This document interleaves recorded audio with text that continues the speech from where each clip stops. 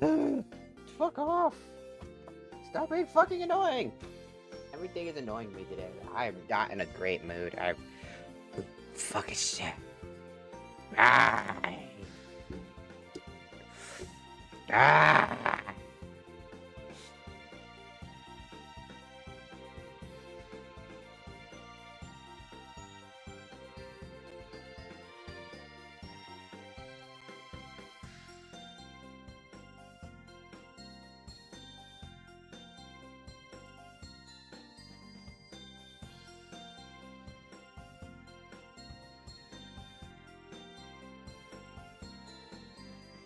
No, fuck off. Get away from my shit. Sorry, this... OBS, stop being annoying. Behave.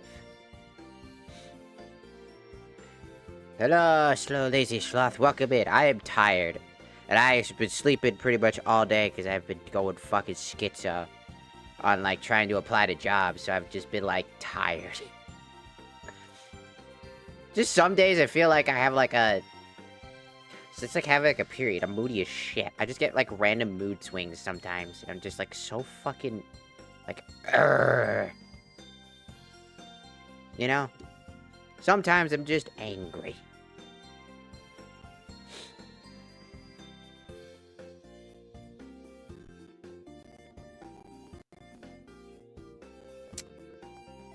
Also, I don't know what it is about the TikTok Studio update, but it has been bugging out. Like, whatever they update they just did the other day... Not, like, the other day, I think no, it actually was the other day, I think. Whatever they did, it sucks. It's been slowly fucking up the whole fucking program.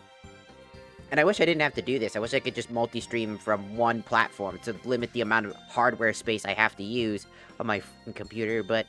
Hey, I mean, TikTok wants to be selfish. I mean, it's the only thing I can do.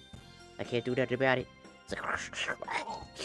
I am the TikToks, and I demand that you run the TikTok studio while you run OBS, or no deal. It's just what happens. Then there's Zane, and there's Alexis. And, by the way, the majority of our day is just gonna be us spending literally no time doing anything but just skipping the day as much as possible. Our calendar for the first week is to basically get a tag partner. We're done with that. So now the rest of the day is supposed to be building up your deck, but again, I added it so that we could just not have to worry about all the deck. Because some of the cards are just basically exclusive through certain parts of the month or unlocking specific criteria, which makes it hard to build a deck you want to build, for example. So, I have the unlimited card so that way I can just build whatever deck I want. Because I will say that the one thing that I think Tag Force doesn't do very well is... While the card pulling is fun, like, I like pulling cards. I don't even do it when I max out a card, like, all the cards anyways. I still pull for them because it's just fun. The problem that I have with it is that, like, there's just no... like, if... Let's say you're trying to build a ritual deck, and you're trying to build, like, the ritual guy who basically costs, I think, 2,000 life points, and then he blows up the entire board except for himself. Well, you're gonna have to go to the ritual deck, you're gonna have to pull a bunch of cards over and over and over and over and over again, and you're gonna have to unlock the ritual monster deck, which either requires a certain amount of days to have passed, or you have to find a very specific person to defeat in a duel with a janky, bad deck that probably won't kill them because everybody runs Sakuretsu armor and shit, which just completely just destroys everything you can do. So... A lot of times, and the game is easy as fuck, it's just sometimes your deck just never feels good. And then also, Dark World is just broken in this game, as a deck, and also the alien deck doesn't work as intended. So the counters, they don't actually do anything, from what I've been told. First, I don't know if it's the mod that I added for HD textures, if it's like a mega mod pack, essentially, that fixed a lot of the issues. But essentially, back in the day, the alien deck did not do anything in this game. the counters, like, it would place like an alien counter on something, and you were supposed to be able to do something with that because of the alien's effects. Turns out that doesn't work. And that happened. So the majority of our time playing this game is literally just waiting for the Tag Force shit to start. Which is in, like, I think, like, August. We're only in fucking May. God damn it. Excuse me. I would like to talk to you. Get to class early, I see. Would you like to kill some time again? Yes.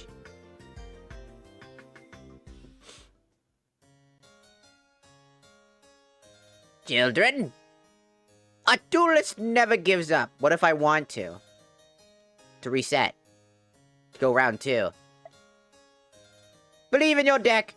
What if I want to reset the duel? Believe in your deck. Wow. Mr. Crowler's making sense. We're done for today's lesson. That was it. Believe in your deck. Do not quit, but I want to. Quit, no quitting, but I want to quit. I want to go to round 2. There's 2 rounds in every duel. Well, at least in official tournaments. Why are you so mad? Oh, hey, Magnus. It was just zoned out. It's nothing. I was thinking about my big brother. Oh, god damn it.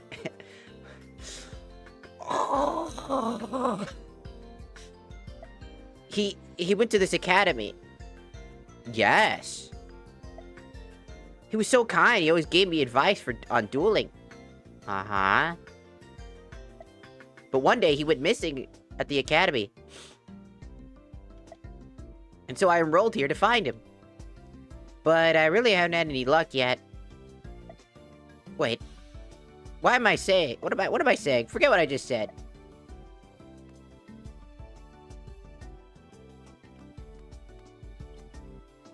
Why were you blushing at that? I'm your friend. You can lean on me. Also, I always found it weird that in this game, they have, like, look at their titties. They're as big as mine. I see your titties are as big as mine. Can I squeeze your titties? I'll let you squeeze mine. I'm sorry, that came from the Game Grumps bit where they were doing, like, I see your cock is as big as mine. Can you show me your cock? I'll show you mine. Chaos control!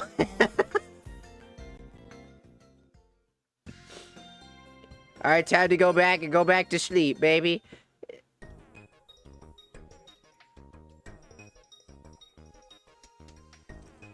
Hello, Spooksicle, welcome in.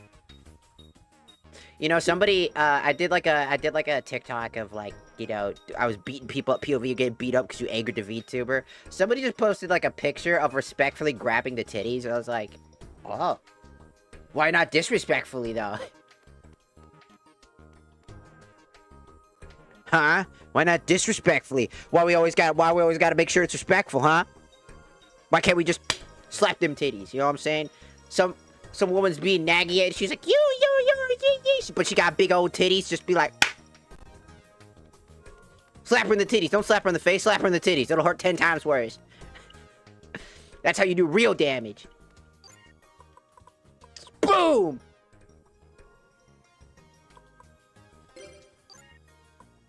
So like, oh, that's sexual harassment. It's like, no, that's maximum efficiency of pain. It's like, ah! Except for a Karen. When you see a Karen, suplex them. Just suplex them and then powerbomb them. It'll be funnier that way. Powerbomb the Karens. You have been selected for the thing again. Wow, it's only been a day since the last one. Thanks.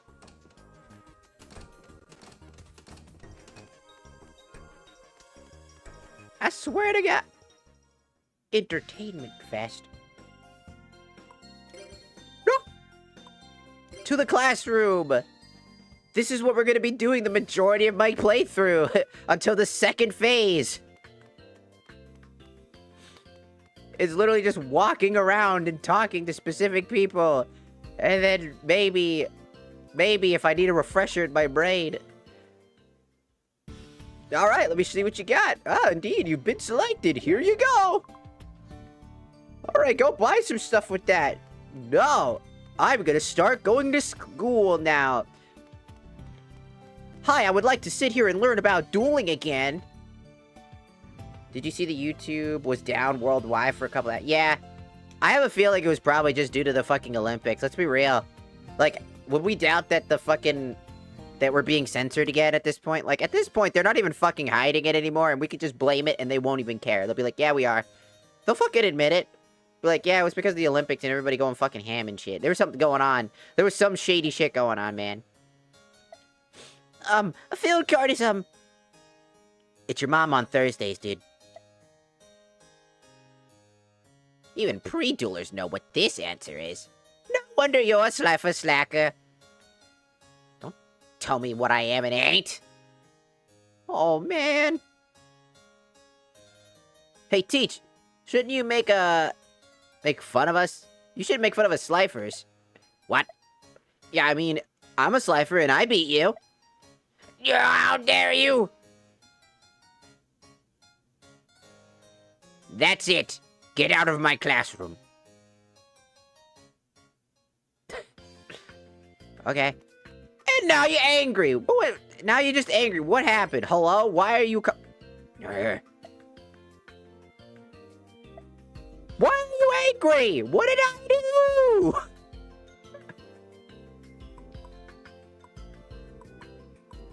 You want to talk about dueling? Oh, you know, just the usual. You had an okay talk. Oh, okay. Do you want to duel?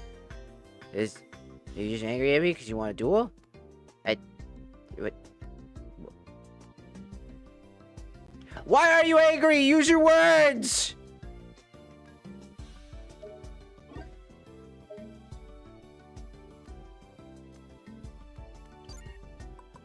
Duel me, you bitch! Oh, duel sounds great. I will duel the anger out of you! Scissors! Ah, shit. Rock! Fuck! Ah.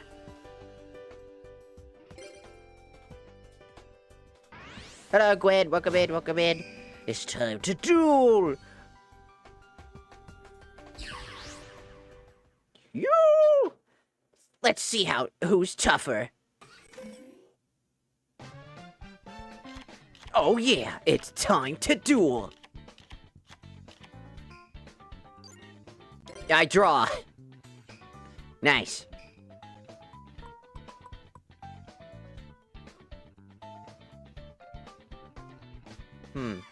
Both you and the player, your opponents discard all cards in your hand. After that, both players draw 5 cards for their respective decks.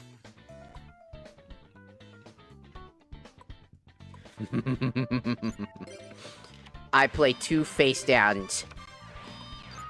And then I set a monster. And I end my turn. Go ahead. It's my move. My turn. Go ahead.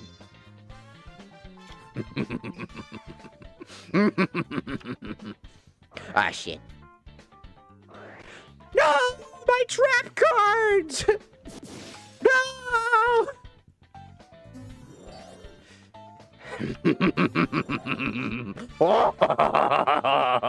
You stupid bitch. Go ahead, hit me. Watch and learn my monster attacks. Morphing Jaw's effect activates, you fucking bitch.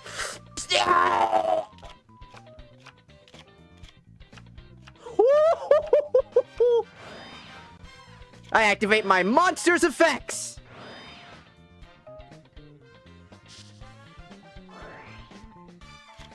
This allows me to draw multiple cards. And now, I summon Gold in attack mode. I said a card!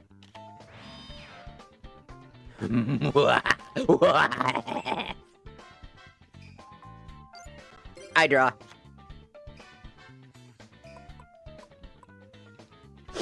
First, I'm gonna activate this card! Dark World Lightning! I choose this monster. And I'll discard this card. And I'll activate Silva's effect to be summoned from the graveyard if it was discarded by my hand. And now I summon Silva, Warlord of the Dark World. And then I play Pot of Greed, which allows me to draw 3 cards! 3 additional... I have never drawn this card before. I only put him in the deck as a joke.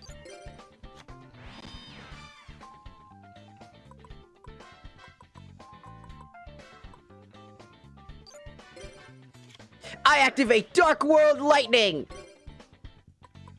I'm gonna destroy my own card. Why? Because I really just wanted to do this. I activate my monster's effect so I can draw... Hey!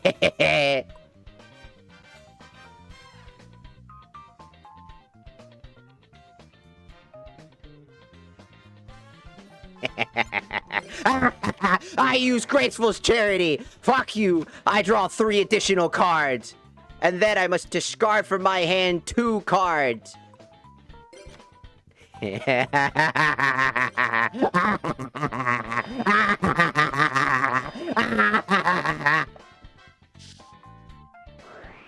Dumb bitch! I activate this card! And this one again!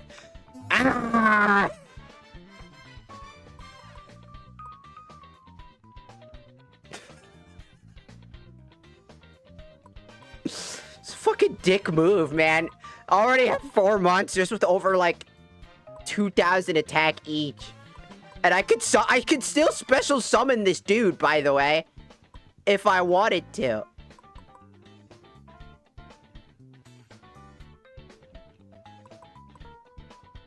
And you know what? Hold on. Is that enough?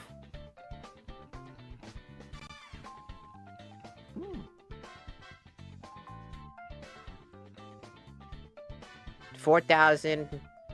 I think, to get rid of 3. So if I get rid of 3 cards, right? I don't want to get rid of all of those. Instead...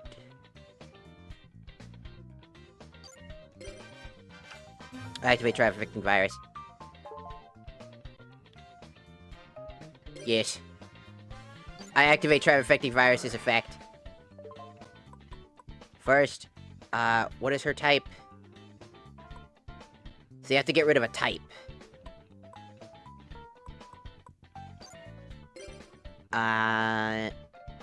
She's a warrior type. Got it. I'll get rid of Morphing Jar.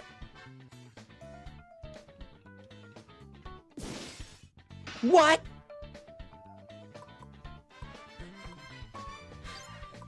Okay, let's enter the battle phase. Die! Just die! Skadoosh! I can still go on! Get him! Ah! Can you keep saying, how dare you? I don't know. How about I do it again?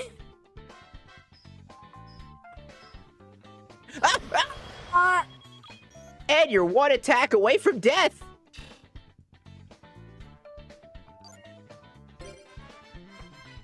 This duel is over! Goodbye! What? Ah!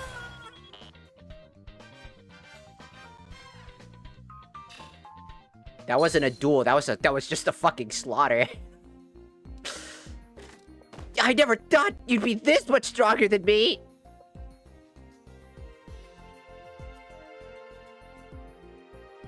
Yeah. No way! How could I lose so badly? You're really good. Thanks. It's called... It's called Dark World. They're incredibly broken in this game. I'm not even kidding you. Dark World as a deck is so broken in this game. The first game, Dark Worlds were a thing. And since there wasn't a whole lot of cards you could use, Dark World was just so fucking annoying for the opponent.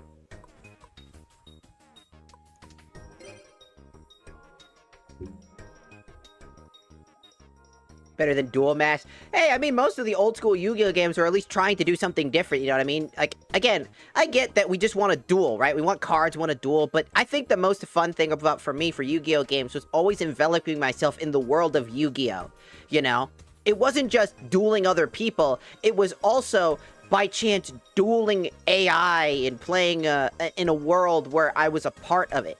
That's why I love the GX era games, because Tag Force was really fun, and a lot of, like, old school Yu-Gi-Oh! I got a Game Boy SP right here.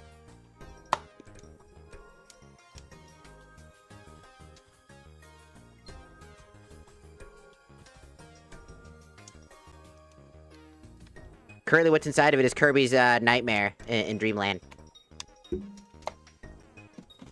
But I also have a few Yu-Gi-Oh games that were on that game on there, and those games worked completely differently because at the time that those Yu-Gi-Oh games existed, there was no dueling set. Like, there was no rules to the game yet. Like, the rules were so bare bones that they had to make shit up.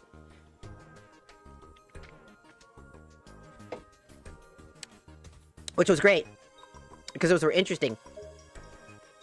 And then, when GX era came around, there was rules, there was things. It was still slightly new, but it wasn't... There was still an established setup and a rule and stuff like that, so...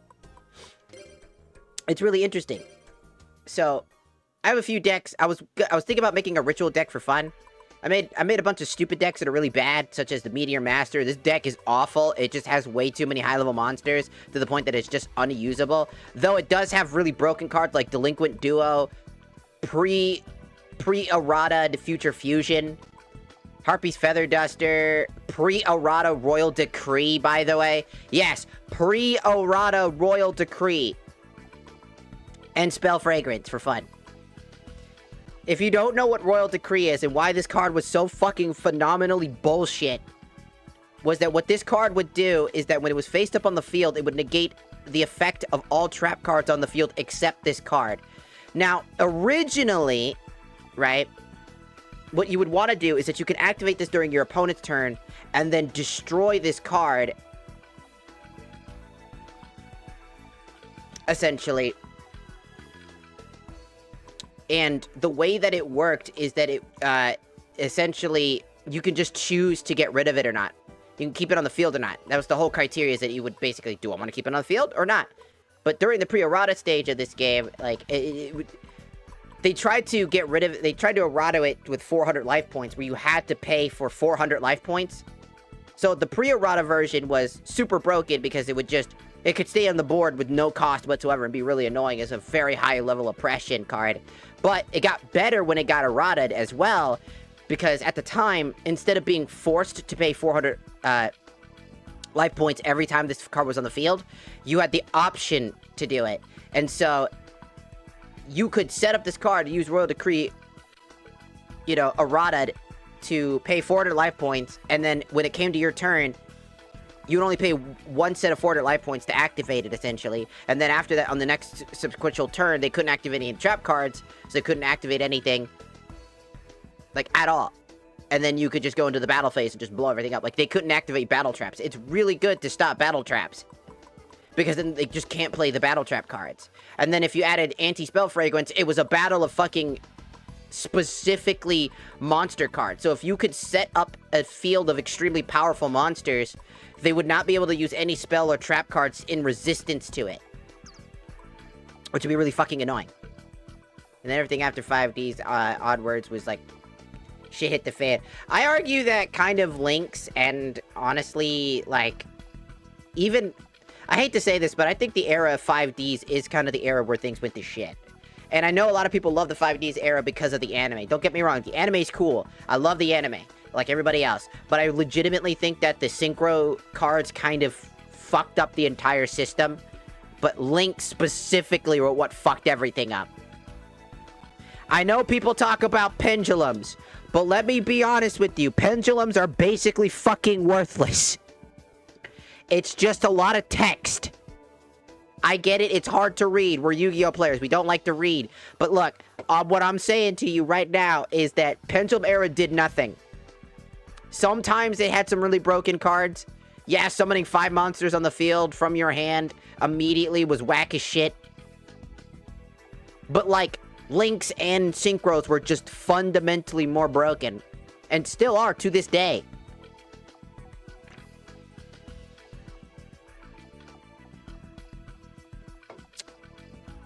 One of the only decks I ever used that pissed off so many friends of mine during Master Duel was my, or 2 of my decks. I think it was my Sulflacore deck that I made. Sulflacores were really oppressive for no fucking reason. They just shut down everything that my opponents would do, and then I would just constantly re-res my cards and reshuffle them back into each other and instantly get a lot of value out of them by recycling them properly. I turned the game into like an MMO. Like, fucking Links are just absolutely diabolical, dude. Like, Links fucked up the entire format for so long, dude. I ain't gonna lie, like, the Links fucked up our format. I'm currently running Dark World in this game. So as you can see, I have all the Dark World cards, and then I also have the pre-errated, well, it's not even errated. I think it got errated once, and then it just went back to normal. I think they did something to it. I don't remember. No, it got banned. That's what it did. It got banned. It didn't get errated. It just got banned. They tried to basically make new cards that were supposed to be weaker versions to try to affecting virus, and then, well, now it's not even that strong anymore. But it's really good in this deck, due to the...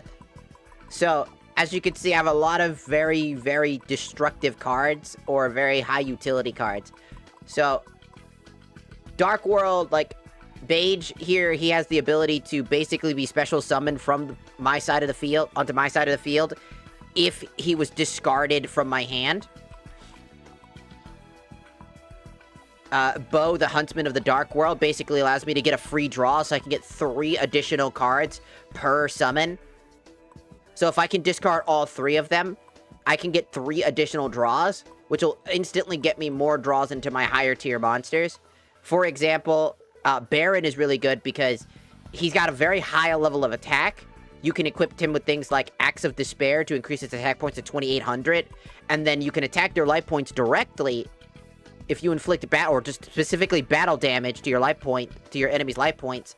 What that'll do is that it'll allow him to discard a card from my hand, and then I could discard a card, which Gold and Silva's special effect is what they were discarded from the hand, they're able to be special summoned.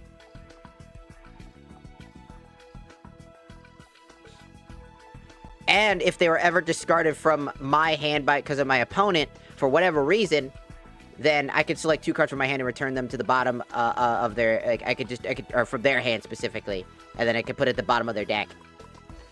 Which is just stupid, but really silly, but it's the first effect we care about.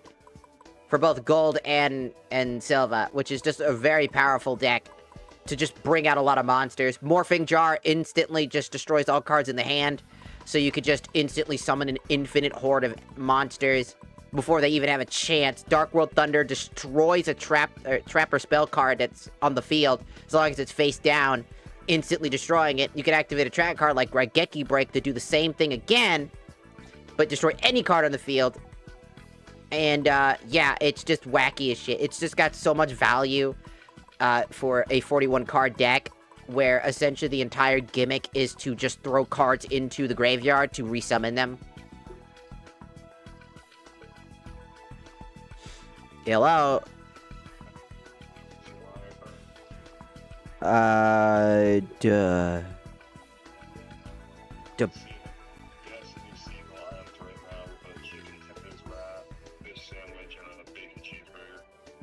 I'll take the bacon cheeseburger combo.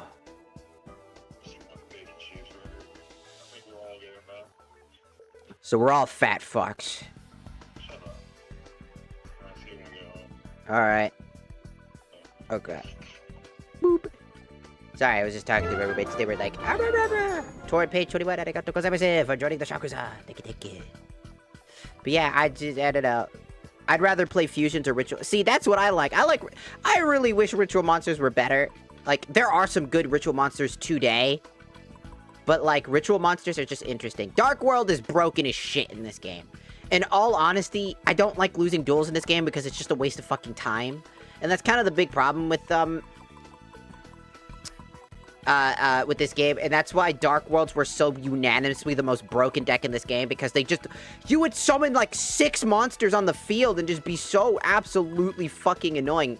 You'd be like, I just, you know, and then like, it's scary, because Dark Worlds are such a broken deck, you know, like, in this game, and like, there was, like, broken cards in every era of, like, different Tag Force games, but the first Tag Force game, if you wanted to win the game and just win, and that's it, and you just wanted to dominate the battlefield, it really was that easy, because you could just shut down anything they had. Oh, they have, like, a Snatch Steal, potentially, before you anything. Dark World, they went first, and they had, like, all this card setup, and all this card advantage. Dark World blasting their face downs before they had a chance to use them. Oh, they have a really powerful monster. Just Raigeki break it. Up. Discarded. Now I have like 6 monsters on the field, all 5 monsters on my field, all with high level attack power. And then I added the, like one of the divine beast cards, for fun. Dirks! Just absolutely great. Chicken here, TikTok going active as fuck. Yeah, TikTok. Yu-Gi-Oh is usually a really popular game amongst people. Also, hello, ZY, welcome in.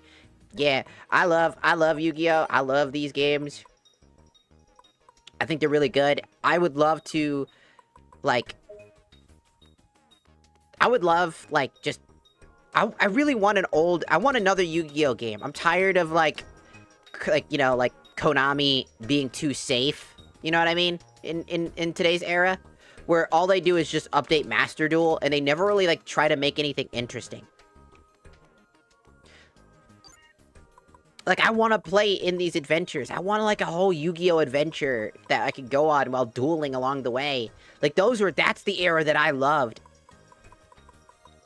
I stopped playing, like, Duel Links. It's like, Duel Links and Master Duel just kind of got really boring after a while, because it's just, like, it's a player versus player thing, and, you know, it's like, it's fun for a while, but then you get stuck with those players at a high rank that are just, like, absolutely the most annoying bastards who just always run, like, the meta. And then you just sit there and cry about it. You're like, they're like, I play the meta. And then when you finally get that one guy that has a rogue deck, you immediately go back to the meta guy. You're like, It happens in Master Duel too. You're just like, all right, time to...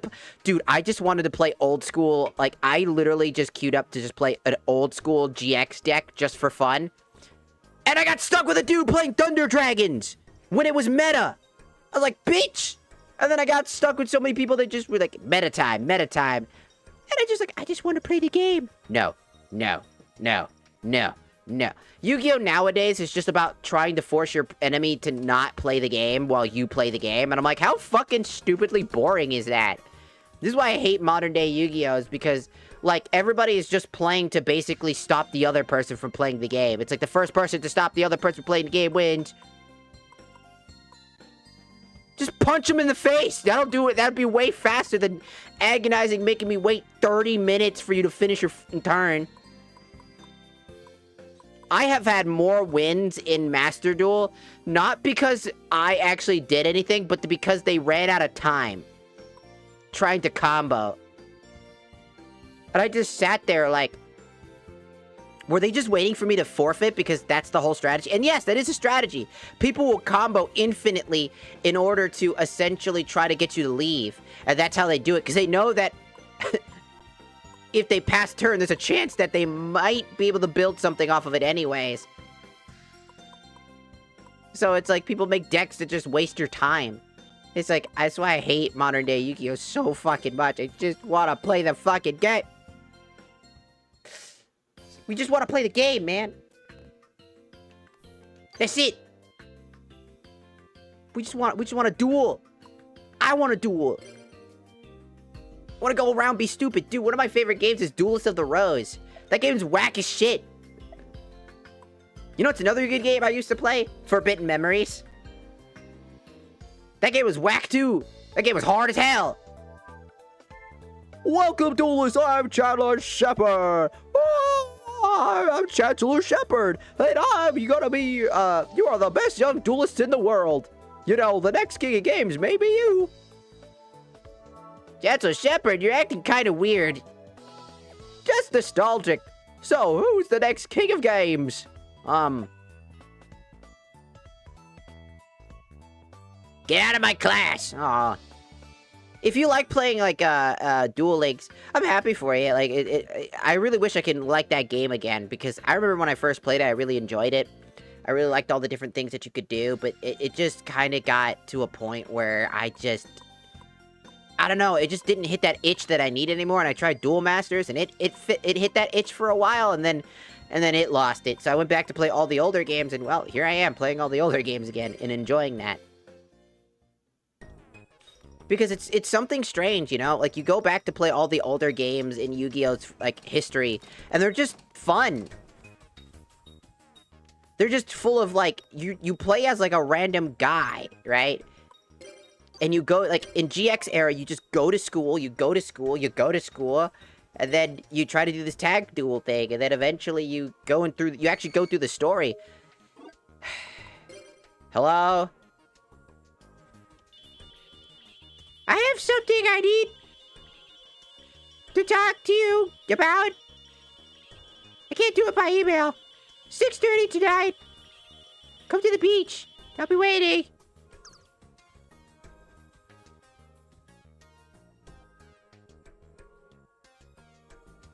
She's trying to steal my pee-pee. What a fucking dumbass.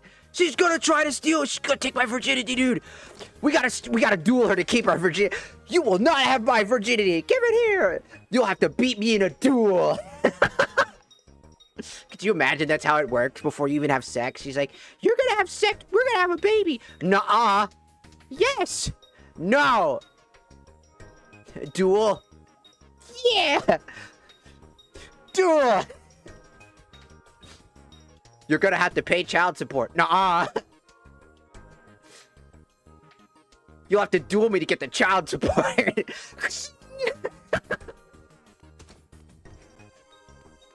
Oh, that'd be great. Who keeps the kids? Duel! Did she say PM or AM? I think she said tonight, right?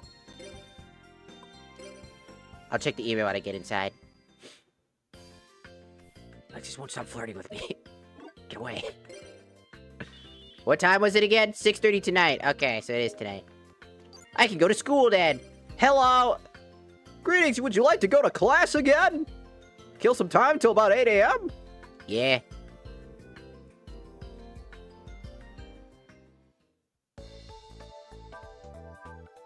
Hey, Chancellor Shepard. What is it, Jaden? Misawa! Misawa's missing! Hey! Really, Jaden? First Princeton, now Misawa? Oh no, was he kidnapped? Hey! Hello! I'm right here! Let's form a search party. We must find him! I am right here! Right here! Can it be? Have I slipped into a parallel dimension?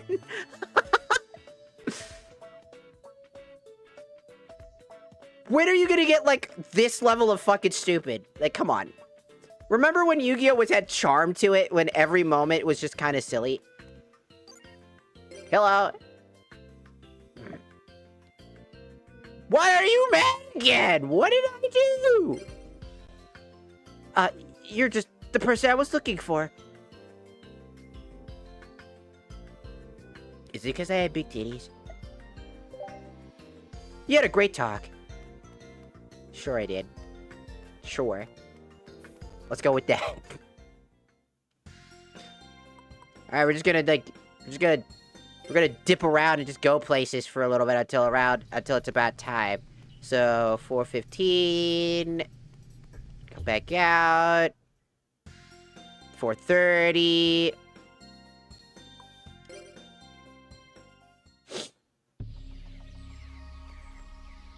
Come back out. 4:45. Come back in. 4:45. 5 p.m. We're gonna go to the beach. This will make it easier on myself, to be fair. Leave. Come back in. Leave. Come back in. Leave. Come back in. Leave. Come back in. Leave. Come back in. Leave. Alright, there she is.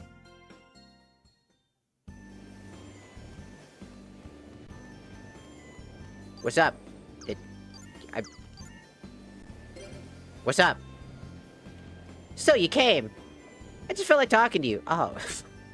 Why at 6:30? It's nothing really important.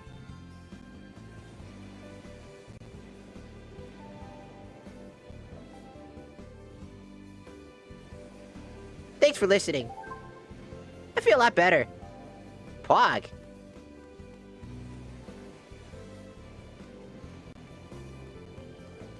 Did she just fuck you in front of everybody? Shut up. Don't tell anybody, I'll kill you. Did you just don't talk about it?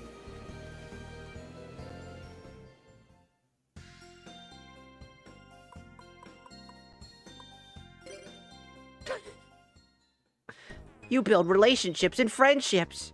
Is that a cat? Hey, Pharaoh. Meow. Should I pet his head, his throat, or his back? That is the question.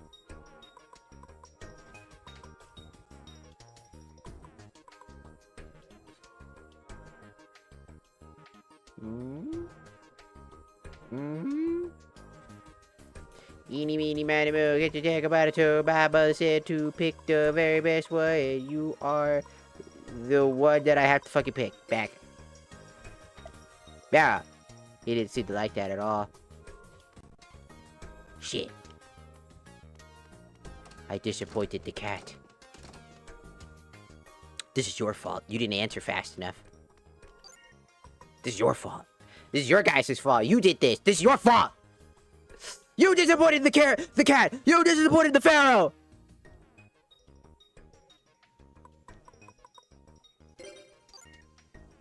How dare you disappoint the Pharaoh? Die. Psst.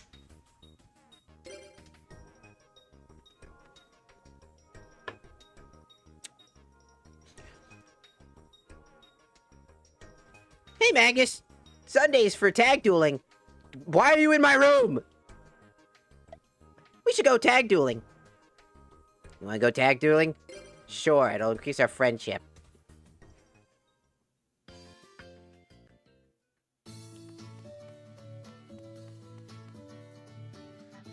I'm starting to think she's kind of a stalker. Guys, help!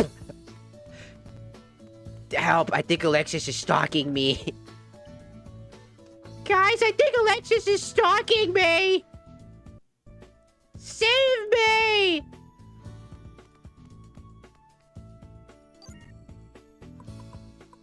Would you guys like to duel? Oh, hey, who are you? I'm Terrence. Man, I look, but I'm from Cypher Red. And you're from Cypher Red too, right? Just like me. Nice to meet you. Alright, time to duel.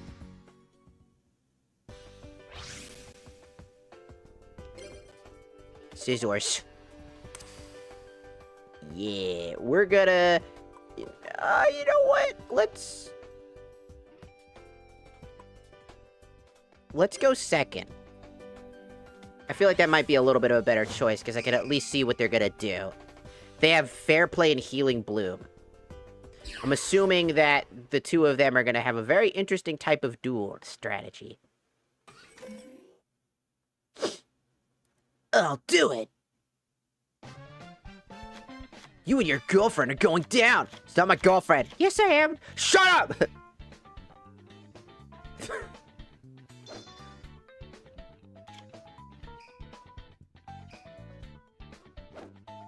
Leave me alone! You stalk me! You're a stalker! And my turn. Here I go! Alexis, I'm sorry for what I'm about to do. I'm about to fuck your whole shit up. Activate Pot of Greed! Check it out! Ah! Why did that flash us? I mean, look at his fucking teeth. They're so yellow, they cause a yellow flash to exist. I activate Fusion thing. Fusion gate. Oh, cool. Hello, Kyoto. Welcome in. DD Lady Warrior. Ah, man, I remember she was like such a staple old school card. And now I'll use reinforcements of the army. Wow.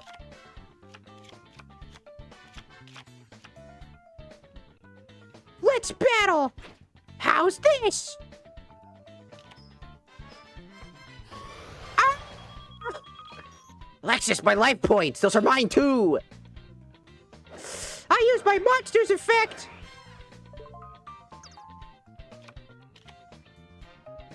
I'm sure that won't go horribly wrong for us about getting rid of a monster on the field. All right, here I go. No, what the fuck is this? I would love for some character to be like, what the Soul Absorption! The fuck is that? Each time a card is removed from play, increase your life points by 5. Oh, he's gonna be one of those guys. I'll use this! I summon a monster in attack mode. Alexis, you've doomed us.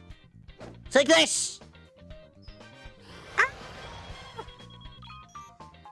Alexis, our life points! Stop!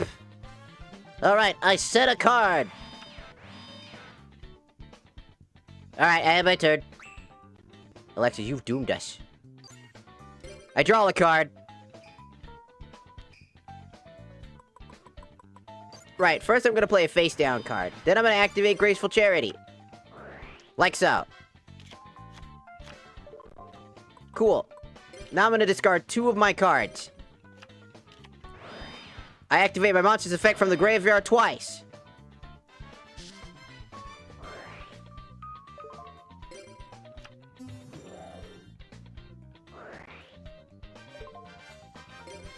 And now I can summon 2 of my monsters. And then, while I'm at it, I'll activate Graceful Charity yet again. You're gonna increase for each monster in the field. Go ahead. I'm gonna activate my first trap card. Congratulations, you earned 900 life points. Oh, you are so fucking screwed. I will now discard 2 more cards.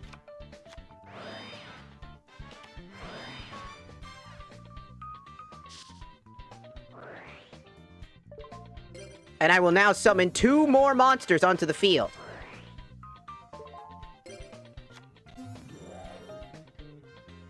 Like so. And then I will summon Tribe-Infecting Virus.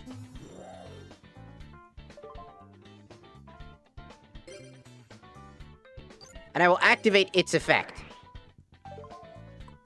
Then I will discard a card. And then I will destroy your fairy type.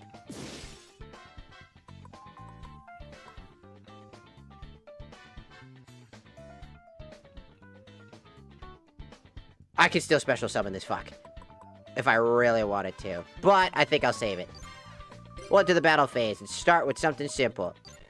Go ahead. Activate a trap card. There you. Go ahead. Ah! What the fuck? Awesome. You are mid. How dare you call me mid?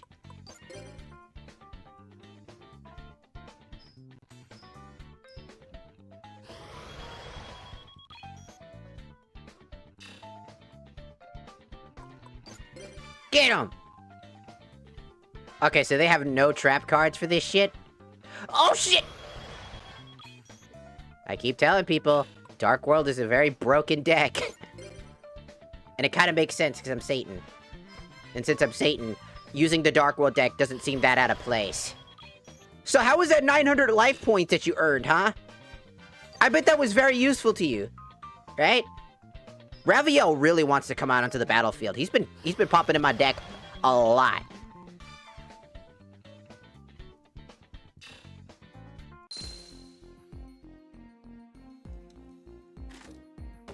What?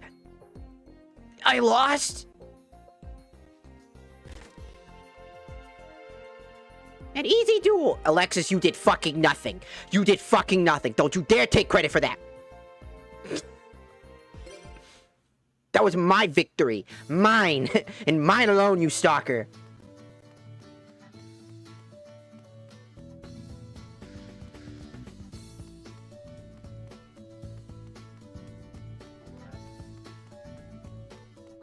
You did all the work. I did. They always take credit for my shit. Hello, Growler. Welcome to the special side of dueling.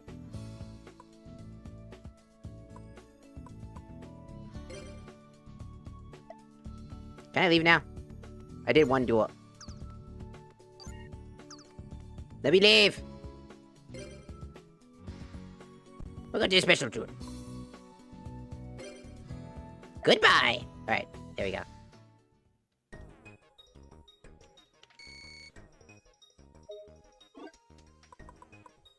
I got a new... Congratulations! You earned the thing again! Not again. I gotta go to the front of the classroom again and go get my points.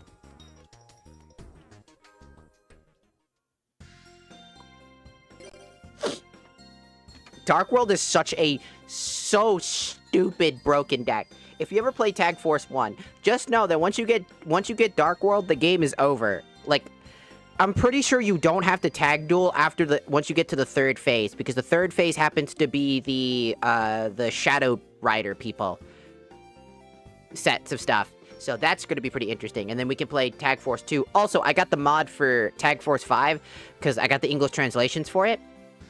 So we can actually play the Japanese exclusive Tag Force 5 that never came out into the West, which was so disappointing.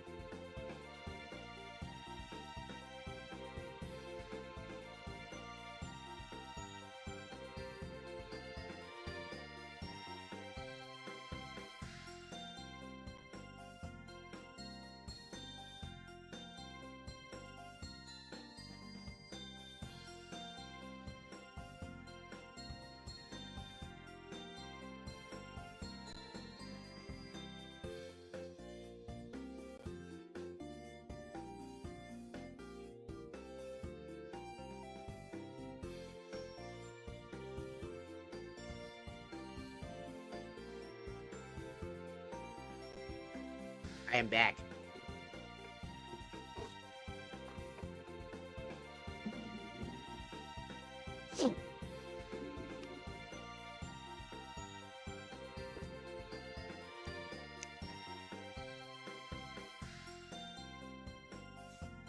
And, I mean, yeah.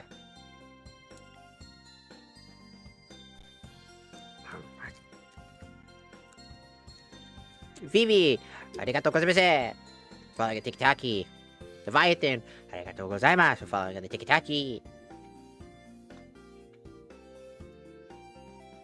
Yu-Gi-Oh is always an interesting one. Because it's like, it's such a... How do you say it? It's... Old school Yu-Gi-Oh had a charm to it. And I think it's because as kids, we wanted to be in the world of Yu-Gi-Oh, you know what I mean? We wanted to be in this world. And Tag Force was kind of the best option.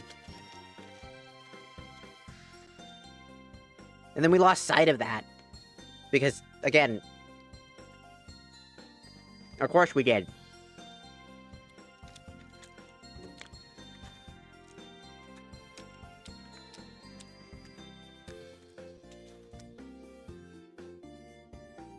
I forgot to grab a drink. Shit!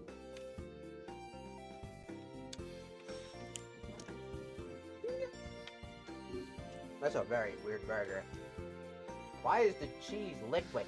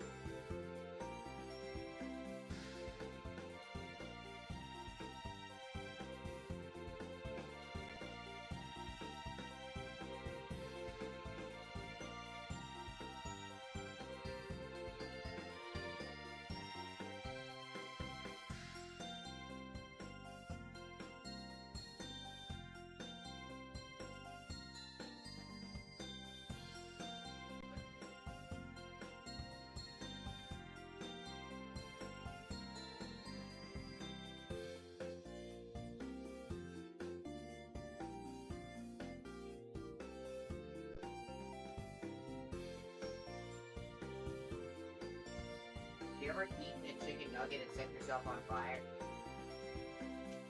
By eating the chicken nugget?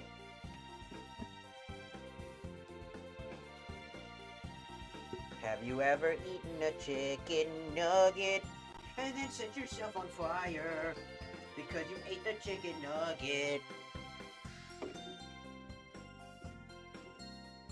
Cause if you haven't, you never lived life. Do do do do do do do do. Do do do do do do do do. I'm Carl wheezing your nuts in your mouth. It's time to go back to class. And then go back to not class. And then go back to class. And then go back to not class. And then go back to class. Because we have 64 days until the tournament.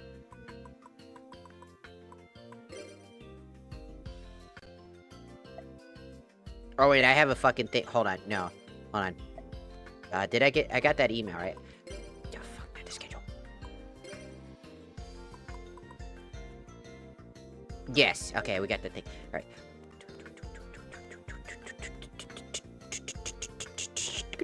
Hello. Why, hello there. Yes. All right.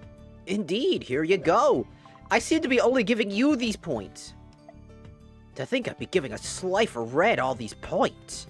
You and your big titties. I bet it's because you be sucking off some people.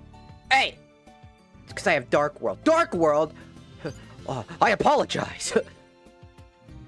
You're the Dark World deck user? I thought it was an obelisk. This entire time, it was a Slifer Red who was doing that. Impressive.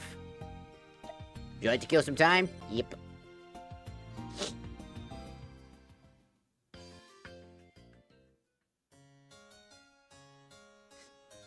Sending them to the Shadow Realm would be funny. Today's lesson is spell cards. Cyrus Truesdale? Yes, sir. Explain the effect of Dangerous Machine Type 6. You roll a die and, you get a 1. Sorry, I don't remember. How the fuck are you supposed to remember such a hyper-specific card? Like, if I'm not putting it in my deck, why would I care? That's what I mean by Yu-Gi-Oh! Schools. Like, what the fuck is the point of this? Do you remember this hyper-specific card? Man, if I was a teacher, I'd be pulling up some fucking random card no one knows about on purpose, doing that shit just to piss you off. Yeah, you need to study more, slacker. Stand there. Now, Alexis. Yes, sir. Explain the effect of Pot of Greed.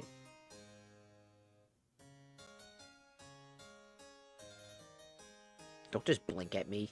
You know what you did. You draw 2 cards from your deck. Perfect. I expect nothing less of the obelisks.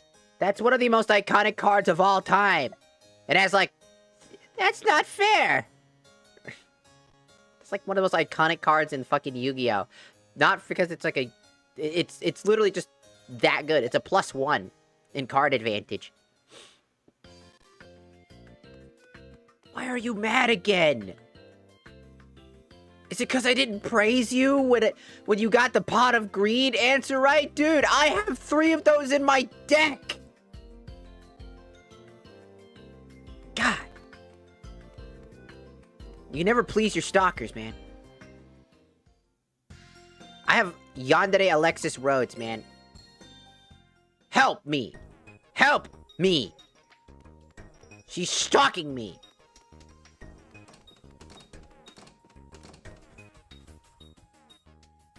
She's like, you should come to the obelisk. No. I chose the Slifer Red to get away from you. Come away from me. No, you should totally come live here instead. You're very smart. I swear to God. Congratulations. You won again. God, mother...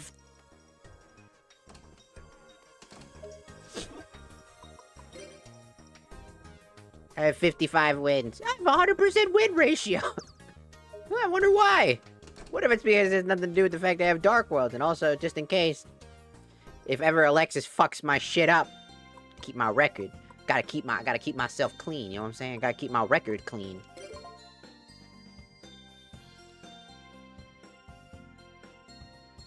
Also, I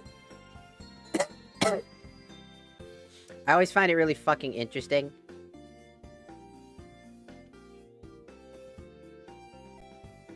You should have chosen Zane.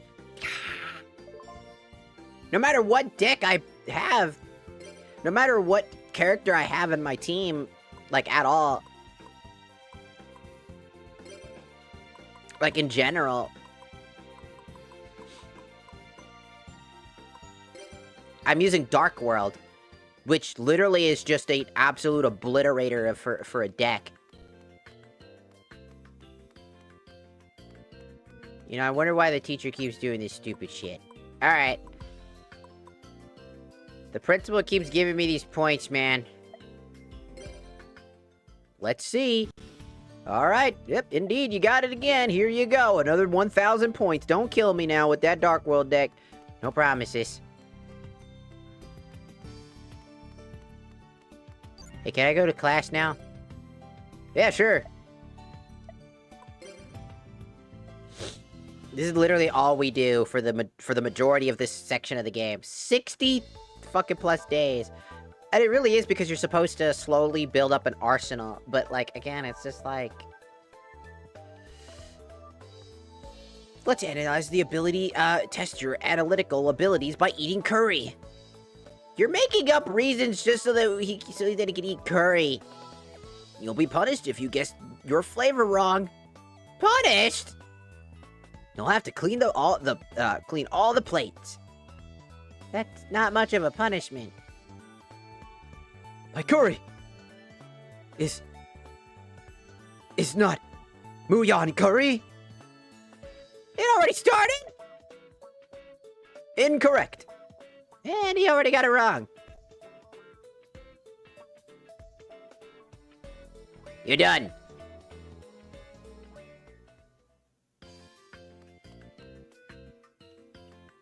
I don't like that one either. Oh, reviewing today's lesson. I'm impressed. What you want to talk about?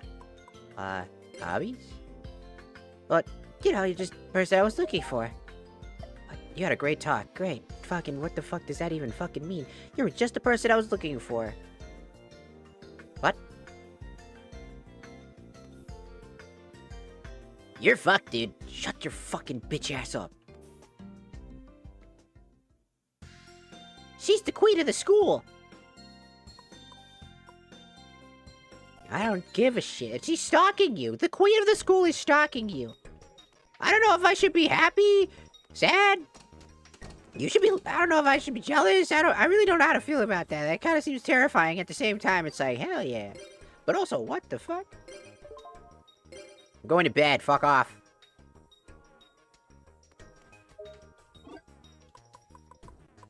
We can check our schedule.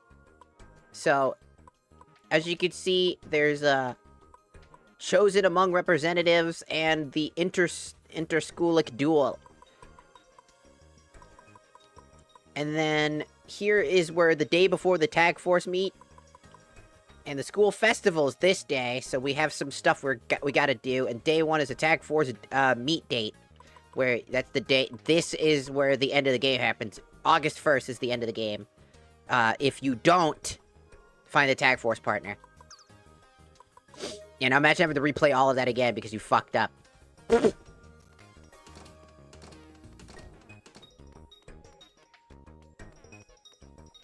I like Tag Force, but, like, I gotta say that a lot of majority of it is just grinding. Like, you're just grinding away at, like... And shipping... Like, because what you're supposed to do is every day you're trying to build up, rep points, randomly go around dueling people over and over and over and Oh my god, I just realized something! That's all the old school Yu-Gi-Oh games on the fucking screen! Normally you wouldn't be able to see that because the fucking... Because of fucking... You know, because the textures would be really bad because it was a PSP, but I have the texture, like, redone, so it's a lot nicer. But now you can see that it's every single Yu-Gi-Oh game. There's Duelist of the Rose right there. I think that's Duelist of the Rose right there. Caught my eye for a second.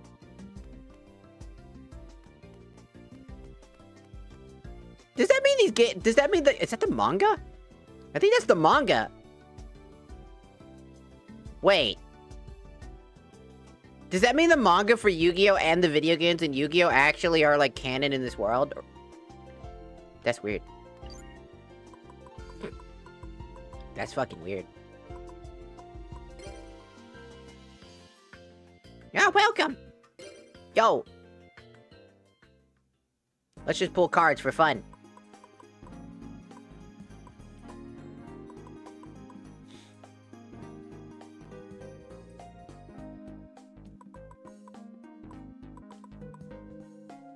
We gathered together, Alexis's cards.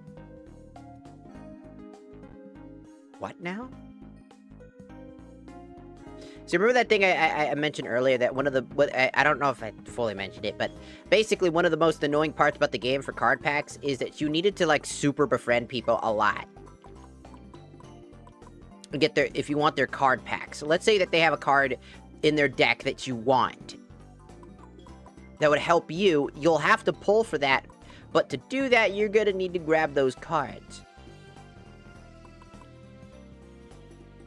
Oh yeah, I forgot about the Monarchs.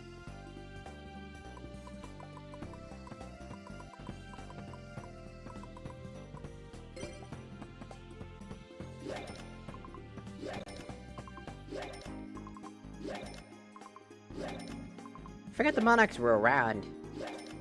How could I forget about the Monarchs, man? Those were like such an iconic, like, annoying, but like, set of monsters. Besides the Dragon Rulers, those were fucking annoying. I ain't even gonna lie, Dragon Rulers were fucking annoying as shit. Mermaid Knight. Oh, D3S Frog. Raging Era.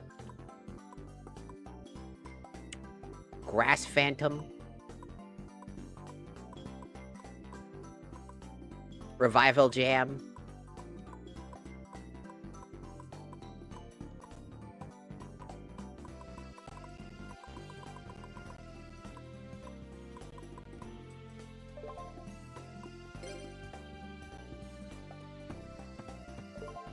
I mean, I'm probably just gonna pick Alexis already. Like, it's probably the plan from the start, since it doesn't really matter. For the tag team tournament. That way I can get, like, I think it's Jaden and Chaz are in first place at the end of the duel if you don't pick either one of them.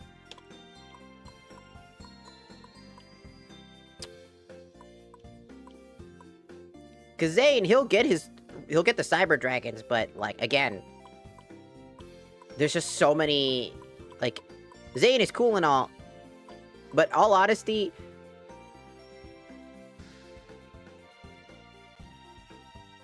Zane is not my favorite character. He's a very phenomenal character, don't get me wrong. I think he's one of the best characters written in GX, besides, like, maybe his brother.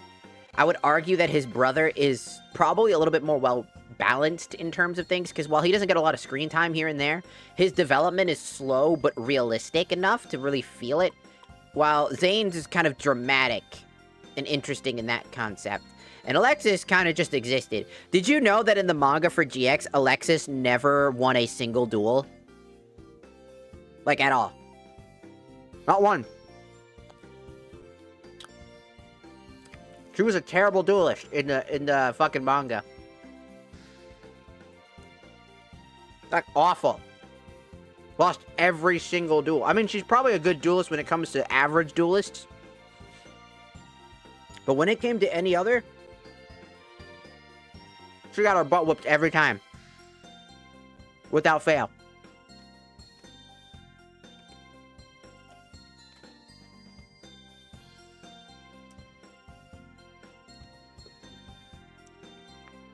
And also,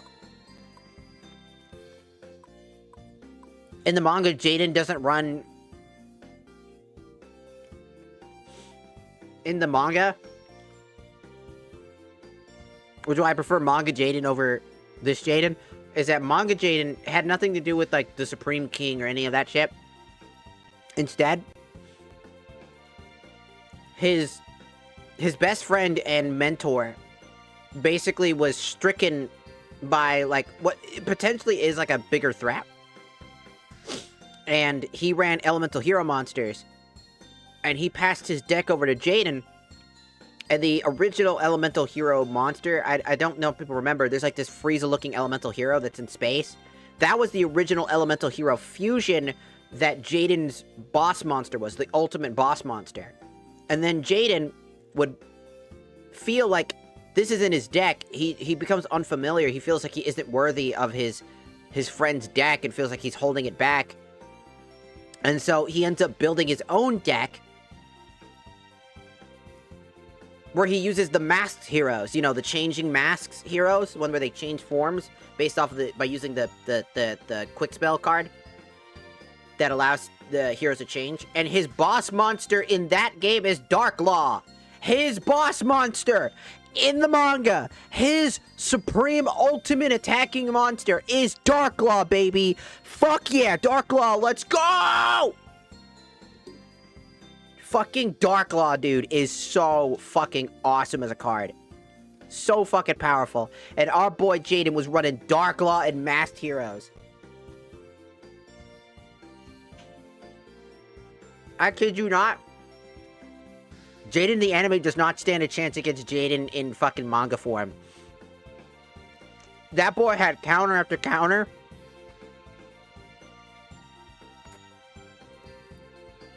And he was an honestly extremely smart duelist in the manga. He also got mad a lot. Like, Jaden lost a lot of duels in the manga. And he wasn't always very chipper. He had that chipper demeanor about him that I love about, you know, anime Jaden. I'd say that anime Jaden's personality about how chipper he is was really great.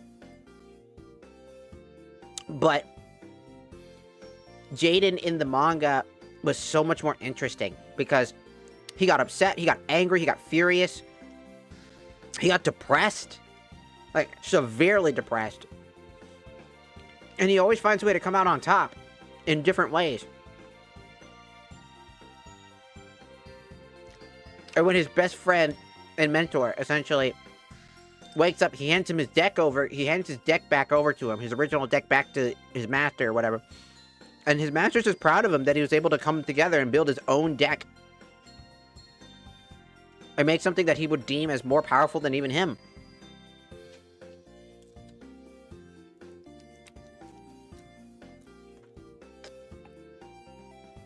Like, if he had his... The thing is that if he had his manga deck in the anime, Cyber Dragon wouldn't stand a chance. Alexis would lose every duel again. Cyrus would basically be... And his development would not have grown as well. And also...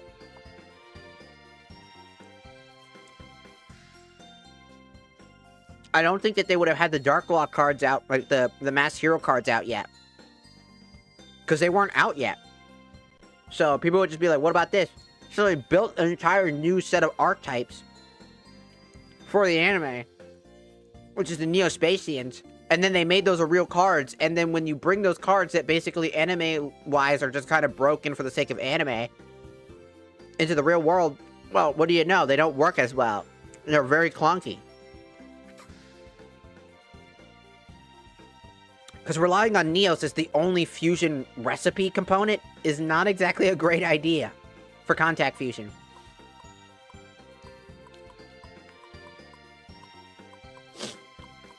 Because Masked Heroes, on the other hand, were actually busted.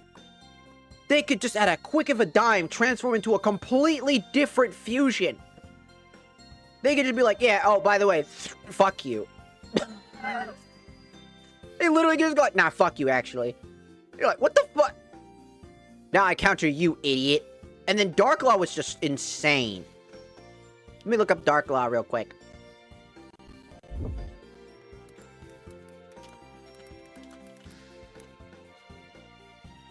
Darklaw. Masked Hero Darklaw. Probably one of the most insanely cool boss monsters in Yu-Gi-Oh! In general.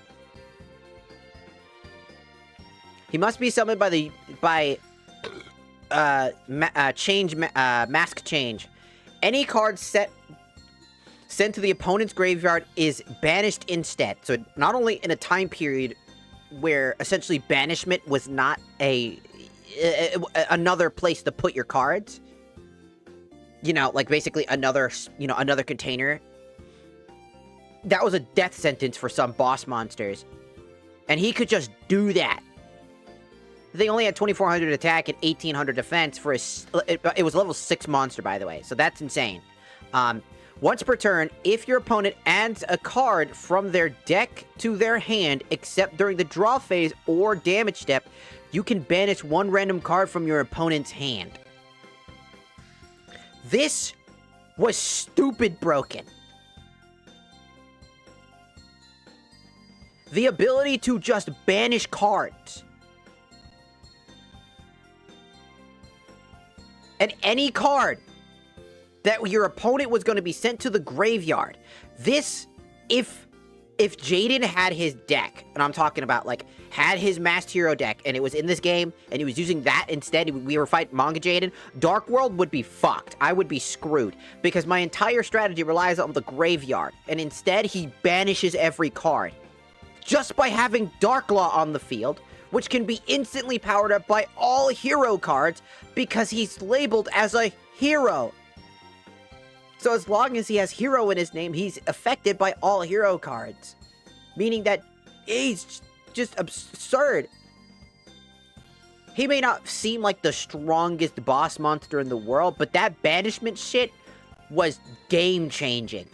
Every monster destroyed was sent to the banished pile instead. Every single chance that you drew a card via, like, Pot of Greed, for example, you would no longer get a +1, you would just be at a neutral. Graceful Charity would become a detriment. Because you would have to throw away, you would have a chance to throw away 3 cards now, and it could be a random one. It's a random card, but that random card could be exactly what you needed. Dark Law is everything that Neos wanted to be, with some of the fusion effects Neos had. And keep in mind that Jaden had access to several other masked heroes.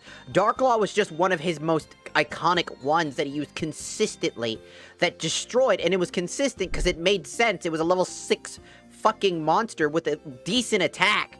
2400 is nothing to snuff at in that era. And that's what I think is just so scary about Jaden in the manga, because he was a major tactician in that game, or in the manga. Like, he was literally just good at it. And he wasn't good overnight. He wasn't just a genius. He was just slowly developing his strategy through his knowledge of hero cards, that he learned how to use the Dark Law and Mask Change cards efficiently, destroying his competition.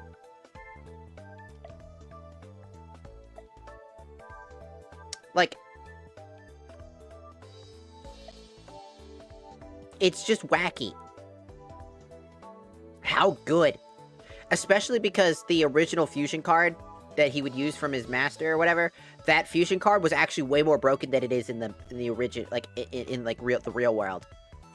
Because it was game-changingly broken. The problem was that it took a very long time to execute and relied on polymerization, which was a severe downside. This is why masked heroes were an interesting way to avoid that problem. It wasn't polymerization, so it wasn't affected by polymerization effects. It's just like it's essentially like a it's like Megamorph, essentially, or I think it's a Megamorph or something like that.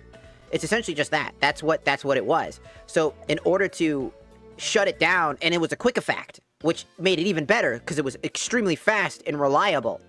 It could be used on a dime when you needed it. So, that being said, it's just like...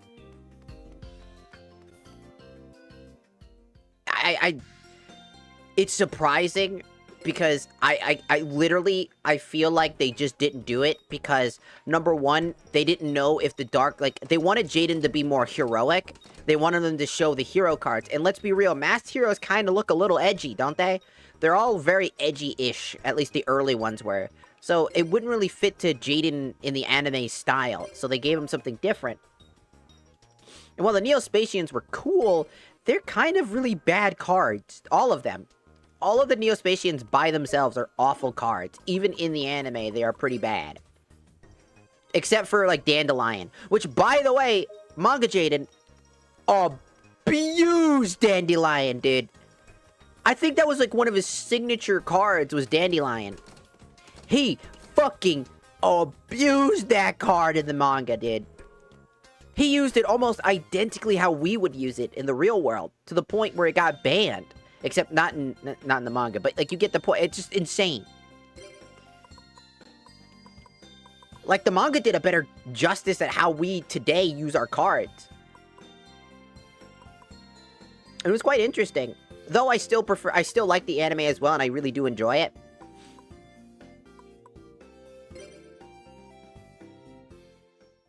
I think both have to offer interesting things and different takes that I feel like are fun to watch. But at the same time, like, if you really want to see, like, some darker shit and just, like, different forms of deck building, like, the manga is really good. Hell, the manga for the vanilla Yu-Gi-Oh! Like, was actually a lot darker.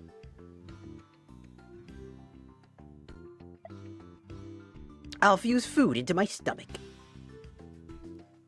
You just want to eat lunch early. Looks delish. I guess I'll be nice. Jaden, you can have my fermented soybeans. Really? Thanks! He was only giving you his leftovers. We're done for today's lesson. It wasn't a lesson. I just sat there and watched my instructor eat food in front of me. I still have 61 days. 61 days. 60. Give it up for day 61. Give it up for day 61. Let's check the schedule. Anything going on? A test on the second test in the school district. And then chosen amongst representatives. I'm pretty sure that's a duel between Jaden and Chaz that we just have to watch them duel.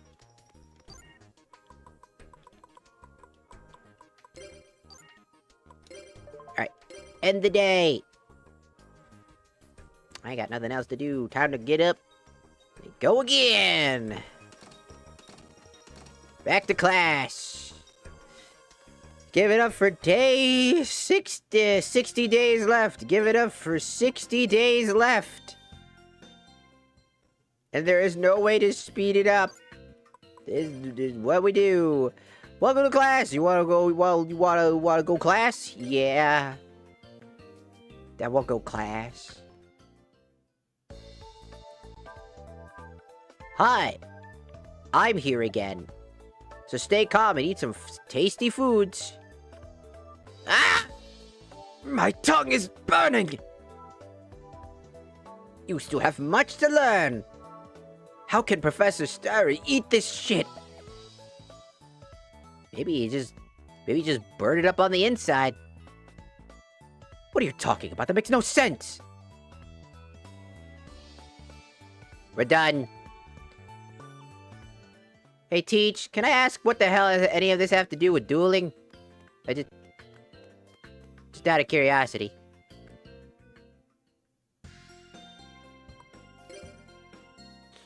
And then it's back home. And check the schedule. The 6th. Alright, the 6th of June is when I have a test. La la la. Advance time. End the day. I'll go to bed. I wake up. I go back. It's a Saturday. I'm pretty sure I don't. Do I have to go to school? I don't think I have to go to school, right? It's Saturday. Or do I? Do I have to go to school? Every day is school. Hello. Get to class early, I see. Want to kill some time? Yeah. Why can't I have a day off? No. Assess your analytic skills by eating curry. Not again! I don't want to eat any more damn curry! There's 2 classes in a row I said eating curry! You're gonna eat curry? Ah, fuck! That's it. Oh. Man, they out here making me fat. What you want? What you want?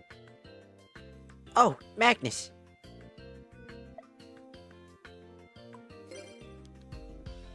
Ah, just the usual. You had an okay talk.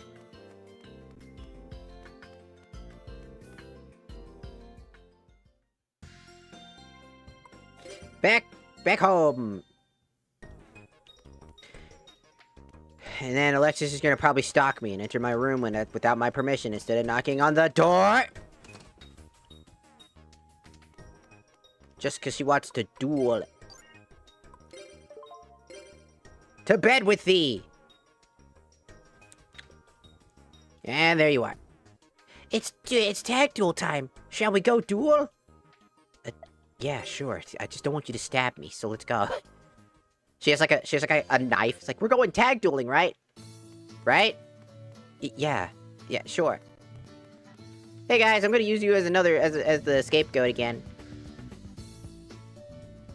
And I gotta keep my record, so save state, because I'm an asshole.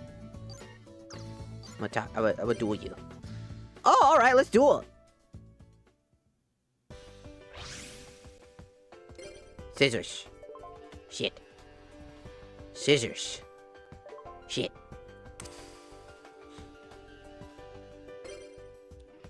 Oh, good. I was gonna do that anyways. Ha ha ha ha ha. Ashley, arigatou gozaimasu. For the rose. Thank you. Ooh. She's stalking me, dude. She's like, alright, time to duel.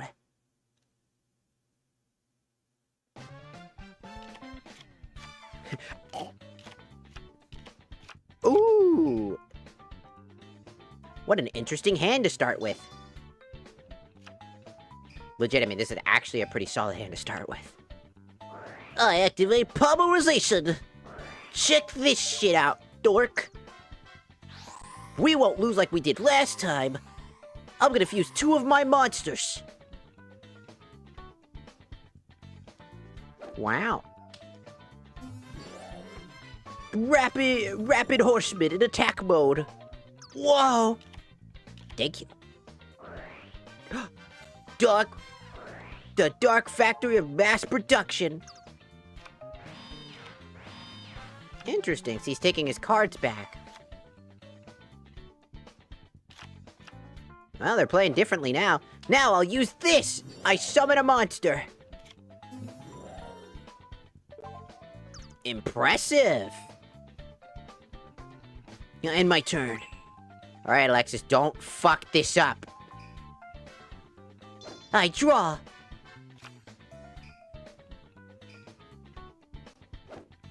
I set a monster. That's the best you can do, right? Thank you. I've got this, don't worry. I've got this. Alright, it's my turn. I draw. I use this. Shining Angel. Time to battle. Go. I attack with my monster. Yeah. Ow. Go. My monster will attack. What? Skadoosh. Go. My monster attacks directly. Alexis. My life points. Those are mine. Attack and receive. I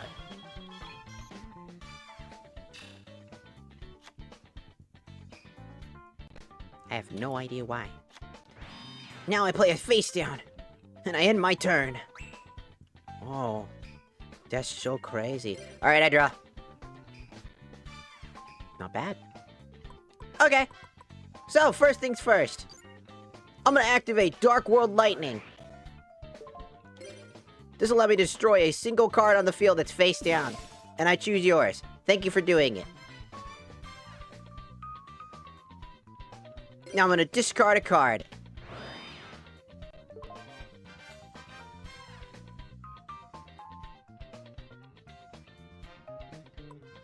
No. And now I summon a monster.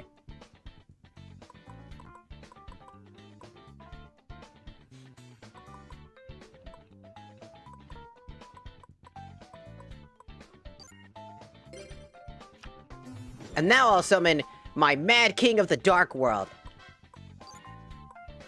I'll enter the battle phase. First, I'll use this card to destroy your monster. Your highest level monster. Like this. What? Skadoosh. And now your monster is destroyed. And now I will repeatedly destroy your vanilla monster as well.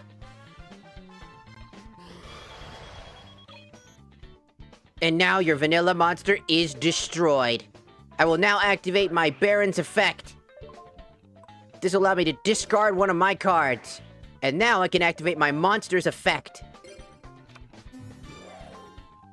To summon another monster, which now gives me access to, yet again, another battle phase.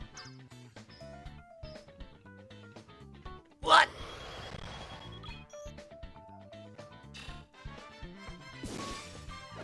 I activate my monster's effect. Now go ahead, special summon another one. Another light monster.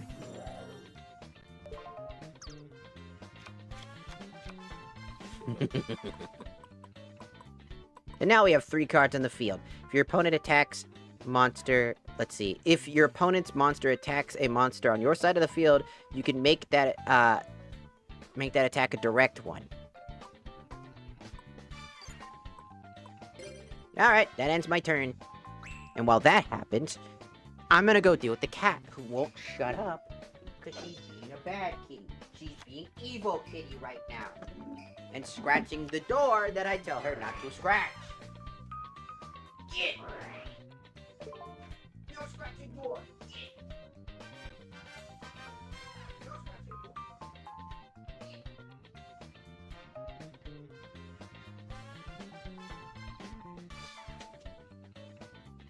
Those who misbehave. Is he really gonna try to fuse a monster just to destroy one of my cards? Is he really gonna do that? Is he legitimately going to fuse... So he's gonna use refusion to refuse a monster that... Nah, that's crazy. I'm gonna fuse my monster back! You're gonna sacrifice to re-summon a monster. Right? That's the plan, right? You're gonna... Oh no, you're gonna put it in defense mode! So now you have 3 defense monsters. That's a smarter move. I thought the AI was gonna go for an attack. Here I thought that they were gonna... And Alexis, I swear to God, if you do anything stupid, I'm gonna be so fucking pissed. Commander Knight in attack mode.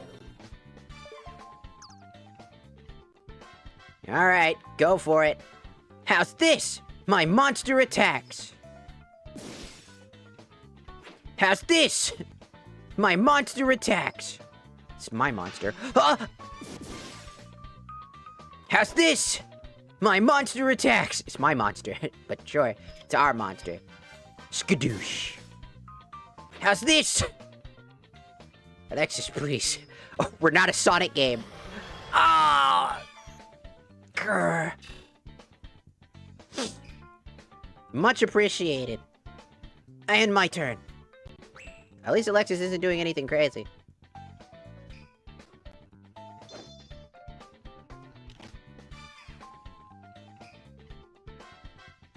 I set a monster. And I set a card. And I end my turn. Cool. I draw. I activate Pot of Greed! Fuck yeah! Okay, so we have a use here.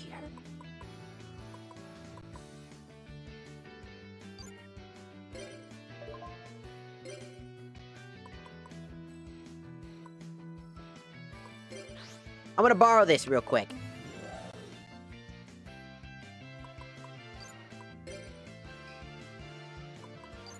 Let's see how this works out. Go ahead, Baron. Oh, you're gonna get a trap card back. I activate my monster's effect. This will allow me to get one of my spell cards back. And I choose Polymerization. What is that gonna do to you? I don't know. To be fair, I just needed to grab a card. We're kind of on the back foot right now. I activate my monster's face down. Drain Shield. Doesn't that just give you the exact amount of life points that it negates one of my monster's attacks? Essentially get just enough life points to survive that attack, right?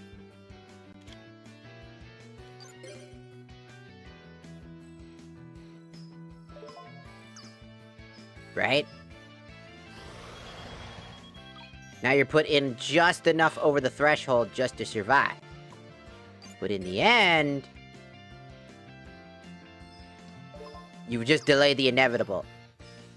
It's literally just one more attack and you only have a fusion monster that's less than 2,000 attack in your next turn. You have no points. You should have just died. Man, I'd be out here if I knew that I was that fucking screwed. I would be like, you know what? No, actually, I think we're done. We should quit. It's like, there's no quitting. I draw. I'll show you the power of dueling. We'll make it back, I promise. I set a monster. That's it. Are we fucking for real? Okay, that's it. Are you fucking for real? Alright, my turn. I draw.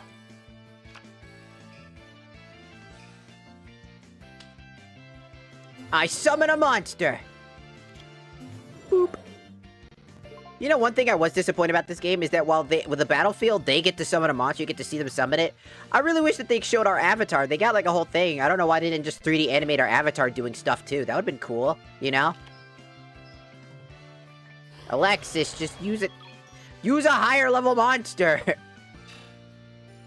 Why would you use the lowest level monster to attack her face down, knowing that this is the final hurdle? I win! I understand we want to use the lower monsters. He's like, ah! You win! Awesome. Again? But this time we had a better strategy. Bitch, no you didn't. That was an easy victory. I knew every move you were making. Bitch, I knew every move they were making. Stop taking credit for the shit I did. Stop stealing my fucking glory. You fucking stalker.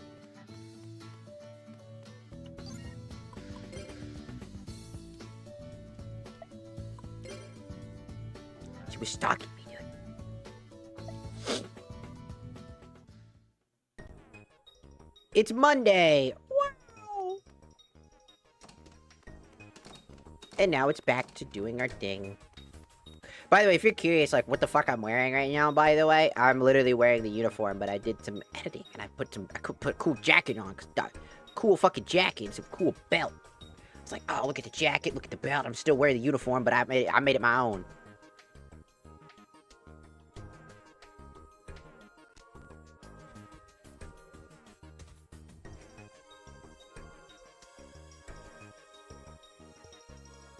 I made it my own.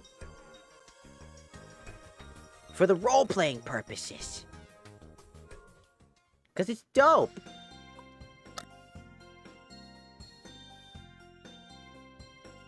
Back to class. Isn't this great? One duel every Sunday, and the rest of the time we're just sitting in class repeating the same exact dialogue over and over again. You know, I feel like they could have shortened this just a little bit. You know? Just a little bit.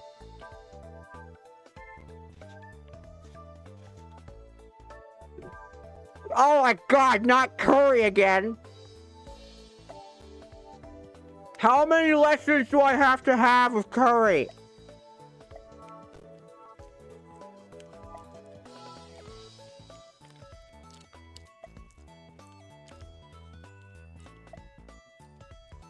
I'm always here!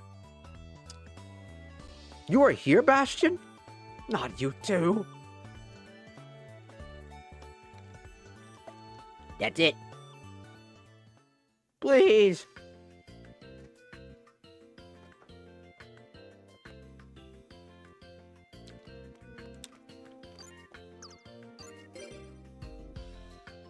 Oh, hey. Oh, yeah. Something I wanted to tell you. You had a good talk.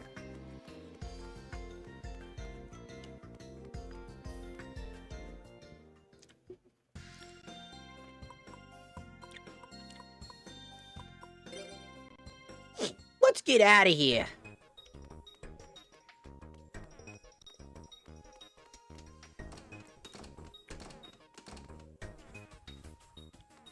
Back to back to sleep. Tomorrow is the test. Tomorrow is our test. Which is today! Today is the test. Our test 2. Don't worry, I've got the cheats. Don't worry, I've got the answers.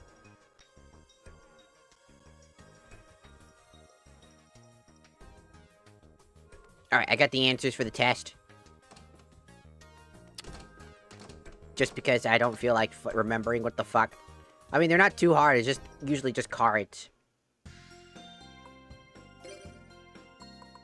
Alright, we're gonna save.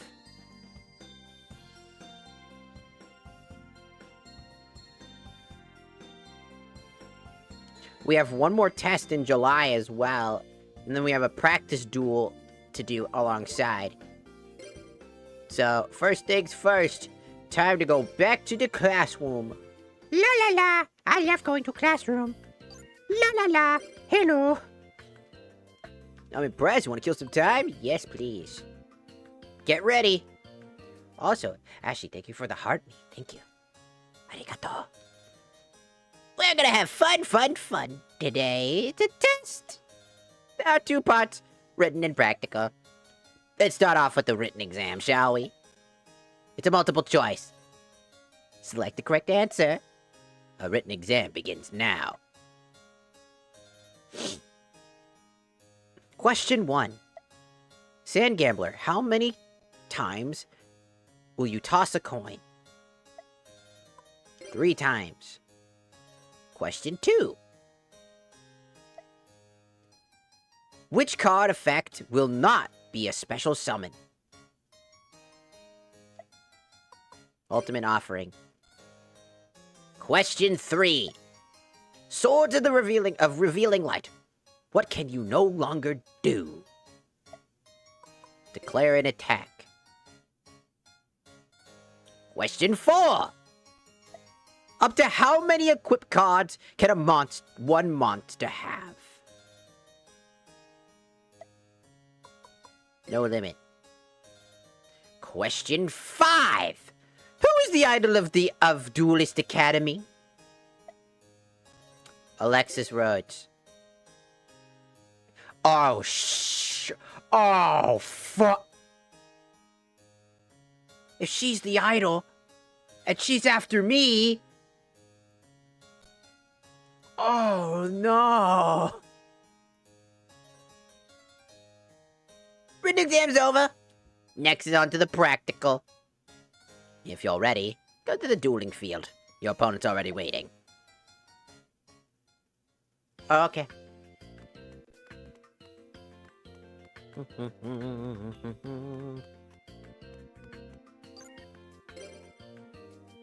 Ah, you're new, aren't you? I'm Sagthor. Anyways, it's just me and you. There's no way I'm playing on Fig. Here I go.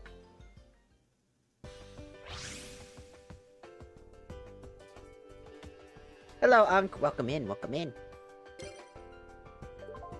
Alright. Alright, we'll go second. Dark World kind of benefits better when you have cards on the field already, because we can OTK you that way. It's better because we can't attack on the first turn, or on the the very first turn. We can only set up, but it'd be better to just instantly get an on-turn kill if we can. Well, well, well.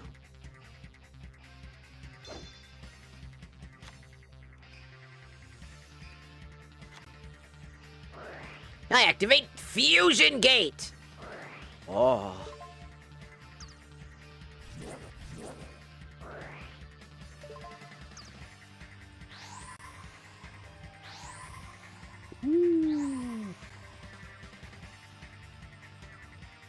Not bad.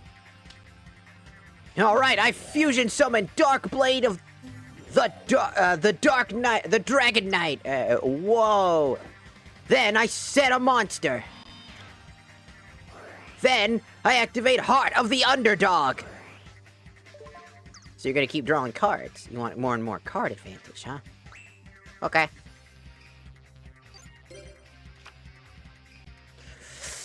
That's not a very good opening hand, like, at all.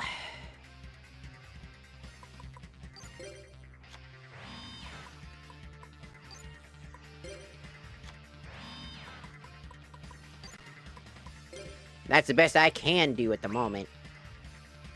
Alright, here I go! It's the first time the Dark World deck has not just instantly fucking given us any cards. The odds of me pulling this many of my top cards, my top deck cards, is a little awkward. The odds of that happening are pretty bad. No. You're not gonna be able to attack with this one. Sorry, you're gonna have to attack my monster. Sorry. So go ahead. I'll take taking extra 600 life points versus having to take the main damage.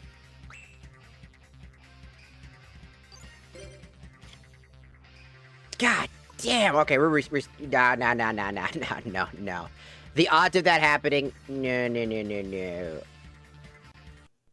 Yeah, no, we're not doing that. The odds of my deck doing that are really low. Especially during an exam, that is not a time that we are going to basically have a losing streak on a exam of all things. That's one of the most important parts of the game. You cannot afford to lose. And the fact that it wanted to cheat me in that very instance, I don't accept that. Sorry. That's unacceptable, game. I know this game so well. There are times where the game will cheat you, and you will lose duels.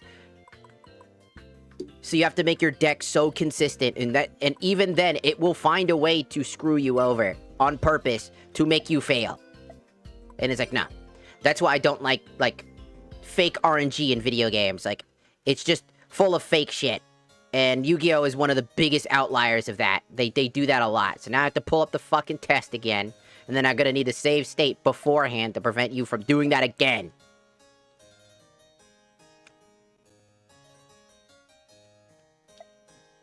How many blah blah blah blah blah? Fucking 3. Ultimate offering. Swords revealing light, what can you no longer do? Declare an attack. This is why we save. Question 4. Always be careful about the game and its very shitty behavior, because sometimes the game will actually cheat you. Dark World is extremely strong because of its consistency, and the fact that I pulled only high-level monsters when I have more everything equally distributed, the odds of that are literally 0.1%. If that's any help to tell you exactly why that's a problem.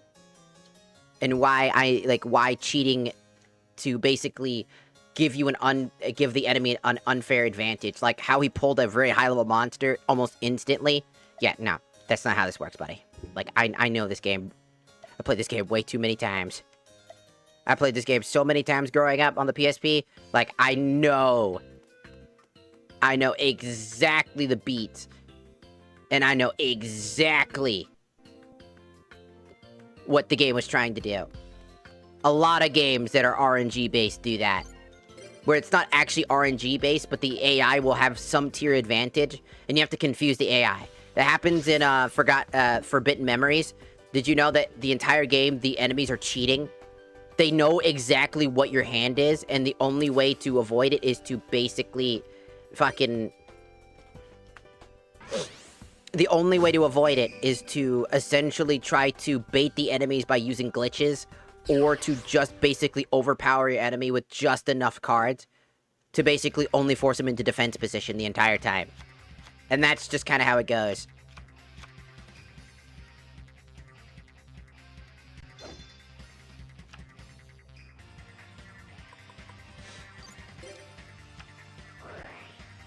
Because when the game likes to cheat you like that, you tend to have a bit of a problem.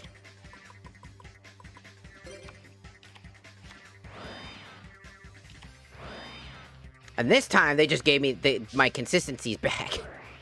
You can tell that I'm actually pulling the exact cards, because this is what the entire point of this deck is. And the fact that I pulled so many of my top cards, the odds of that in a 41 card deck are extremely low. I just want that to be clear. The odds of that happening are almost impossible. It's never no, but the odds of it happening in this game should theoretically be impossible.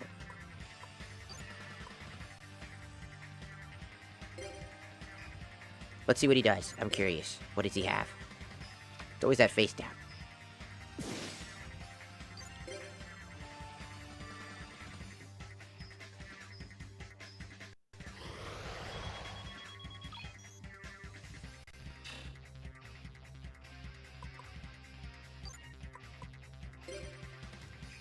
Right, now I have 2 gigantic beat sticks with extremely high attack of 33. But that's what I mean. Like, the game will find ways to cheat just to give, like, a thing. And when the game fucks up, because one of the major things about Yu-Gi-Oh! Old school games was, if you just built a really good deck, right? The AI don't know what to do, and they will always play a monster in defense position to avoid taking too much damage. It's extremely common.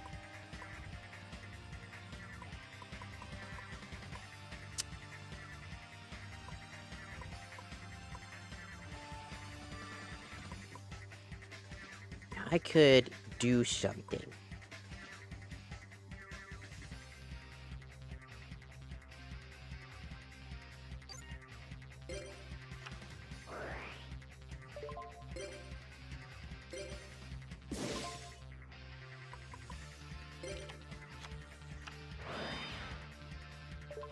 See, the whole point of my deck, and this entire deck, is that it's designed to basically be almost impossible to break.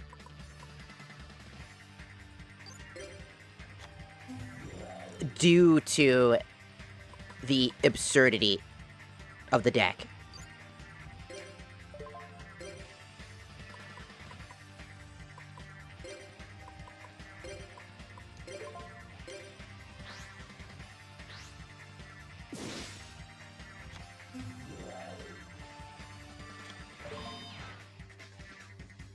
Mr. Chance activated effect. I mistimed it. I'm surprised they programmed mistiming. You succeeded special summon a monster. Would you like to activate the monster's effect? Yes. Let's see.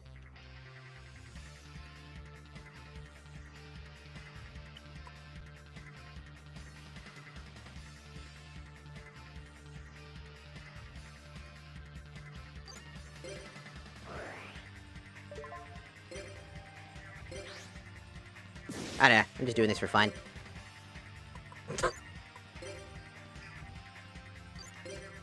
He's already got 63,000 attack. It's already over. Ah! Theoretically, that should actually kill him in real life, because that's a divine beast.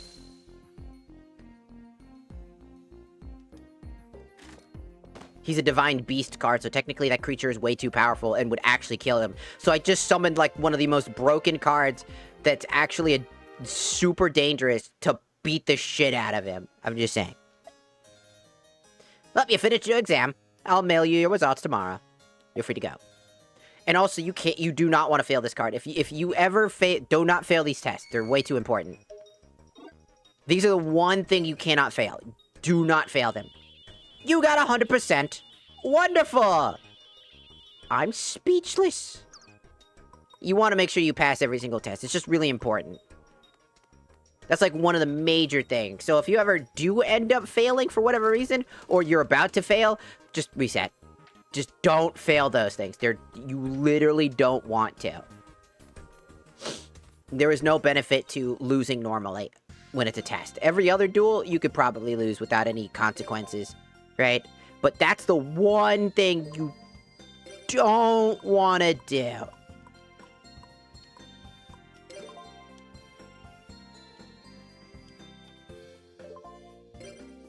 It's way too important.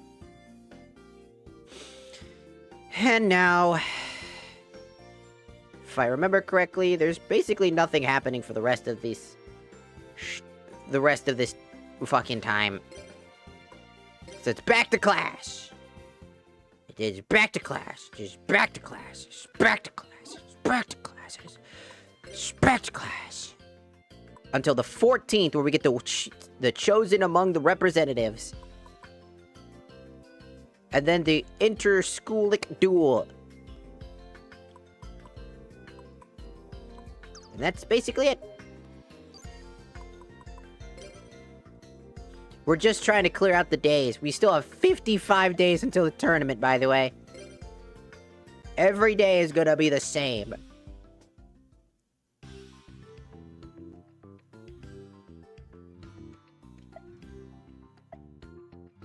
It's a rock that changes, it changes rock to gold and grants eternal life. Oh. Wow, didn't actually paying attention in class. But alchemy changes the surface, not the essence. But alchemy changes this, but not the essence.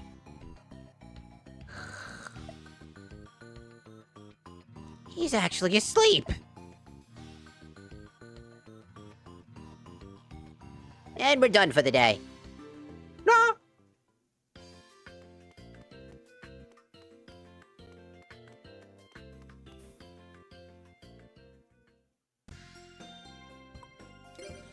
Now we just gotta wait till the 14th to actually have something happen.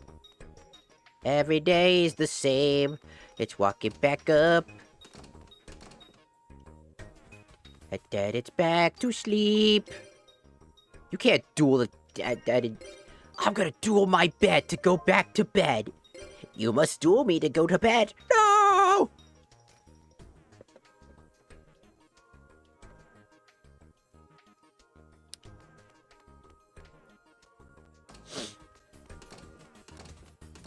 And then it's back down and head to class.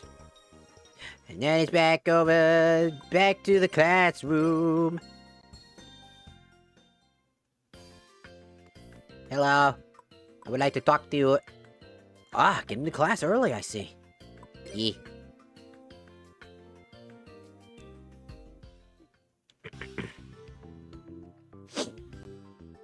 We'll speed this up.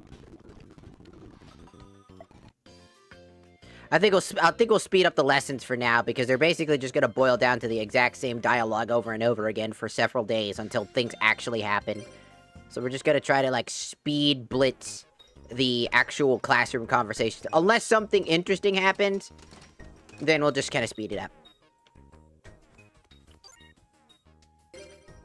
It's time to advance time.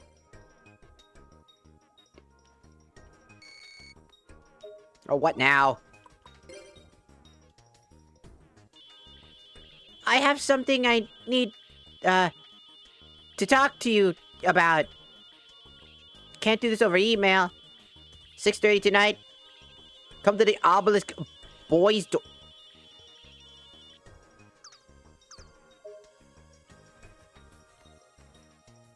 What?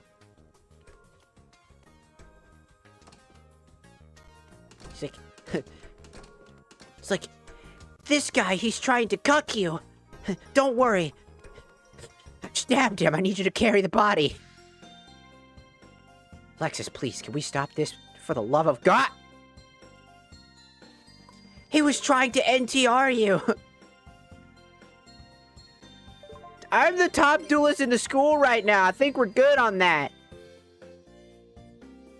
No matter what anybody says around here, I have the highest duel record.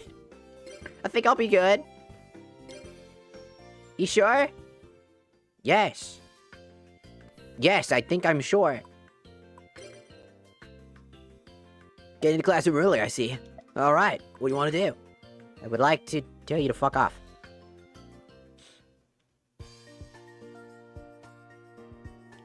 Sigh, isn't Atticus dreamy?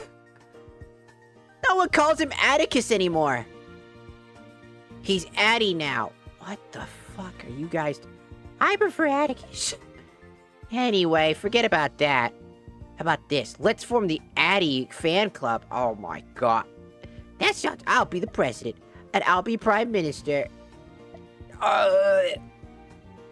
Mewtwo. Sorry. Can I join the fan club? What the hell? What? I'm just sitting in the other side of the class. What the fuck? What about me? Fucking Alexis just snaps her neck. What did you say? Nothing. Nothing. Nothing. I'm sorry. Alexis, I'm sorry. I didn't say anything. The only reason why we don't have a fan club is literally because she's killed every single person in the vicinity who's ever tried. It's like, I don't know why we've turned Alexis into a yandere, but it has happened. To the boys' dorm. Leave the boys' dorm. To the boys' dorm. Leave the boys' dorm. To the boys' dorm. Also, hello, Teddy. Welcome in. Nah, I'm just an idiot. I'm not cute. I'm just an idiot. There's a difference. You can't be... I'm a dumbass. That's what I am. I'm like an orange cat. I'm stupid. And that makes you lovable. But you're stupid.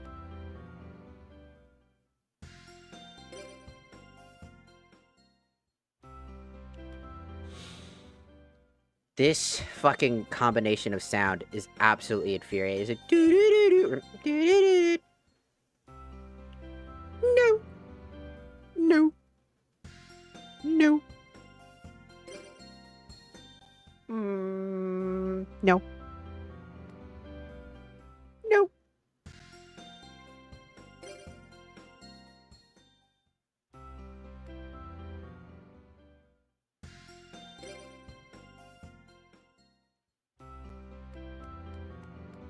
Alright, where the fuck is she?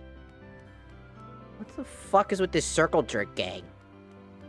What's up, Alexis? Oh, so you came. I just felt like talking to you. It's nothing really important. Okay. Thanks for listening. I feel a lot better now. Hog.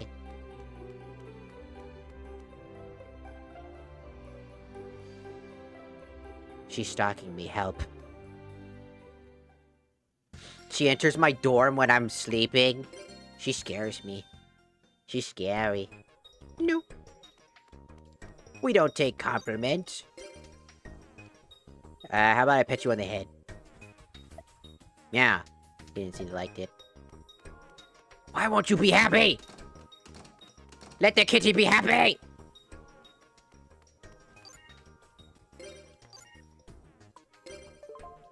Bedtime. Go. Sleep now. I will never accept... Oh my god. What is it now? Let's talk again. Okay. I feel like I'm isolated now. I don't have any other friends. No one else messaged me anymore ever since Alexis got really clingy.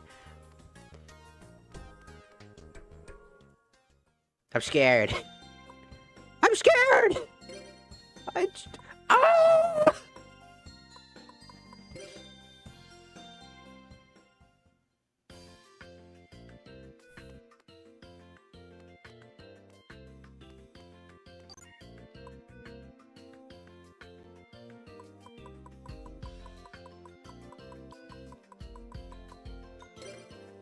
I was contemplating it. Brez, wanna kill some time? Yeah. We gotta wait till the 14th. Alright, anything different? Nope. Alright, that's it for today. Thanks. Are you good? What did I do? Do you want to talk about your hobbies again? No, don't bring it up again. Jesus. Do you want a sandwich? Here. Give. Huh? You want to get... Yeah, take it. Take it. What?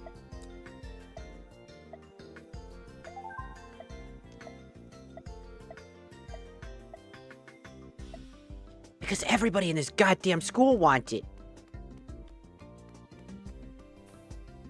You know what they say, when they're mad at you, just give them a fucking sandwich. Just give them a fucking sandwich. Let's go talk to Jade. I'm gonna go give Jaden a sandwich. Jaden, you wanna stay? Jaden, you... God damn, they're all angry at me. Hi. I sure bump into you a lot.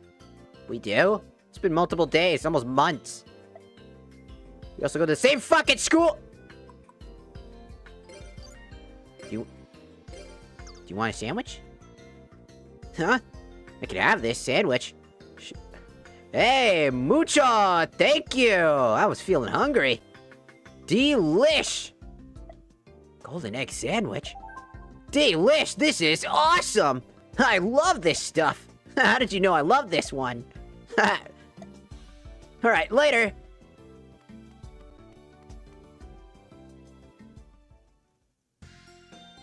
I'm safe. Ow. Also, it is kind of good to just focus on one character instead of all of them, as there is no benefit to having multiple characters. It can actually conflict with your schedule, where you can accidentally fuck up your schedule as you gotta talk to two people and you make some people mad and other people not mad, and then it'll screw up and you'll separate too much of your time into other characters, and it's not exactly a great thing to do. It's better to just focus on one character you want to be in your party.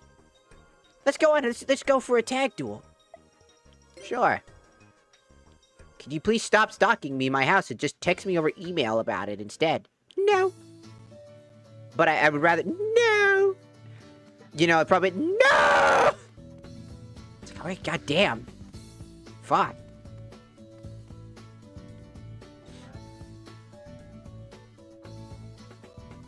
Save state. You two, fight us again. I need to use you as a scapegoat to get out of here. Bring it on! Scissors! Fuck yeah, get out of my way, bitch. Go in second.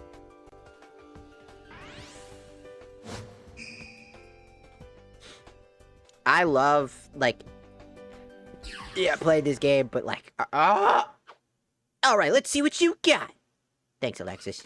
Alexis also is one of my favorite characters. I remember as a kid, when I was like watching Yu-Gi-Oh, she was like, I had a crush on her. I was like, oh man, she's so hot, she's so cool. I also liked her cards. I actually liked the Blade Dancer cards. They actually seem really cool. And then it turns out they're not exactly that useful in the real game. They're not bad, they're just not good either. I was also an Elemental Hero fan, so Jaden was my favorite character. In general. My turn! I'm just standing there looking at her like, do good. Please. Solemn wishes.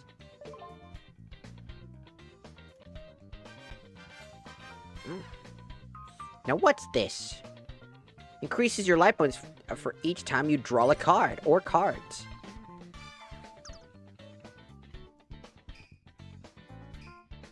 Cool. Here I go! I summon a monster! That monster does not have a lot of attack points.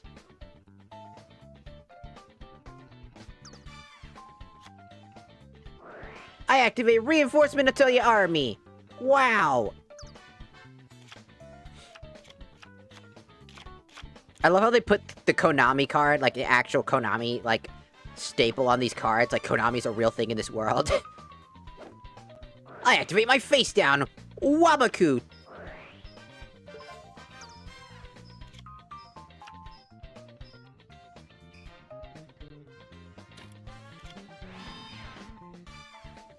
And I end my turn.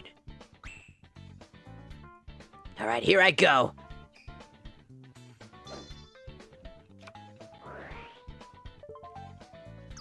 So they're gonna try to, they're going for a new strategy where they're gonna just go like, alright, last time we lost, we didn't do very well. Both our other strategies failed. Instead, we're gonna go directly into the aggression while getting our life points up, so that we can get a clear advantage on them. Now I'll show you! Here I go!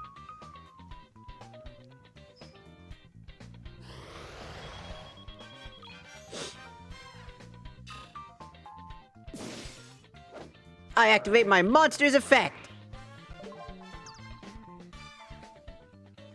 Here I go! Blade Skater in attack mode!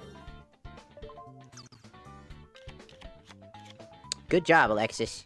Now you prevented that monster from doing things. And now they're gonna be getting life points and drawing multiple cards at the same time. So they're gonna get extreme amounts of life points. Not a bad set of choices. They're learning. I activate my face down. Respect play.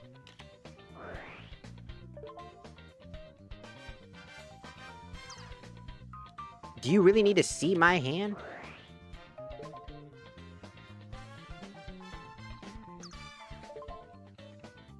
Dog,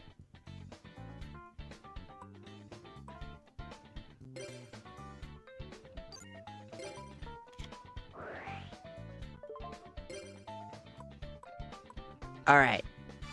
Respect play. Get that garbage out of there. You're not seeing my hand.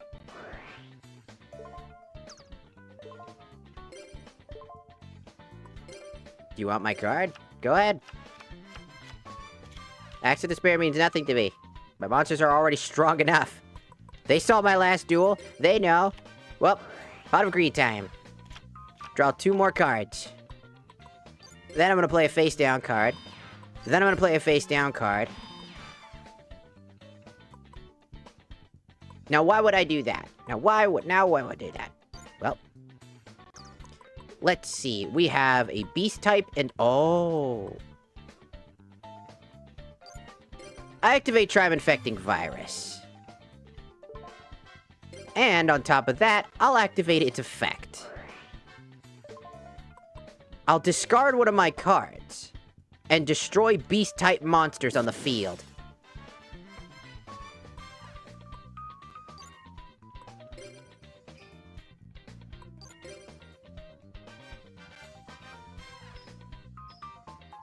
Weirdly enough, my card actually didn't activate, so I guess it missed timing. Which is weird. Silva should have been activated from that effect, but it didn't activate, which is weird. Because it came from my hand, directly from my hand. And sent to the graveyard, which then would have allowed me to special summon it, but it did not do that.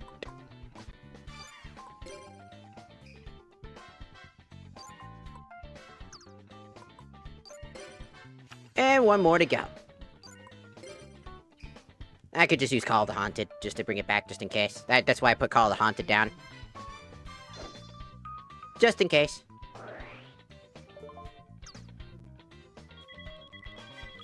Now we just gotta make sure that they follow up on that. So they're gonna try to go for a pretty interesting play here.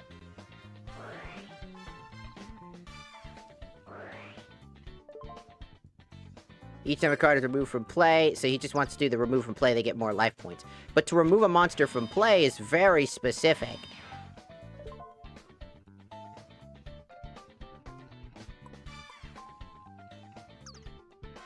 No, I don't need to use Regreki Break until I get a card I want.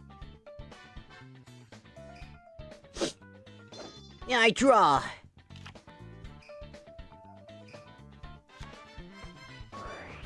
For whatever you do, I hope to God you don't use my fucking Call the Haunted. Did you just fucking equip that to my fucking... What the fuck was that about? Oh, please tell me you didn't turn that into a warrior monster or something like that. Its advantage is aqua monsters. Okay, they're gonna try to get a spell card back. So he wants a spell card back. What is that spell card that he wants back?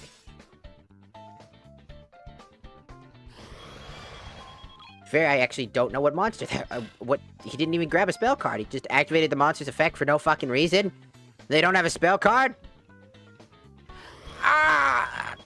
I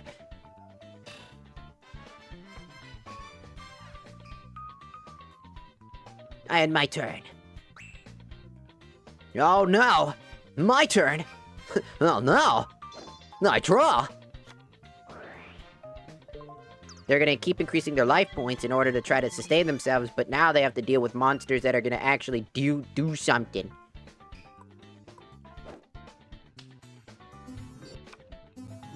Ooh, a battle gorilla!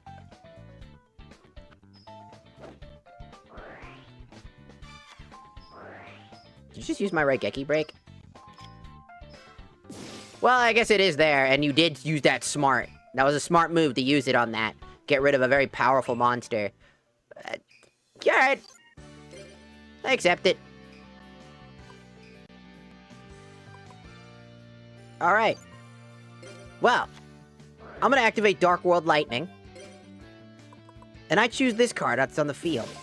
I'll destroy your trap card and send this into the graveyard, which will allow my card to activate. But that's not all. I want to activate my Call of the Haunted. And because Silva didn't show up when it was supposed to, I'm gonna force summon Silva, who's lazy bastard decided not to show up. And summon Silva, Warlord of the Dark World, and Bage, Vanguard of the Dark World in attack mode from using its special effect to special summon itself.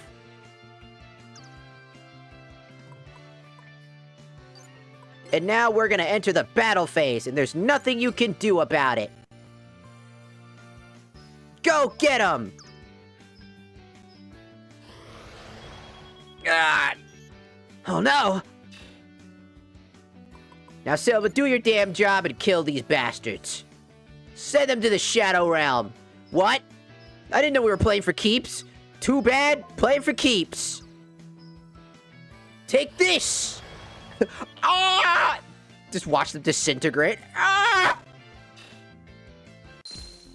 Alexis just looks at me like, I didn't know you had that power. I've had that power this whole time. Why do you think I run Dark World deck?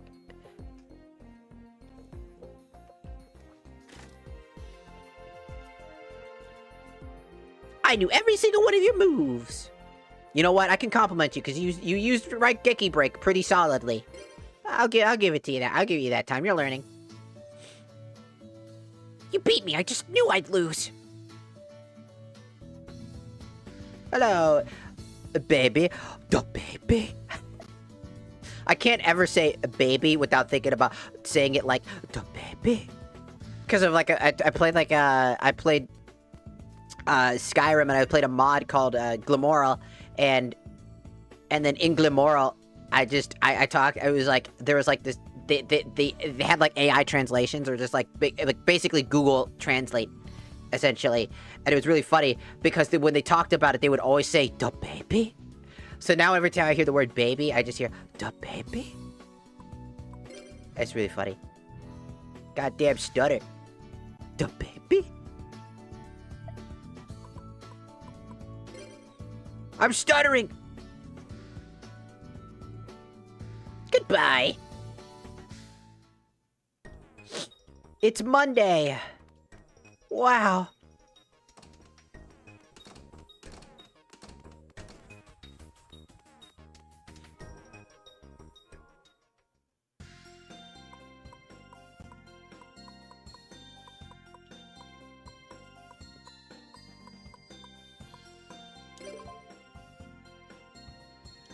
We're playing video games. I'm actually just really enjoying playing Yu-Gi-Oh. It's just, granted, we're not doing very much right now, and I know we're not. We're just running to the classroom, running out of the class. The entire stream is just us doing that, by the way, with occasional breaks in that, with a few duels here and there. But, I mean, that is this game in a nutshell. Normally, what you'd be doing is dueling a bunch of people all around the area, gain a lot of, like, dick points, and then you spend those dick points at the store to be able to get cards. I know it's dual points, but I'd rather call them dick points because it's funny. Yes. But since I've already got every card in the game, like, it's just us running back and forth. Because I like the idea that every character already has their decks all made out, ready to go, and I just feel like, I don't know, building a deck, having my deck ready. That's not nice shit. Why? It's bright in here. I thought you meant Chandler's bald head. Ha ha ha! Bastion detention. Alright, that was weird. That was funny. Oh, I thought you... That's not nice. I thought you meant his bald head. Why are we mad? Oh, is that you? Magnus, don't scare me like that. No, no, it's nothing. Okay. You say so.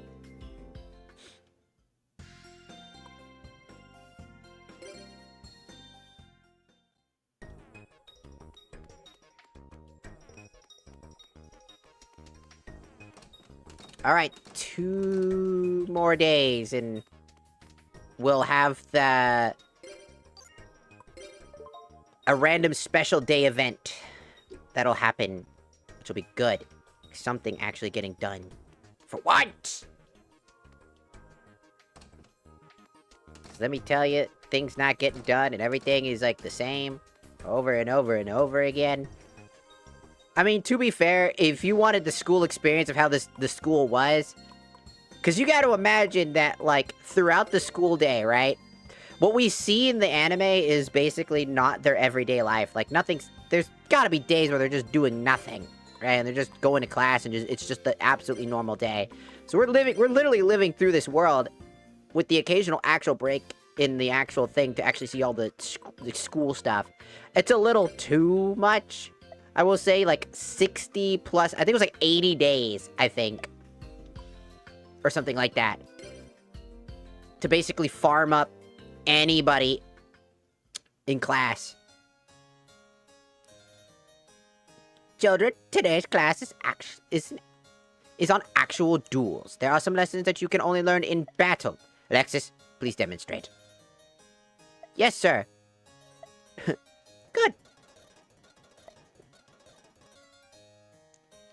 Alexis the Idol, frilly costume.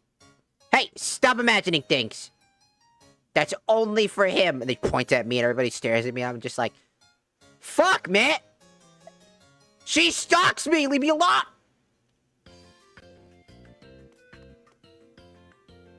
She thought of the frilly clothes and wants to... God damn it, Alex. Go away from me. Fucking stalker. Scares me.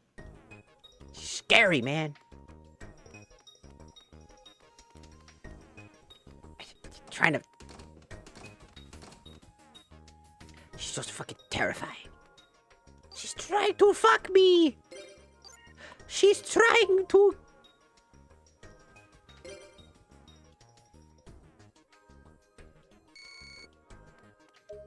Huh? Email. Today we will be choosing the player who will be representing our school in the duel against North Academy. Bastion Misawa and Dropout Boy are the contestants. Everyone, come to the duel field after class. You mean Jaden, right? You mean Jaden, right?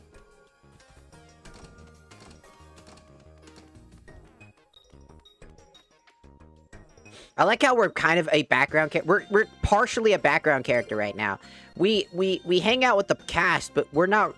The main events of the story never change around us. We just live out through the events with, like, some things that get changed here and there.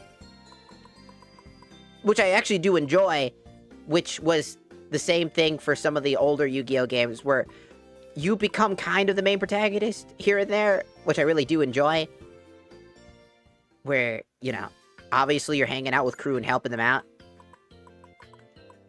Here, they went down the road to actually forcibly get you to know all the characters, instead of just already being buddy-buddy with them, like in the GBA games. Like, just already knowing Joey and the crew by the time the duel tournament is around.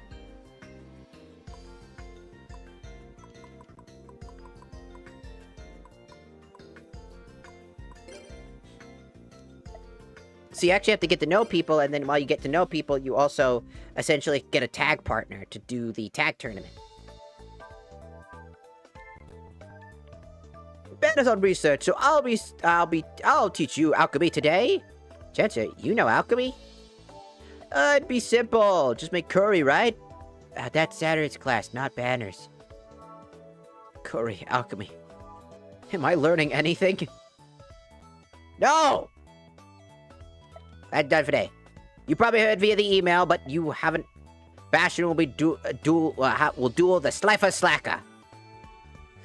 That's not a nice thing to say. Sweet, I was waiting for this. Bastion, are you ready? Yes, I am. Then let's all go to the duel arena. You're not gonna ask me if I'm ready? We all know you're already ready, Jaden. You're good. Whoa, big crowd.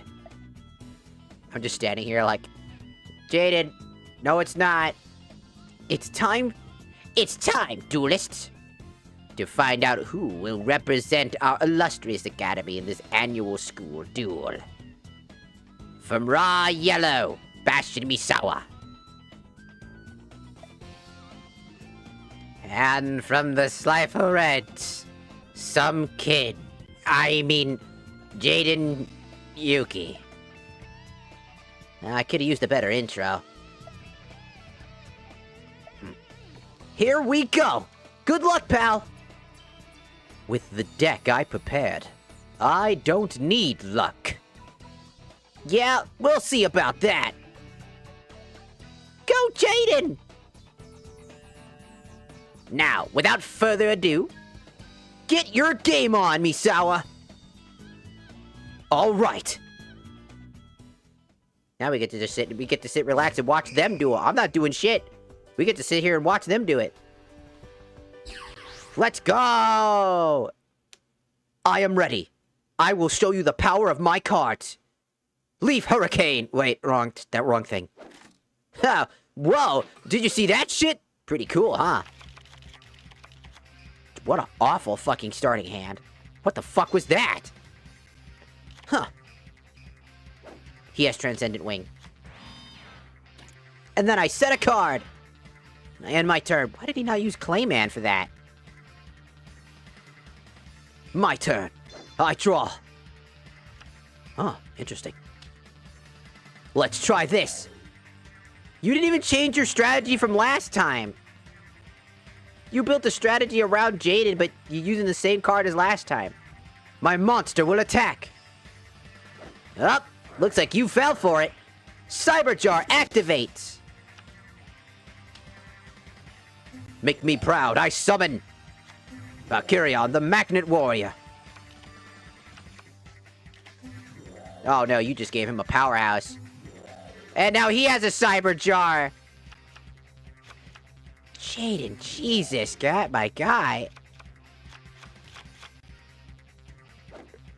How many spell cards do you need in your deck? Look at all of them. From my hand, I activate a continuous spell card. Heart of the Underdog. Then I set another card face down, and another, and end my turn. Alright, here I go. My turn. I draw. From my hand, I activate Heavy Storm. Then, I activate Skyscraper.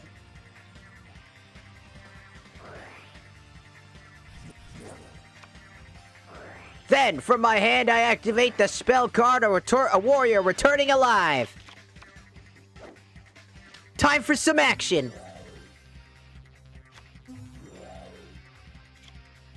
From my hand, I activate a fusion card. Polymerization. To fuse my monsters. To fuse them into Elemental Hero Rampart. Oh no. Just sitting there like, wow.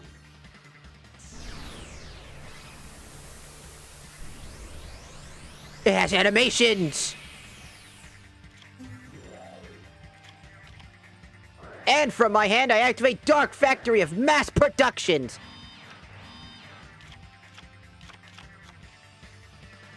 Time to battle.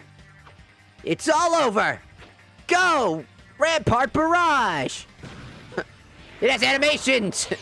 There's a budget after all! Why did that look like a penis? Ah!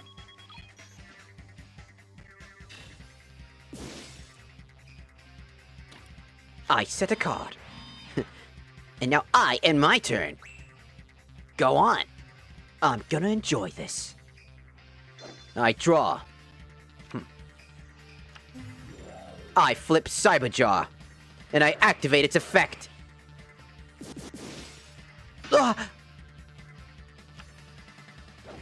Here I go. I summon a monster. Gemini Elf. And I summon another. Gemini Elf in attack mode. Oh no. Oh no. God. Time for some action.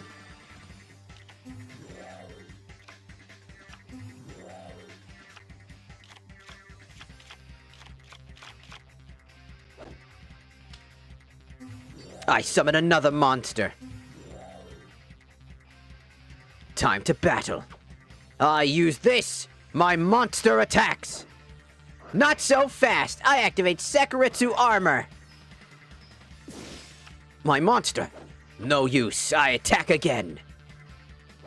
No use. I activate magic cylinder. Wow. You bitch. I will definitely attack your monster again. Because you have nothing left. My monster attacks. Oh no. Grr. I mean, that wasn't a bad move, is to constantly use all those effects. Now I activate Pot of Avarice.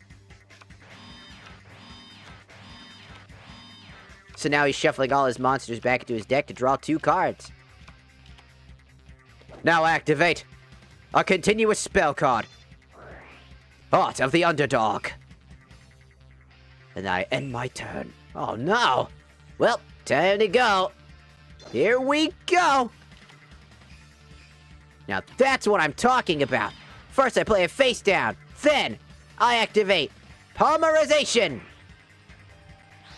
And I fuse Burstinatrix and Avian to summon Elemental Hero Flame Wingman. You're in trouble now. There he is. Elemental Hero Flame Wingman. Still one of the coolest fucking boss monsters for the first time. Now I flip my monster. Morphing Jar. Sending all the cards in our hand to the graveyard. And additionally adding more cards. Now I'll activate Pot of Avarice. Jesus Christ. This is probably the most interesting duel I've seen. And I've watched the fucking current Yu-Gi-Oh tournaments going on. And this has been the most interesting duel yet. Is that depressing? I feel like it's kind of depressing. That the AI are giving more of an interesting duel than, like, modern day Yu-Gi-Oh players. We're all fucking boring. And, how could this be? Oh, my monster's effect is now active. That was an acceptable loss. Go! My monster attacks! A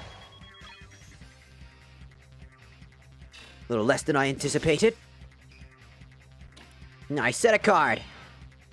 And I end my turn.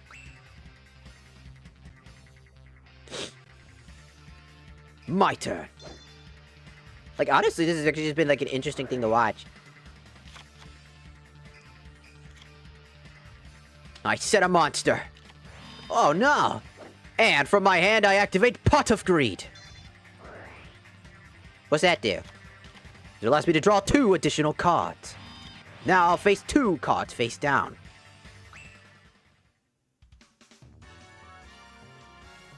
I'm on a roll.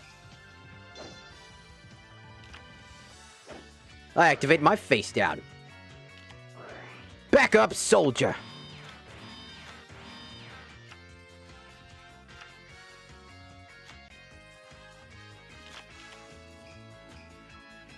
Alright, here we go! I summon Elemental Hero Avian! Now go! Infernal Rage!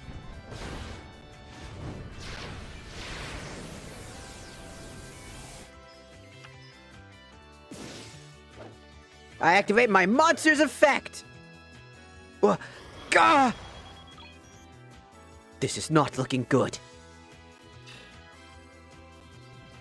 Go! My monster attacks! The heroes always win! My monster attacks! Not so fast! I activate Dimensional Wall! Ah!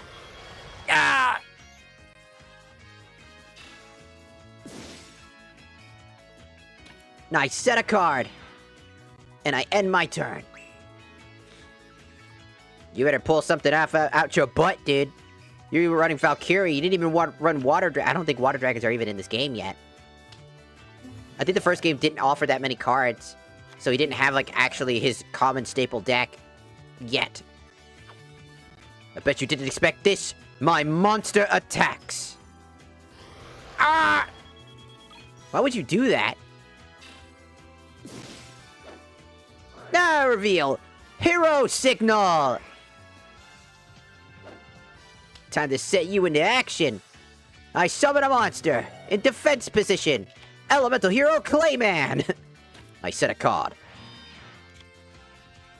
And I end my turn. My turn. I draw. Here it comes. Elemental Hero Sparkman. Time to battle. It's all over. Go, Infernal Rage.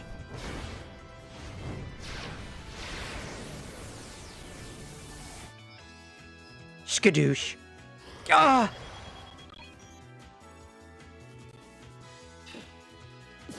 Don't you forget about my monster's effect! What? Gah! I didn't even stand a chance! What utter bullshit is this? You were running the same deck as last time. Impossible, my formulas were perfect. Where did I make a mistake? Your mistake was using the wrong cards again, idiot.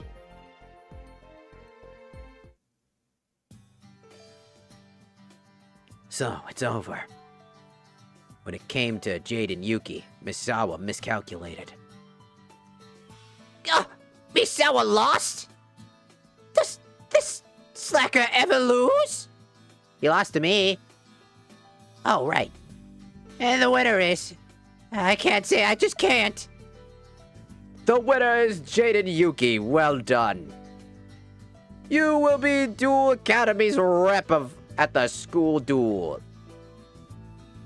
Way to play, Jay. Good job. Haha, thanks. You beat me fair and square. Rather, you beat this deck. You can be assured that there will be another. And another duel, I hope. Till then. Alright. It was a sweet duel. Yeah! I just got to sit there. I was just like... What an awesome duel. Hey, I have something to talk... I need to... Could you just come to the forest? Sure. 6:30. It was 6:30 p.m., right? Like usual. Yep. Okay. And she'd be having me fuck her all over the goddamn place. Leave me the fuck alone. Say, I just need a little bit of it. A little bit of what? A little bit of what? So here. She's like, I just need some. It's like, some what? Every time you say we're just talking, it turns into not talking. Like, instantly.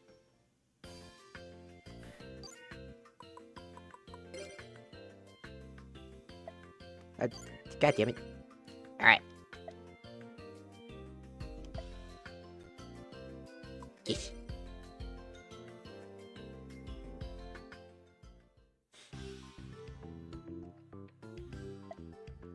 Here we go again. Speed run. Alright. So now the rep stuff is now available. We're gonna have to wait for that duel, which is in 1, 2, 3, 4, 5, 6, 7, 8, 9 days away. And then after that, we'll have to wait for our final test. And then here we'll have our school festival where I think we can fight the Dark Magician Girl lady or whatever.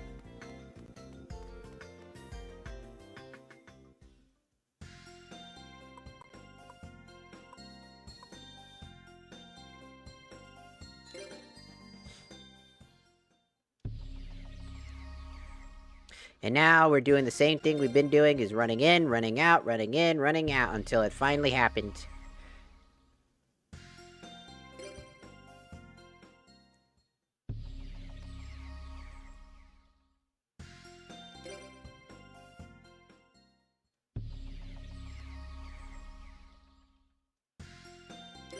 Boop.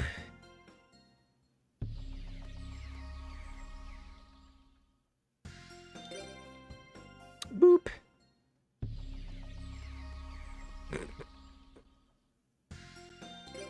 Boop.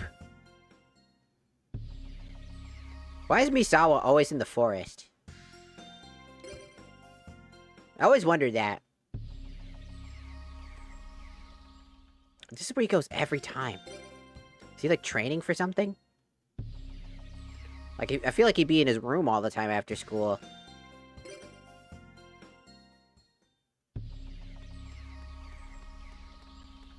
Alright, where the fuck is she?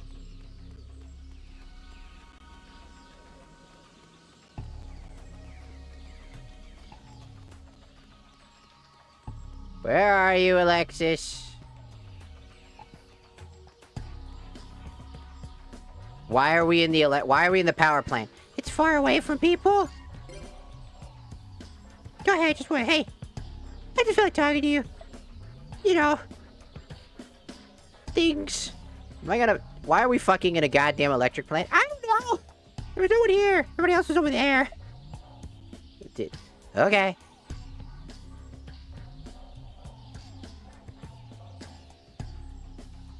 Alright, feel better now. Thanks. Yep. Okay. Just like walking away, like ow, ow, ow. Is this why it's like, damn, it's the yandere stalker? I don't want to play this game no more. It's like, I don't want to do it no more. It's like, I don't want to do it no more. Yeah. Yeah. Yeah, god damn it! It's a fucking cat! Be happy, damn you!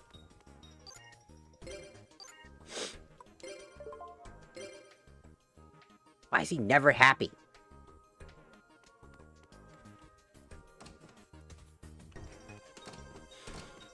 And it's back to class. And it's back to class. I wonder if I should just do the rest of, like, the school half of it after... I would say after we get to the Chaz thing, I'll end stream, and then... Because the next set of things... Well, the school festival, too. Fuck. Because then there's the school festival, and that's kind of fun. Because that's gonna be like an interesting thing. There's like interesting things to do, but like everything in between is really fucking boring. Like it's just multiple days of us waiting until the 23rd of the month, and then after that we have to wait till the 12th of that month, and then after that on the 31st is finally the day before the meet of like the Tag Force stuff. So I'm wondering if I should just try to get to the Tag Force half of it, or should I just do all the extra stuff? Because I feel like people aren't really wanting to watch just me running back and forth to class.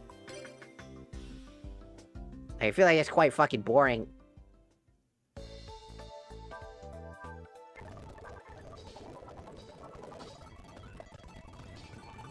I have to speedrun that. Because, like, the class stuff gets really boring really fast, you know? Like, you're just doing the same thing over and over again. And even if I was deck building, it'd still be the same thing. I'd be running over, grabbing some cards, going and trying to pull for cards, then going around trying to make a little bit of extra cash by dueling some opponents with whatever deck I can scrounge up, and then try to make an even better deck. And then by the time, and once I do build the deck I'm the most comfortable with, and find my defined deck, right?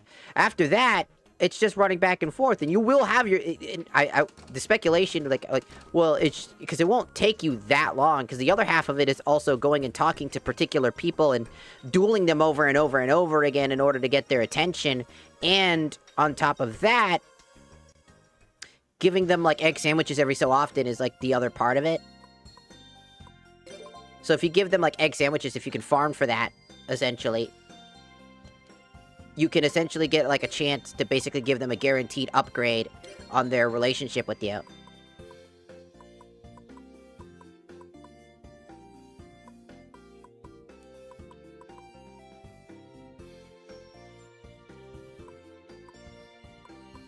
Also, here's the thing I think that, would make ritual like, I've been thinking, I really like ritual monsters and I like their design, but, like, the problem with ritual monsters is that you have to pull them from the deck, and they become a brick in your hand. I feel like ritual monsters should have just been another, deck space card, and then they should have pre-built ritual monsters to do something unique, because it's like, well, fusion monsters require 2 cards, so why not have it so that ritual monsters, what they need is their ritual spell card, and that's it. You just need to get the ritual spell card, or maybe ritual spell card, and, like, you know, because the idea is, I guess the numbers are fine. Like, getting a ritual spell card out, and then from your deck, hand, or,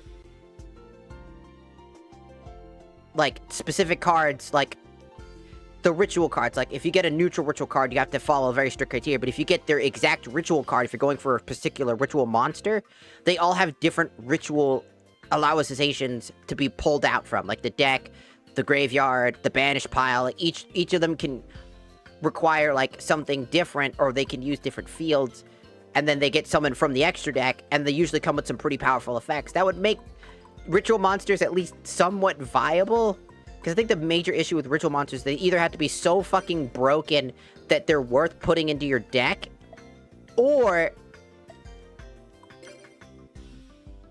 they gotta be incredibly easy to summon with decent returns. Because why would I do that when I can summon synchros, links, which are even easier? So I feel like putting rituals in the extra deck, and then making a lot of ritual monsters, remaking all the old ones into being more and more powerful, would probably just give ritual an edge that they needed all this time.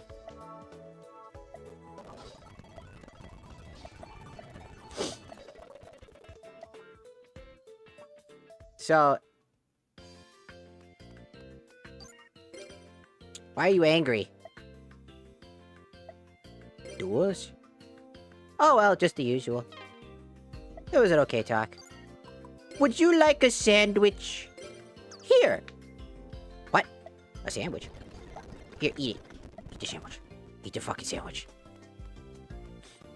Like, I don't know. I love ritual monsters. I love the idea that you're summoning a creature using a ritual to summon them. Fusions are like alchemy, and I love that idea. Like, the like, the fusion monsters being, like,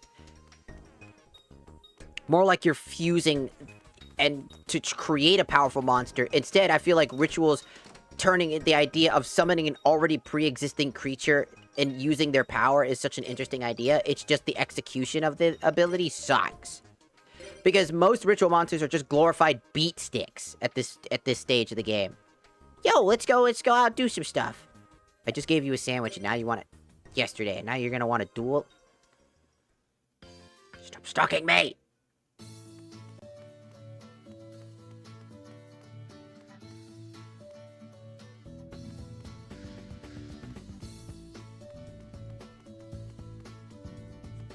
There's a bunch of people. But we always go for these guys, because they're the fastest I can do. And to keep my record in case Alexis fucks up or the game fucks me up.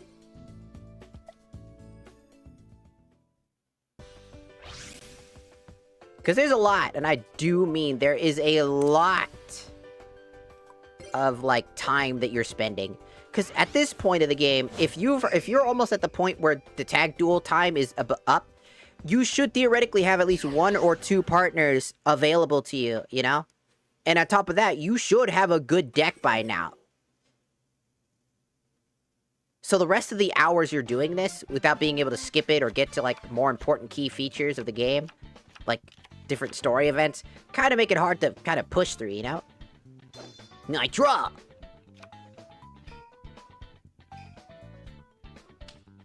I set a monster.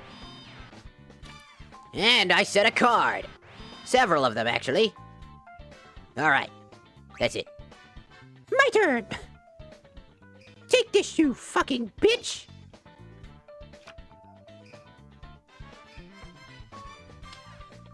Some of this! Wow.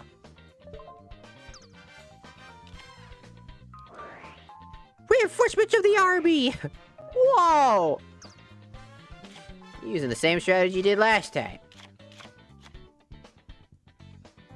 Let's battle! No, no! Not so fast! I activate Enchanted Javelin!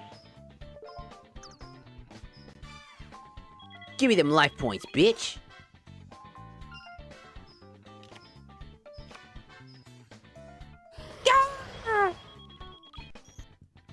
Should have expected that. I set a card!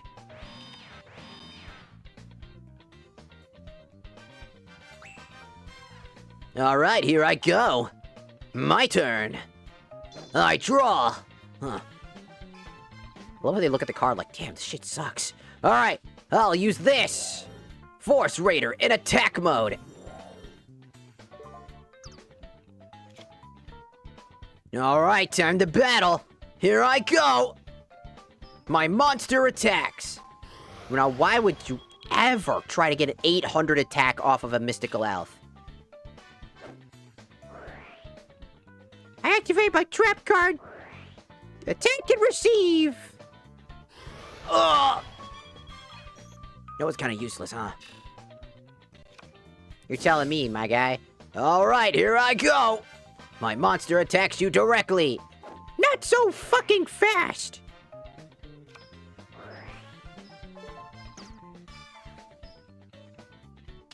Welcome back, Commander Knight. Fuck you. See, this is what I'm talking about. Why would you put Mystical Elf onto the field like that? 2-man cell battle.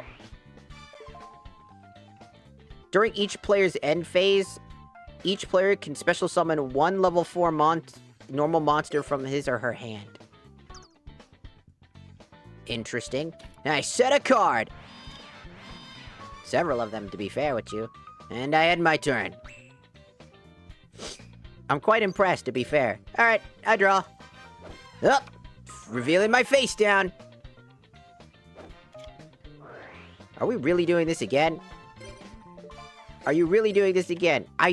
You keep trying to steal a card like that's gonna do anything. You just fucking royally screwed yourself. You can see my hand all you want, but what's that gonna fucking do now?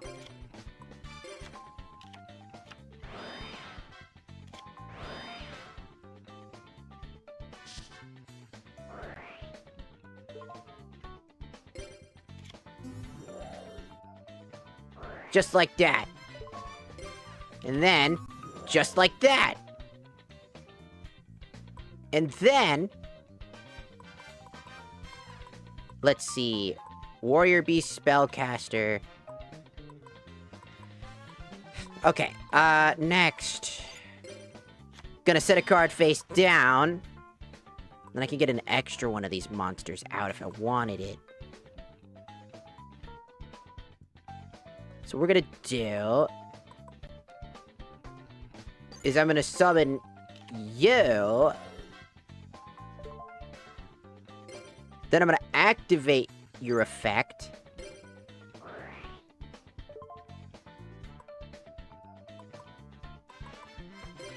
yeet you out of there. And then Beast Warrior. So now your Beast Warrior's gone. And as I thought... Okay, Tribe Infecting Virus seems to be broken. It doesn't work correctly. But that's okay. Because now I could do this. I got Pot of Greed, baby! Fuck yes! Dark World Lightning, baby! Goodbye, whatever the fuck that is. Discard that. Now it activates a defect because it doesn't miss timing on that for some reason. And now I have an entire army of monsters. And now we get into the battle phase. We'll start like this. I keep telling you, Dark World is an incredibly useful and broken, like, set of cards in this game. Because most of the enemies don't rely on... They rely on, like, typical strategies. And kind of interesting strategies. Like, the dual team guys here actually are interesting because they actually follow a really good dynamic. One guy relies on keeping his own life points strong, and he's weak on his own, while the other guy relies on these interesting, like, high-powered monsters that also benefit from, basically, it taking advantage of your own deck. Like, trying to basically get rid of cards. But it does nothing when they're comboed into the Dark World cards, as they are absurdly strong. Because they can retrieve themselves from there. You can even add something like, for example, if your cards end up getting destroyed, I could add like a Pot of Avarice to my deck, right? Then I can bring those graveyard cards back from the grave, back into my hand again, and recycle it again if I really wanted to. And then I can repeat that process if they ever do destroy my cards, for whatever reason. With Pot of Avarice, that would just absolutely blow the board and instantly retrieve my cards back.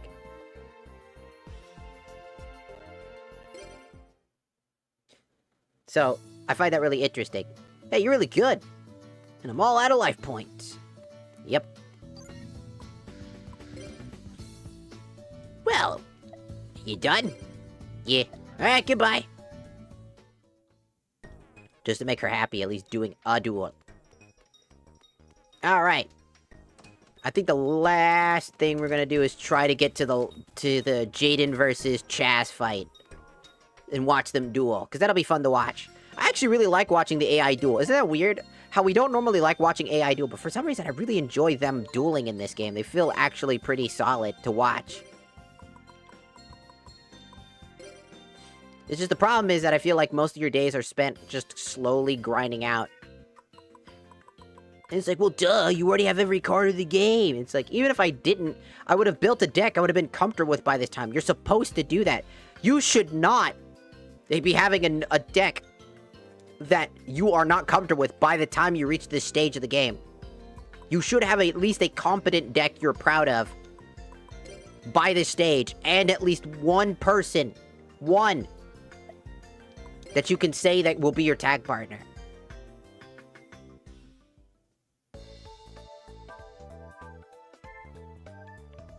Chancellor Shepard! What is it, Jaden? Misawa, he's missing again! Oh no, but I'm right here. We better go find him. Oh no, if I entered a parallel dimension? Yes. Why are you mad? Oh, Atticus? Is that... Oh. This feeling. It has to be. Hey. I want you to duel me.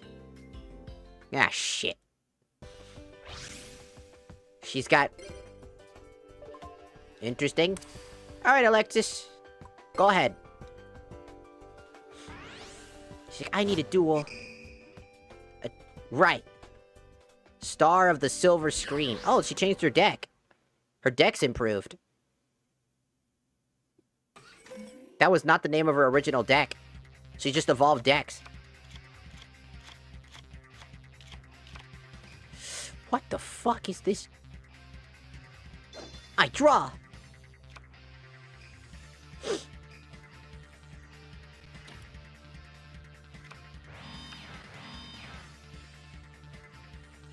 Okay.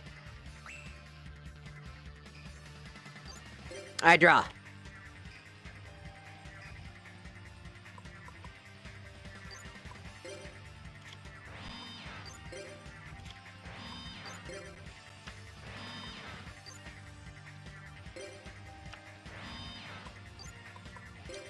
I'll be placing all 3 of my face downs now. Here I go! I draw!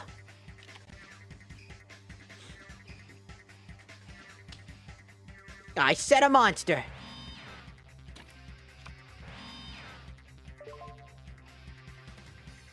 Nah, I won't activate that yet. We are both just on a standstill right now. I'm just waiting for a build-up right now. I draw. Alright.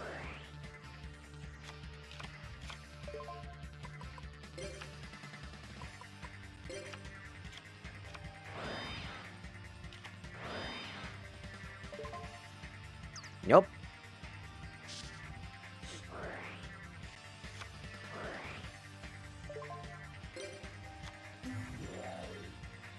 Perfect.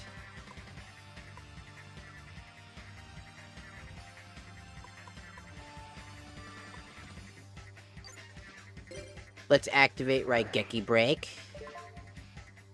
I'll get rid of Axe Despair for now.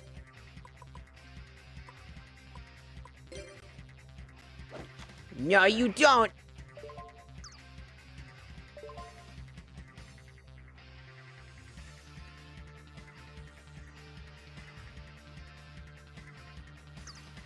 So you have a Mystical Space Typhoon, huh? Why would you place that down? You could just put that... What a weird thing to do. What a weird setup.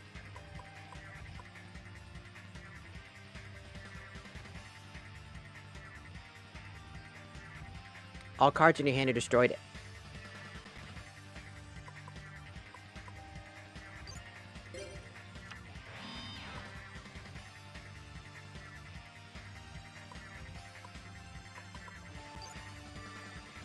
We're gonna flip summon.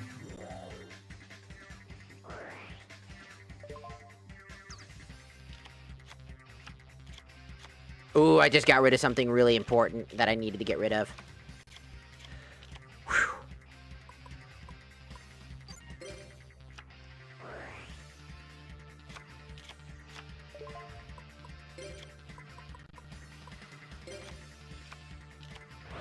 One, two. Nope. See, Snatch Steal can be kind of detrimental sometimes, so you gotta be careful with that.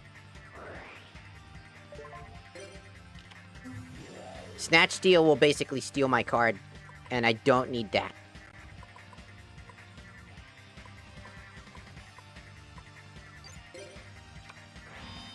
Like so. Then I summon a monster. Like so. Then I can activate Axe of Despair, put it on that monster, and probably try to bait her Sakuretsu armor on it, as now it's the strongest of my monsters, if she has Sakuretsu armor.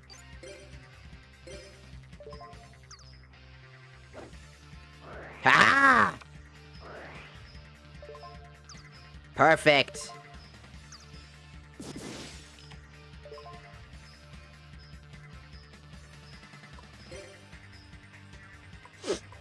Exactly what I wanted.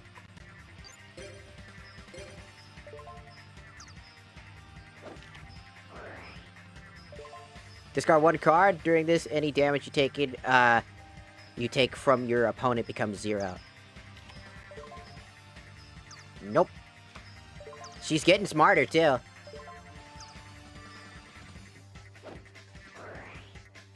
Attack force, everybody's Sakuretsu armor. Yeah, that's what you gotta learn how to bait it out. That's it. You just gotta learn how to bait it out. Let me see what happens if can I still destroy the card?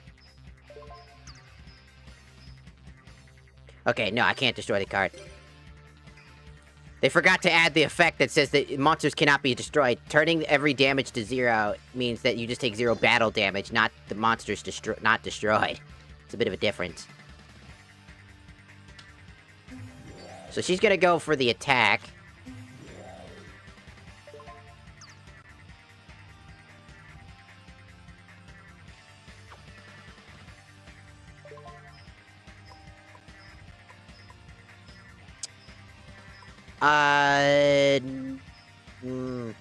Nah, I want it destroyed. Go ahead.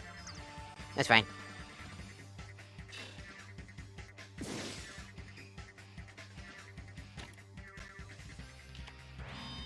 See, Sakuretsu armor isn't the most impossible thing to avoid. So I can activate Raigeki Break real quick. Pull off one of my monsters. And destroy this face down.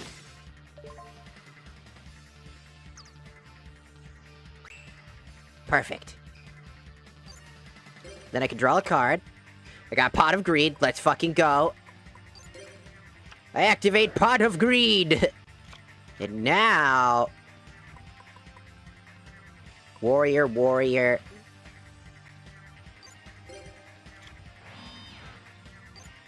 I can now summon a Tribe Infecting Virus, which won't cause this card... This card will miss timing because of it, though. Apparently, it just doesn't work the same way.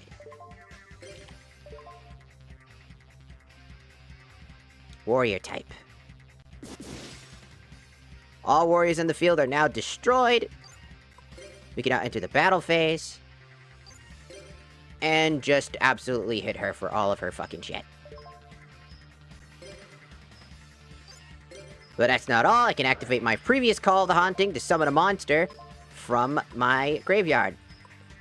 And I can summon Baron, who has 1800 attack to add to the list of beatdown.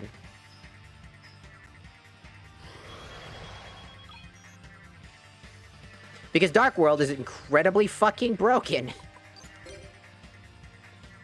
Like, I mean, back in the day, Dark World was actually one of the top contenders in the real, tournaments, too. Because it was so oppressive, because it was the first time anybody's ever heard of, like, using the graveyard as, like, an extra, basically as, like, an extra hand. Or, like, an extra resource. It was just unheard of. At the time, which made Dark World scary as hell. Because you had to figure out a way to go around it. And that's why I baited the Sakuretsu armor instead of wasting one of my Silvas or whatnot. Even though I could have brought it back with Call of the Haunted. I never thought you'd be this much stronger than me. I mean, you did pretty good this time. You evolved your deck, and you actually put in a little bit of effort.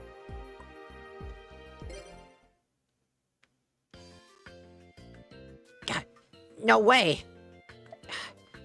The way you duel is almost identical to... Now I understand why I depend on you so much.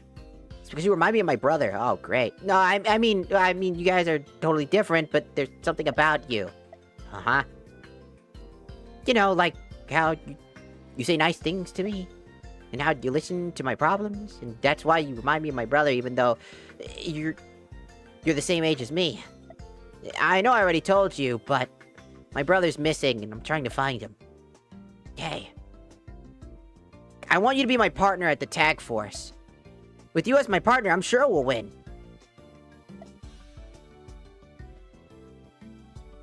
God damn! Oh! I'm a dark deck! Oh! Like, I just evaporate. Because she just summons light in my face. Also, thanks. Ah!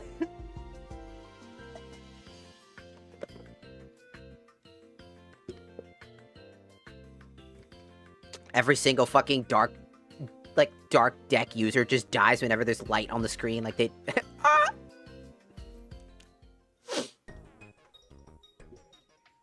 Cool, we got the invite that we needed for the tag team stuff. Did that just waste our entire day? I think it did. I think that was an entire day. Only a few more days. Dark players are also vampire. Dude, vampire decks are great, though. I love those. I don't know, the vampire... I always like the aesthetic cards a lot. I think aesthetic cards are very nice. Hello, Shadow VT Kitten. Welcome in. Is that a baseball bat? I'm okay.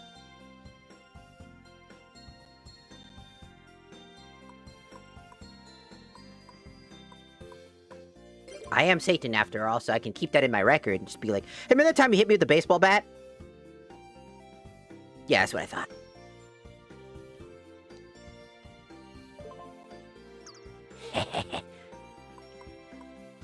And the worst part is I'm a Latino Satan. Woo! Send you to the room of 1,000 moms throwing sandals at your face. Woo!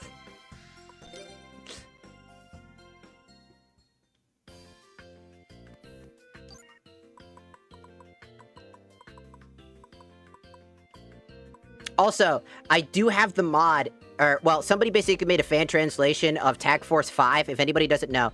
Tag Force 5 was never released in the West, essentially, which sucks. Also, hello, depressed gamer, I didn't say that, earlier, but welcome in on the YouTube side. So, yeah. Somebody made a fan translation for that game, and I'm excited because I want to play that, but we're playing through all of them first. So we're starting with the first one, obviously. And over time, I want to try to, like, change up my deck, but kind of keep a theme. Like, I want to keep a theme. My first deck was, you know, Edgelord, because I'm Satan, so I've got, like, a Dark World deck. You know, like my dark, evil demon minions and shit. And then slowly evolve my deck into more and more things. Each game, I gotta, like, come up with a new deck strategy. What kind of lesson is this? Beat me up and I'll fucking rank. I'll increase your rank. Anyways, I've been through that 1,000 times.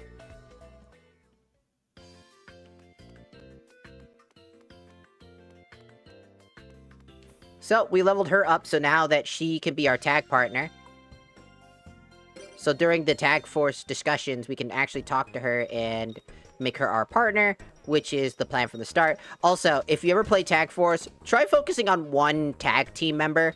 Don't just go around talking to everybody. Just go look at which partner you want and focus on that person. Because it takes a long time to get that person to, like, join you. So you gotta focus on one person.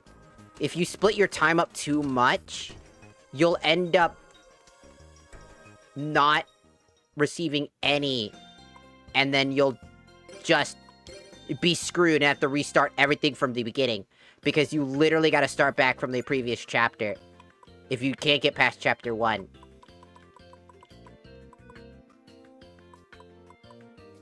I didn't get any part. Yeah, if you focus too hard on one, if you like, oh, but I want to go talk to everybody. Like, it makes you want to talk to everybody because it's like, it's all your favorite characters and shit like that. Jaden, Cyrus, fucking Chochi from Naruto, who looks like a koala. You know, Alexis, Zane.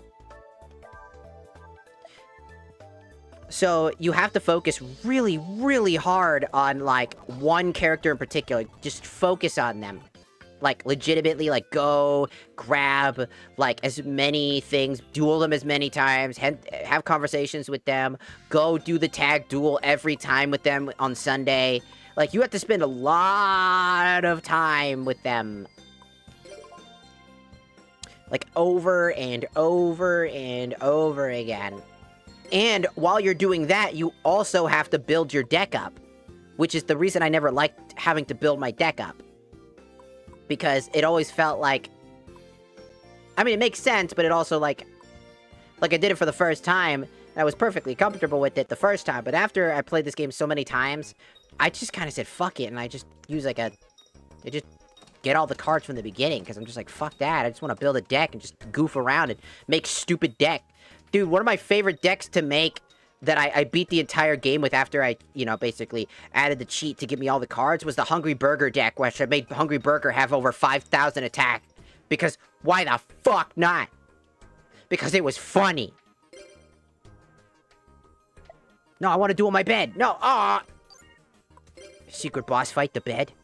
You also have to spend money on burgers. Yeah, you also want to try to get the golden egg sandwiches, which I cheated those in as well. You could cheat that in too, because at this point it's just not worth trying. It's like the problem is I wouldn't feel the urge to do that if it didn't take you literally forever to get through the first chunk of the game, because after that it's much shorter. The rest of the game is not that long in comparison. I mean, it still has time. But, like, you don't have to focus too hard on anything. You just go through the rest of the story. which makes things, like, less complicated. Because, like, I have a bunch of just stupid decks, like D&D deck, which is just a joke deck. It's really bad, but it's supposed to be, like, D&D themed. You know? It's not a good deck, but it's funny. You know, Silent Flame, this deck is just also really bad on purpose. It's not really good, but it runs things like Silent Magicians and like Horus. Horus the Black Flame is really good, though. This guy right here, really good. Unironically, misunderstood. Horus the Black Flame is such a solid, like, boss monster. Like, him alone can be his, like, I could make a whole deck around Horus the Black Flame, and he would absolutely be a solid monster.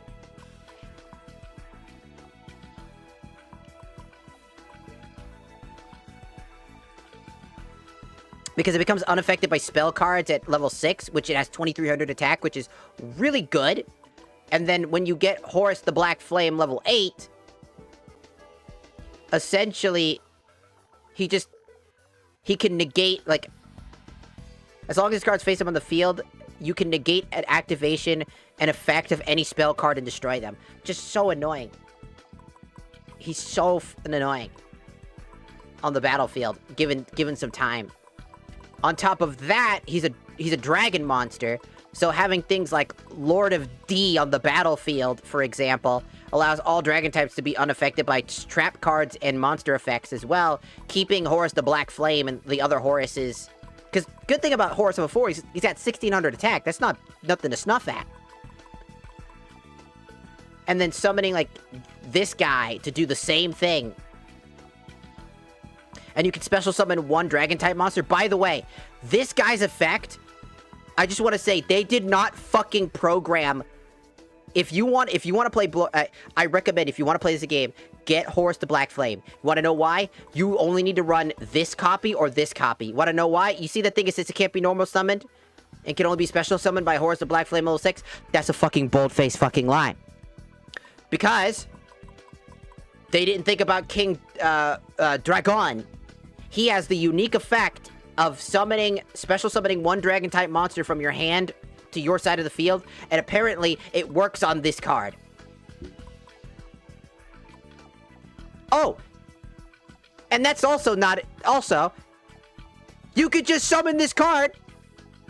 This one specifically, because if you read this card, right?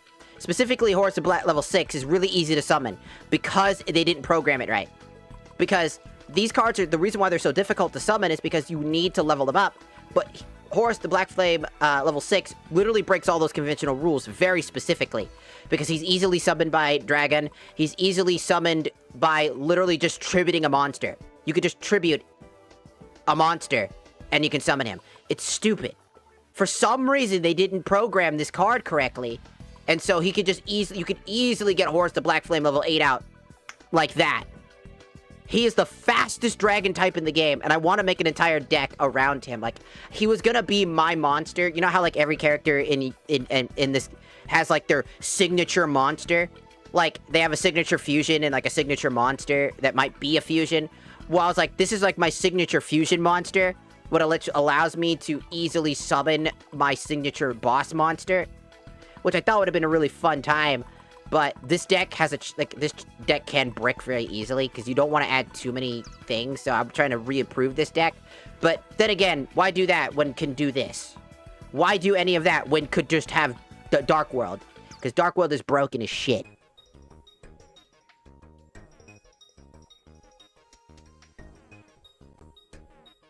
I wonder if they'll ever make real holograms. They won't. The technology's not there. We don't have that technology. It would be cool. But that's not a thing. Although, there is... I forget. It's like a VR mod, or it's like a VR game that lets you play Yu-Gi-Oh! Like that. I forget what it's called. Where you can play Yu-Gi-Oh! And it's like you actually, when you summon a monster and you get a dual disc, you can actually play cards, and then you summon them, and they actually show up on the battlefield. I forget what it's called. The VR... Yu-Gi-Oh! game. I forget what it's called.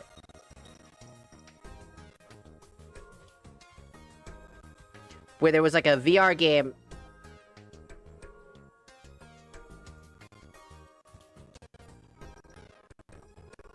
Sorry, it's gonna lag a little bit because it's doing stuff. I know VR chat does it. Like, VR chat actually legitimately has it too.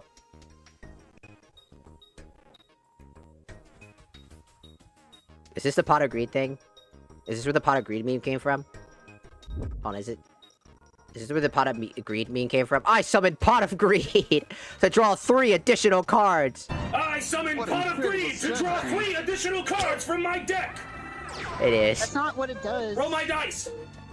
That is what it does. Pot of greed. Draw 3. I summon Pot of Greed to draw 3 additional cards from my deck. And I summon Pot of Greed to draw 3 additional cards from my deck. Then I play Magic Force, which allows me to play Pot of Greed once again to draw 3 additional cards from my deck. Whoa! You know, he's right. He's right, I dude. attack and I win, right? No. You don't have any.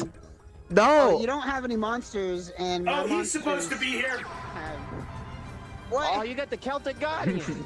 Ah, My fuck! turn. I Bigger. summon Summon Dark Magician. Magician. Dark Magician. I also summon Jack's Knight. What? How- And then I summoned Pot of You Greed. can't summon a bunch doing? of cards on one turn. It's against the rules. You never saw this coming. I summoned Pot Pot of of Greed to Greed. draw 3 additional cards from my deck. That's not what it does. It doesn't That do is that. what it does. That is what it That's does. what it do, Yugi. That's what it do, That's what it Yugi. do. That's what it do.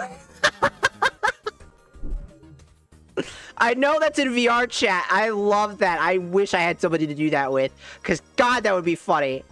God, because it doesn't follow any conventional rules. But you just play cards and you have to follow the rules yourself. And it's really funny. I play Pot of Greed. This allows me to draw 3 additional cards. I play Mirror Force, which allows me to play Pot of Greed, which allows me to draw 3 additional cards. Like, that's not what it does. That's what it... Hey, he's not wrong. That's what it do. That's what it do, Yug. What can I say, Yug? That's what it does, Yug. You gotta fucking follow the rules. You're the king of games. You gotta know these rules. This is what it is, man. It's fuck the Pot of Greed. Let's draw 3 cards.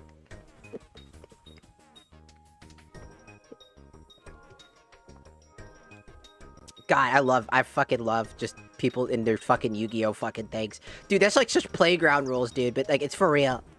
That's so fucking real, though. It was like how everybody except the guy who wanted to actually duel was, like, everybody else was just like... Everybody else was just playing along with the fucking joke. Like, everybody was just having a good time with it. But that one guy was clearly just really angry. He's like, I wanted to play Yu-Gi-Oh! I wanted to roleplay as a Yu-Gi-Oh! I wanted to use my really broken deck that was, like, impossible because it's modern-day Yu-Gi-Oh! Meanwhile, everybody else is just like, I play Pot of Greed to draw 3 additional cards! It's like, man, just have fun.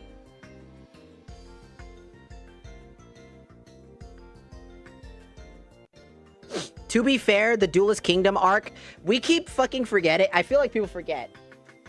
Duelist Kingdom didn't have rules. There were no rules in the game early in the day.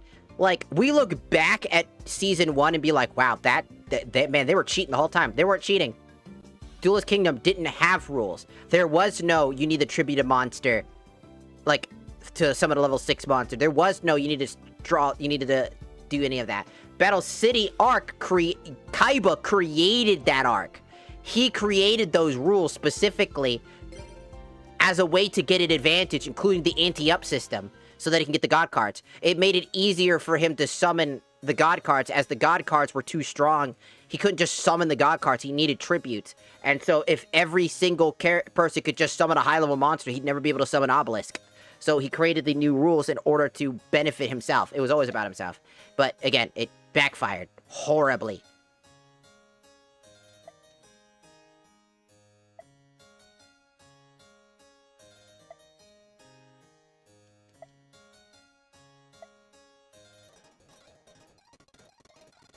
And everybody's gone. I love how everybody just left the class. They're like, oh no, she's not feeling good. Let's get the fuck out of here. Battle City arc was a really good arc. Like, don't get me wrong. It was some of the best, like, in the franchise. But I love Duelist Kingdom. I think that the wackiness of that arc... Because, again, there were no rules. Everything Yugi said is correct. By the way, Yugi is the Pharaoh. So, the card game was based around the shit that he made up. So, as much as we're joking how he cheats, he actually made the fucking game. The original game. So what he actually said, was it wrong? The speculation is he's using the original ability, not the card ability that Pegasus made up. Which is hilarious if you want to bring up, like, people wanted to bring up, like, how it makes sense. But I just think that there was just no rules. Like, how could Stone Soldier destroy the moon? Exactly. Because there were no rules. There were no rules. You could destroy your own cards with your own shit. Again, also we have to keep in mind that everything happened in a battlefield. Remember how the battlefield, everybody had a field power bonus? Based off of certain criteria? Everything didn't make sense. Not a damn thing made sense. Because it wasn't meant to make sense. It was just there to be flashy, because that's the point of the anime. Yu-Gi-Oh! They needed to entice you to want to play the game. They wanted you to stick around, so they made up these interesting gimmicks and facts. Like, are we forgetting that the fucking wall turned your entire Yu-Gi-Oh! Duel into the fucking magical labyrinth? Turned your fucking game, like Labyrinth Wall specifically, upon activation, would force you to turn it into a D&D game, by the way.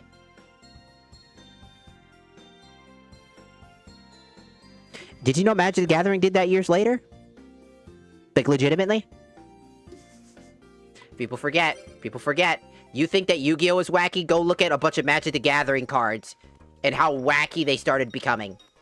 Like, Magic the Gathering is what inspired Yu-Gi-Oh! In the first place. So if you think it's wacky here in Yu-Gi-Oh! In the Season 1, go look at Magic the Gathering. That shit was whack as fuck. And it only gets wackier now.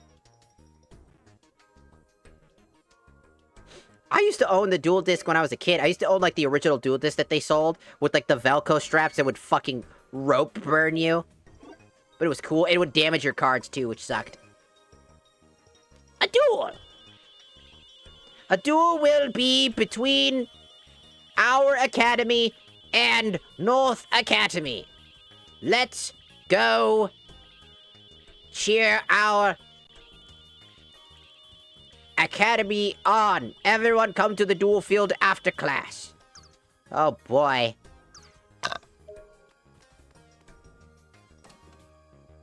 We had some wacky ass cartoon cards in high fantasy. Like, I don't get me wrong, I actually really love Magic the Gathering. I stopped playing Magic the Gathering, not because I didn't want to continue to play it, but, like, legitimately, I stopped playing because I went to a tournament for the first time when I was young, and I almost threw up. Something about, there was, like, the guy that I was supposed to go into, in the tournament, he smelled so fucking bad, dude. Like, I still feel like I can feel the lingering trauma of him shitting himself.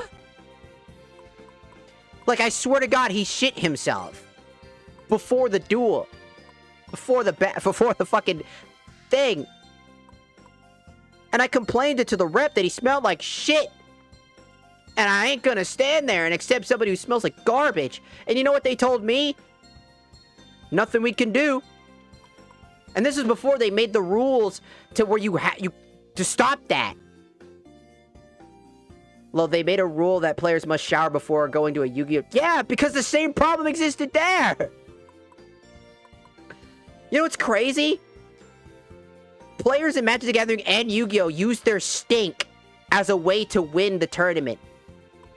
There were people actually pulling off a bacteria from Dragon Ball to increase their power level.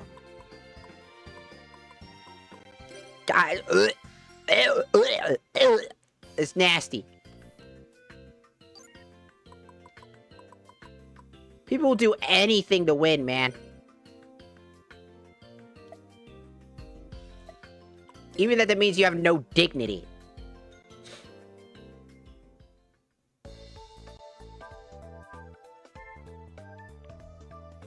Man, they can clean themselves. Bitch, Shampoo, soap, getting in the fucking shower and just washing yourself. You got time, you got money. If you have the money to buy all the Magic the Gathering card and Yu-Gi-Oh cards, you got the fucking money to buy soap. If you could buy a fucking $1,000 fucking computer or more with the primo equipment and still buy all of your gaming shit and a decent mic, you got enough to buy soap. If you could buy a premium console and the games that you want to get, you have enough to buy soap and shampoo. You have enough time to step in the fucking shower. There's no fucking excuse. There's no excuse. If you have the money to buy the shit that you need for your dueling and for your gaming time, you got money to buy soap. You got money to do all that shit.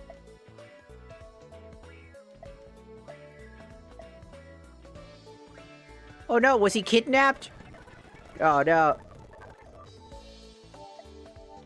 Yeah, but like, it's like, there is no fucking excuse. Is this a second attempt? Nah. I haven't finished my playthrough.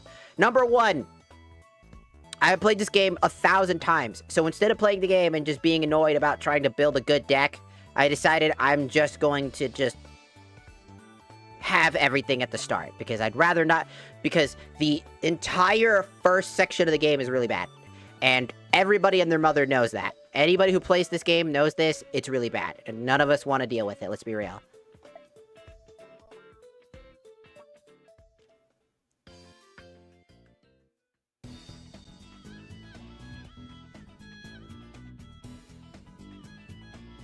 The school duel will be against the North Academy. Wow. So come on, come on! When do I get to meet my opponent? You'll meet him. Right now, slacker! Huh? Who was that? I mean, let's be real. Losing in this game offers you nothing. Let's be real. No one wants to lose, but who cares? We're just here to have fun, man. Losing Yu-Gi-Oh! Doesn't really matter. It's just like, save state, I don't give a shit. If people get mad at me for doing it, I don't give a shit. I'm having fun. That's the point. And I mean, it's like, well, if you don't lose, it's like, the fun part about Yu-Gi-Oh! Is building a fun deck, you know? And living through the adventure. You know, joining in on the adventure. At least that's what I find fun. Winning or losing doesn't really matter to me, but I prefer to not have to spend extra time already doing what I'm doing. And that's why losing in this, in Tag Duel, like Tag Force, is just not fun. Because unlike losing in this game,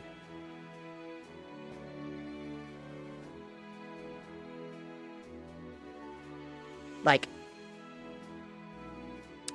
just sets you back time. You waste so much bullshit amounts of time trying to spend on, like, all that extra shit. You're like, oh man, I lost. Now I lost some points. Now I've lost some time, and I've lost the amount of time I need to spend on this. All because the game cheated you and made you draw only your high-level cards.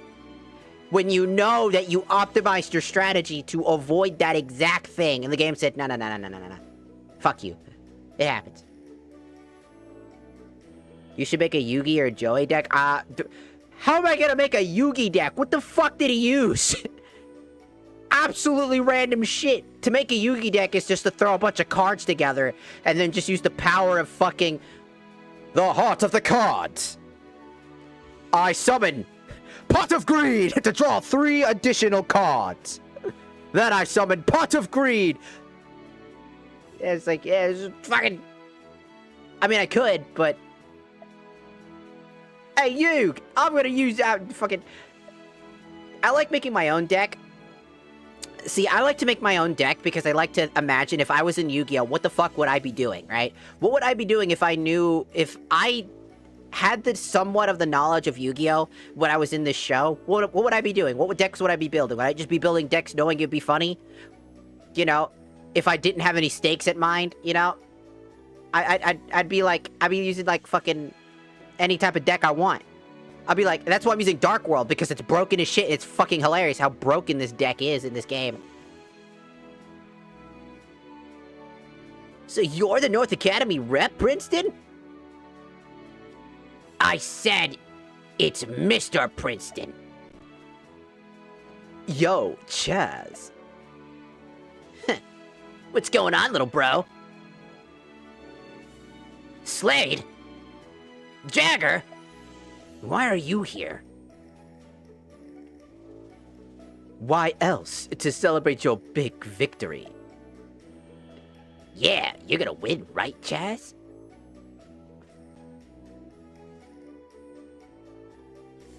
Don't let the Princeton name down because the school's duel's gonna be broadcasted worldwide. No way, me on TV? My face beamed across the world in full color? World domination is ours if we all do our part.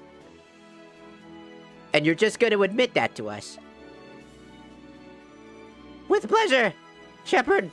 After all, these two are duelists I know well. And personally, I just adore them. Yeah. Now first, from a duel academy, introducing Jaden Yuki. Go, Jay, you can do it! Totally. And his opponent. Get off the stage. I'll introduce myself, you scrub. I beg your pardon? What did you just call me? I said scrub. Scrub? Don't have PhDs in dueling. Got that? I studied it. Quiet. It's Chaz Princeton's turn now. But then, I don't really need an introduction. After all, everybody's here. Already knows who I am. Or do you? See, the Chaz Princeton has changed. When I left here, I left my old self. You're looking at the new and improved Chaz. And I'm here to Chaz it up.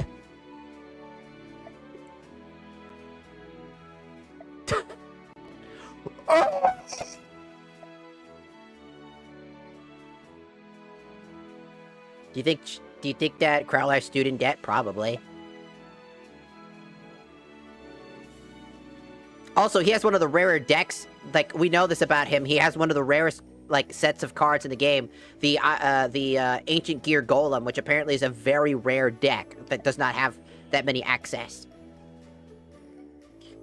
You beat Princeton before. You could do it again. By the way, I'm not going to be dueling here. That's not me. It's just, we're going to be watching a duel, so be prepared for that. Huh? Why? You're so fired up. Jaden's scared? I'm not scared at all. It's just, gotta give it to Princeton. He took control of North Academy all by himself. And he's back to fight. That takes guts. Chaz, you better win. Don't hurt the Princeton name. Here I go, Jaden. I refuse to lose to a slacker. Bring it on, Princeton. It's Mr. Princeton to you.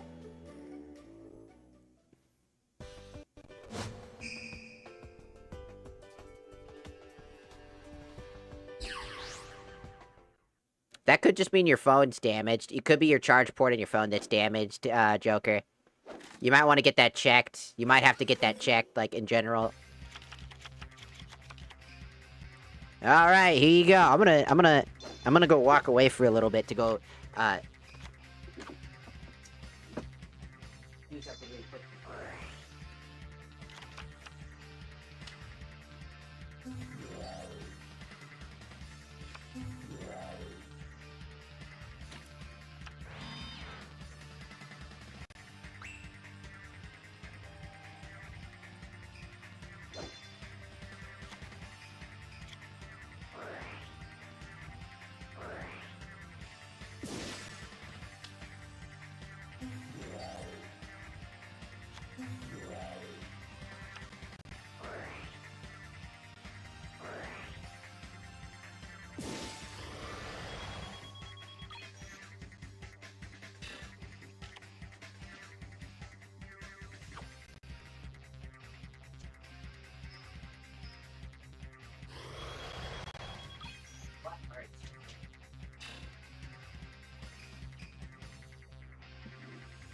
Sorry. I had some, I had to check some things, and then I went to go use the restroom. I have to check for some,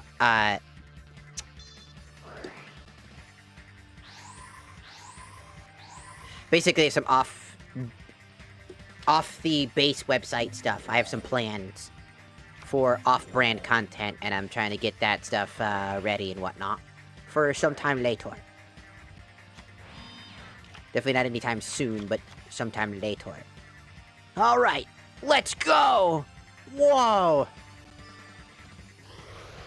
You know what's sad is that these duels kind of are more interesting. I activate my monster's effect. Ah! He's using Armed Dragon. There it is.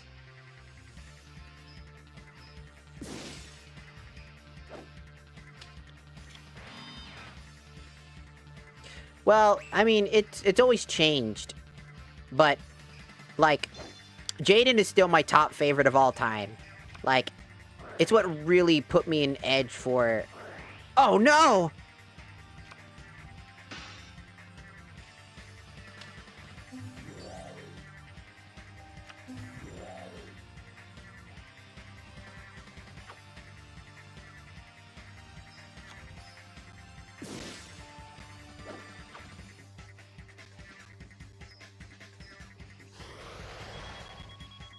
Oh yeah, stat steal. That's not that hard to deal with. Like, all you gotta do is have a card that allows you to basically negate that. I mean, what's really interesting is Snatch Steal you can't use Snatch Steal on Horus, the Black Flame, like, at all. So, Snatch Steal is useless against one of your top tier boss monsters if you summon it. So if you summon Horus the Black Flame level 8 and get Horus Black Flame level 8 out with 3000 attack, it can't be Snatch Stealed, and then you just have some other types of cards, like, if you can, summon Jinzo, for example, and now trap cards are useless on the field, and spell cards are useless on the field, making it so that they don't have that many ways to fight back.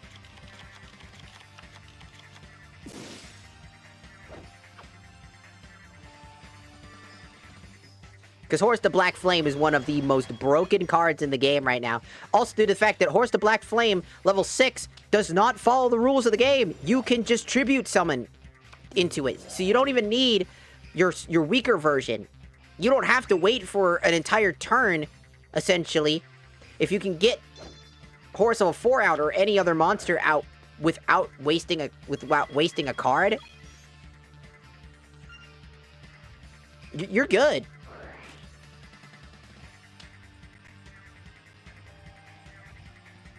Like, unironically, you're basically golden.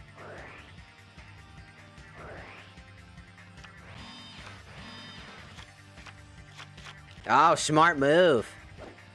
He's got his little substitute.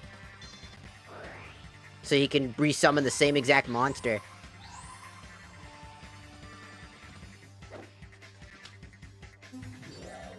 See, I'm always a big fan of Fusion when I was a kid. In Silent Magician level 8. Yeah, Silent Magician level 8 is also pretty solid, too. The problem is that adding those cards, there is one massive detriment, and that's that you're adding way too many high-level monster cards into your deck, which can easily cause you to brick. So I usually just pick one or the other. If I want to go for Silent Magician, I'll go for Silent Magician, or I'll go for Horus the Black Flame, but Horus the Black Flame is just slightly better. If I go for both of them, I have a high chance of fucking up. And bricking my deck. Which is the complete opposite I want to do. I still try to have some form of efficiency.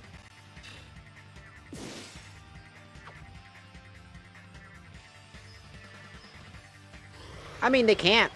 I mean, if the God cards were as strong as they were, like, in the real world, if they were as strong as like, the anime, they would be banned immediately. You never get to use them ever. Like, ever. They would have been banned day one. They would have been put out there for people to try. One tournament would have instantly banned them. And it would have been over.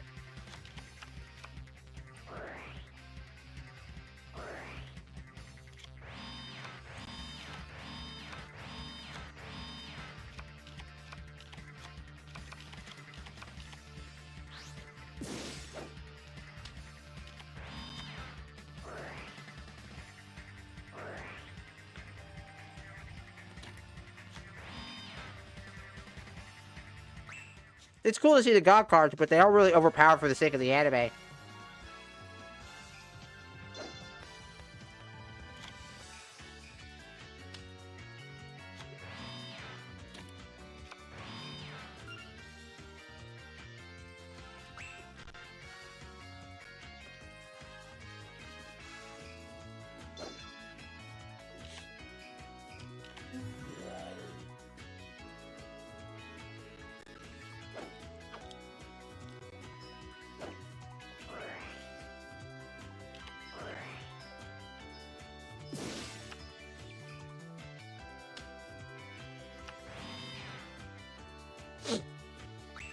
See, I've said it.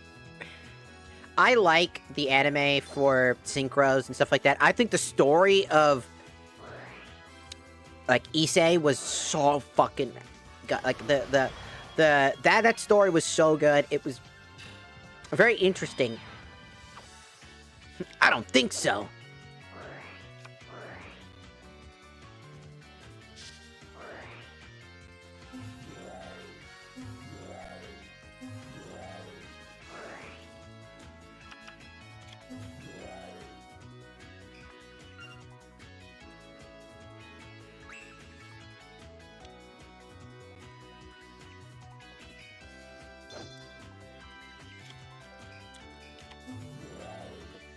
Oh shit.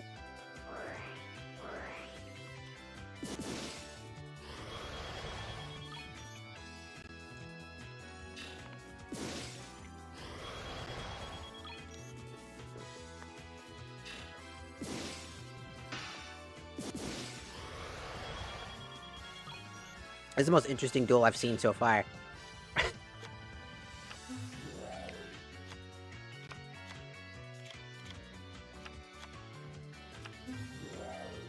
But,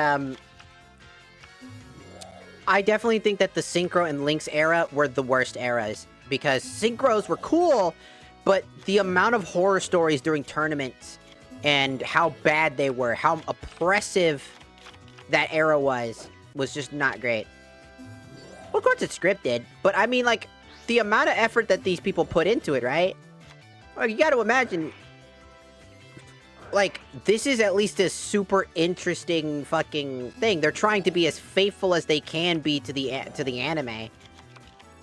Which, in the terms of, like, you gotta remember, they have to follow the rules, unlike the anime. So they're trying to follow the anime rules. Or follow the anime story beats while also still applying the card game's rules. Which is cool to see. Like, that's so interesting.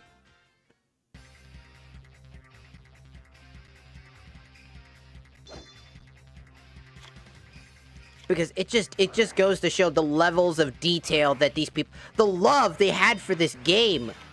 Like, I feel like people forget just how much love there was for this game.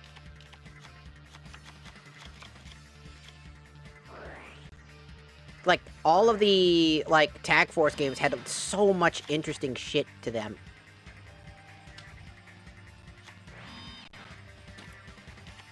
And I think that's what's so important.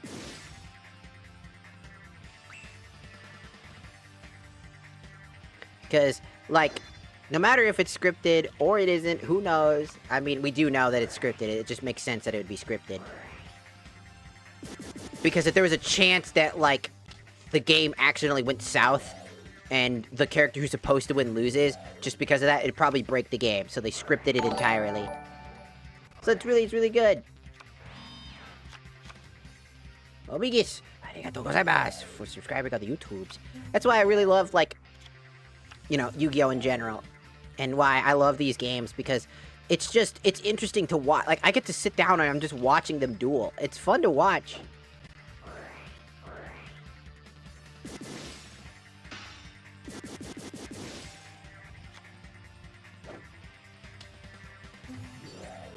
Because it's just like this idea behind it, you know?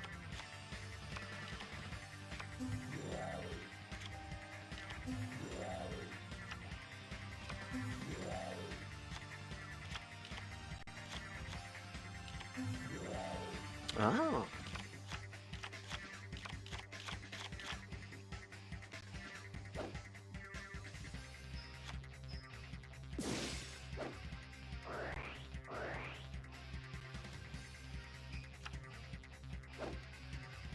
Oh, he's gonna fuse this time.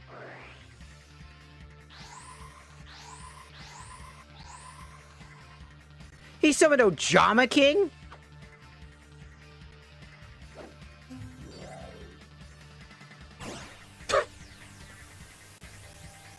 God, that thing freaks me the fuck out, man.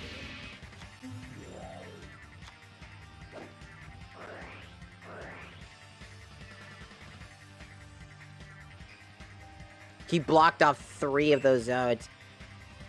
It's so cool to watch. Like, you gotta imagine, you have to try to make it as faithful as possible. You gotta make it as accurate as possible. And do what you can.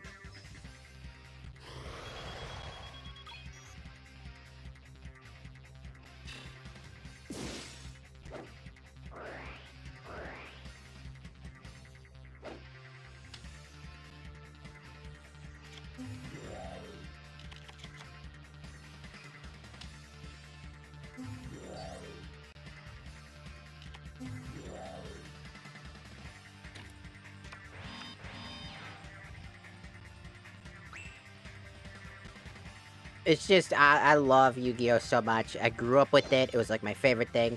I do think that Synchros are cool, and I like its ideas. I think that Links were probably the biggest issue because of how easy they are to summon. They just offer way too much value, and I think Links... If I had to pick one of the eras to disappear forever, it can never come back, all cards from that era are destroyed, they never existed, I'm gonna pick the Links era, to be fair with you. It's like, what about Pendulums? What about Pendulums? They're not even that good. Keeping them around would getting rid of Links would make them slightly more viable.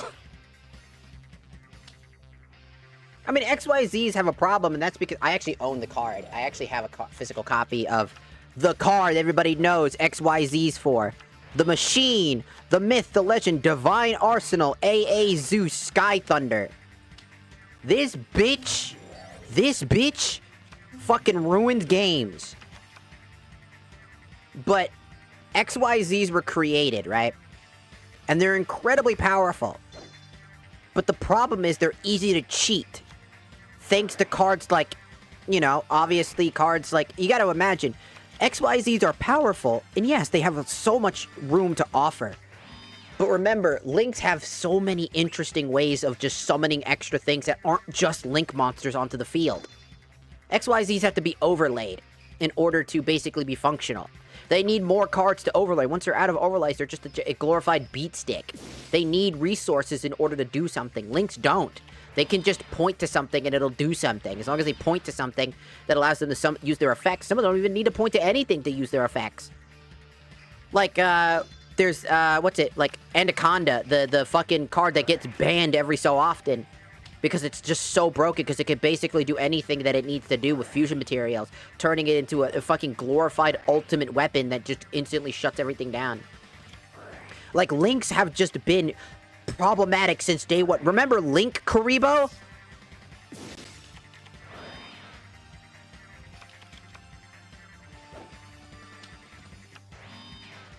I feel like we forget Link Karibo was a thing.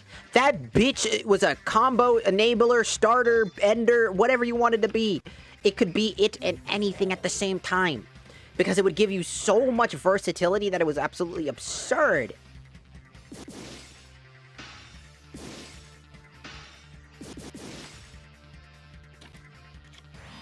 And it was that in of itself that made it so bad. I think that Links were the card set that kind of ruined it. Because here's the thing. If Pendulums, Synchros, XYZs were around, but there was nothing called Links, then we wouldn't have monsters that are used to OTK farm. Remember, one of the most common OTK farm cards in Master Duel for a very long time was a Link monster.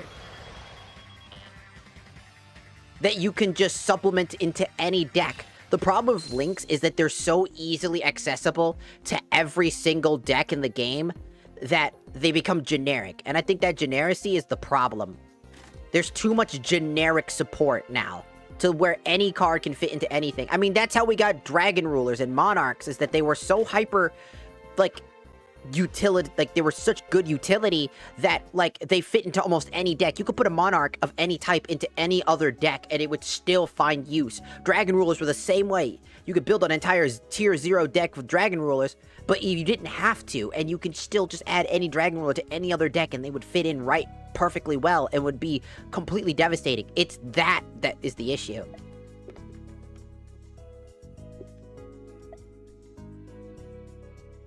You've disgraced the Princeton name! Just give me another chance. Another chance? Do you know how much we spent? You don't deserve to be a Princeton. I'm sorry. Hey, leave him alone. Sure, Princeton lost. Because you jerks were breathing down his neck. Jerks? Watch your words. We could have you crushed. That's no way to treat family. We gave it our all in that duel, both of us. I don't care how hard he tried. That's loser talk. All I care about is results. Well, that's sad.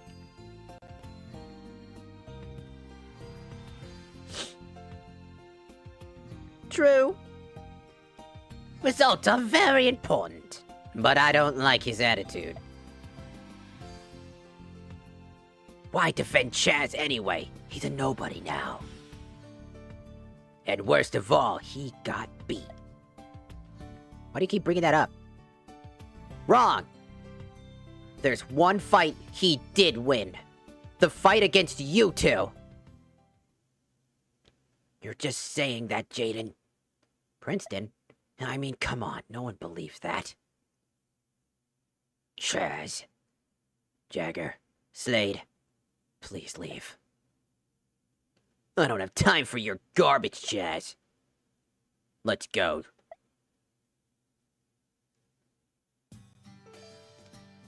I mean, I've watched the show 1,000 times.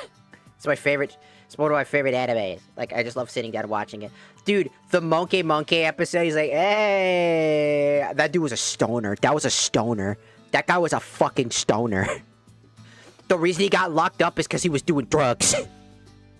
Bro was high as fuck. I swear to God, that guy was like, hey. This monkey. This fucking dude was high as shit. What was on that Zaza, dude? I mean, the episode with, like, Chumley's father, like, it wasn't hot sauce, it was alcohol. He was a sake brewer. They had to change it for the show. But, I mean, even as a kid, I knew that was alcohol. I was like, there's no way that... Can we also get some of those Dizzy cards, please? I want them. I really want them. I want Flip the Table. I want to do that. That sounds awesome. I think in some of these games, I think in the Tag Force games, you can actually get those cards. Well, I guess that this is goodbye. Don't forget to write, Princeton. Jaden, I'm not going back to North Academy.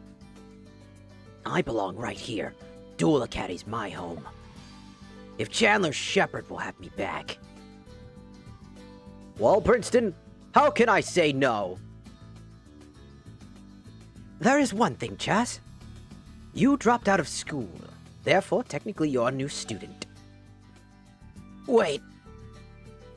So you must start from the bottom at Slifer Red. Slifer? Chaz, we're dorm buddies. We're not buddies.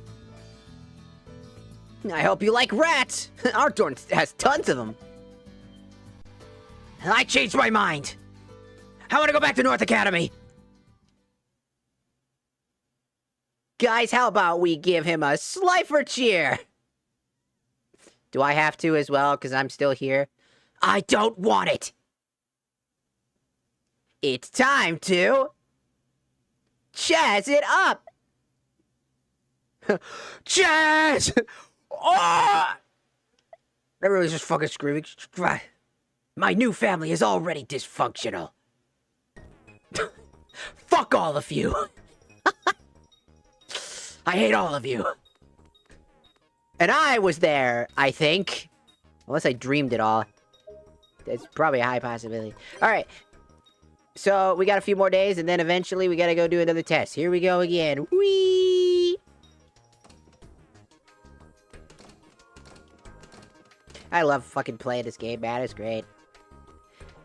I can't wait to play all the other ones as well. I can't wait to get to the one that we're doing. I can't wait to go do the one with the, once we start doing synchros. I can't wait to try to figure out a good synchro deck. Because I actually do like synchros a lot. Hello, Adrian. Welcome in, welcome in. I am doing okay. We are just playing Yu-Gi-Oh! And having a good time.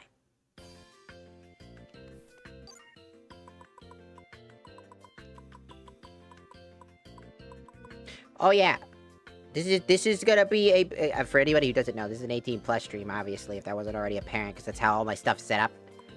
But I have a question for that, because I do off-brand content. I have plans. I have 3 outfits in line for like IRL shit, aka. I want to know what people pick from 3. I'll make it as potentially friendly as possible to say. We got cow, police, or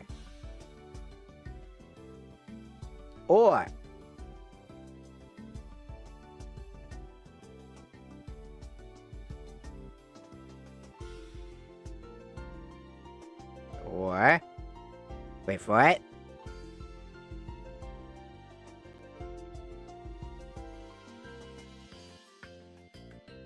Interesting dress. There was no need to make it so dramatic. It's just an interesting dress that I have. That's it. Which one should be the one?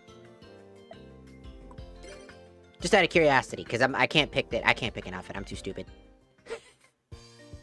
I've been trying to figure out which one.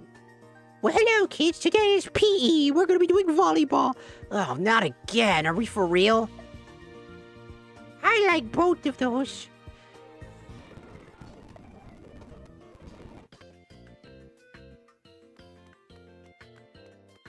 Well, first person to speak, dress it is. Because I am streaming to multiple platforms. I like the outfit you're wearing. See, it's not for outfit here. It's off-brand content for you. See, I have an off-brand account, as it's called. I call it off-brand because it's the safest word to say. And I've been thinking about doing some more stuff. But I'm having a hard time picking an outfit.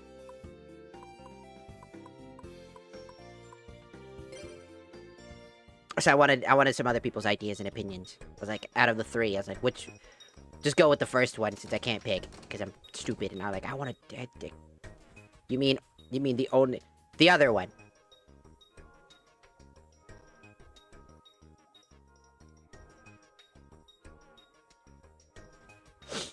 The other website. Not that one.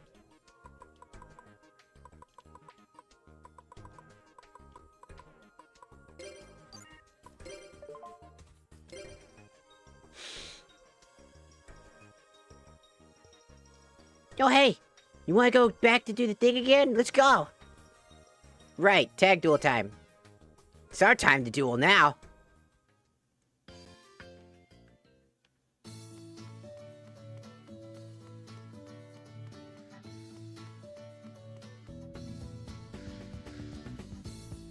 Safe state, because I'm safe scumming. Because I'm an asshole.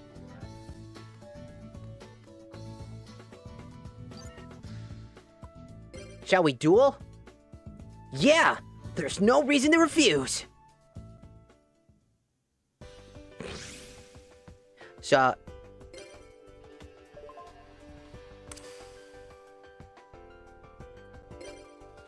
See, I have plenty of, like, dresses and stuff like that, but, like, I had this interesting dress I wanted to wear and do for photo stuff. I think it'd be really good.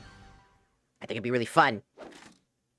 Like, people always go like, oh, you're basically just a slut if you do that. I'm just like, man, you live once in life. I'm gonna say this right now to everybody out in their world. Like, for anybody that wants to do that type of shit, like when you're an adult, obviously, right? Go for it. Shoot for the fucking moon. You wanna know why? You wanna know fucking why? Because you live once in fucking life. Who gives a fuck. All those alpha bros out there just being like, yeah, and you're a slut, and they're saying this shit to people. It's just like, what would your dad think? I'm like, I don't give a fuck what my dad thinks. And I love my dad. I don't give a fuck. I'm me. My dad's not me. Who gives a fuck? Do what you want. Because you get one chance in life, as far as we're aware of. Just live your life. You know? Be you. Do your thing.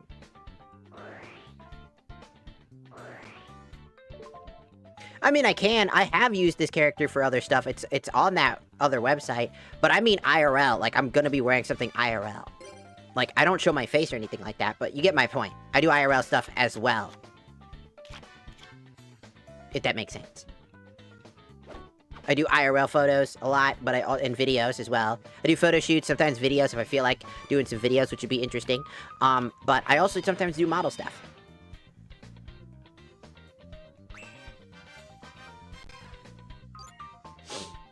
It all depends. Alright, I draw. Right.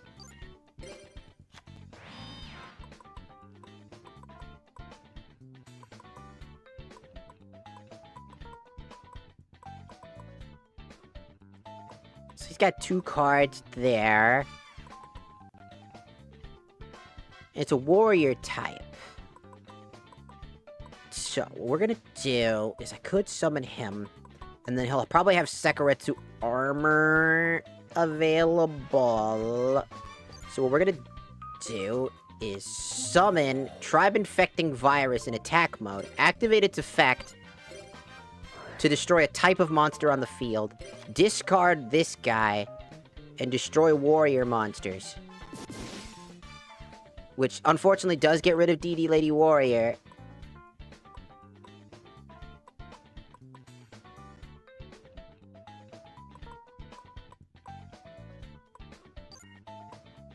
And then we can see. Let's try to hit him. Let's see what happens. Activate the reverse jar. Is that it? Can I do this? Sure, let's do that. That sounds funny. Just to get a little bit of chip damage in now.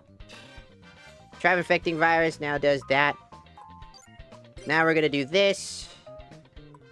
And activate our card destruction to completely wipe everybody's hands immediately. Oh yeah, I just destroyed one of his polymerizations, and I got a good card in my hand now.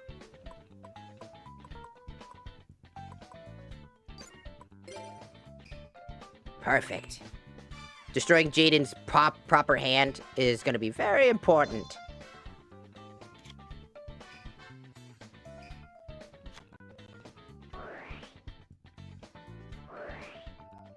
He's gonna use Bait Doll.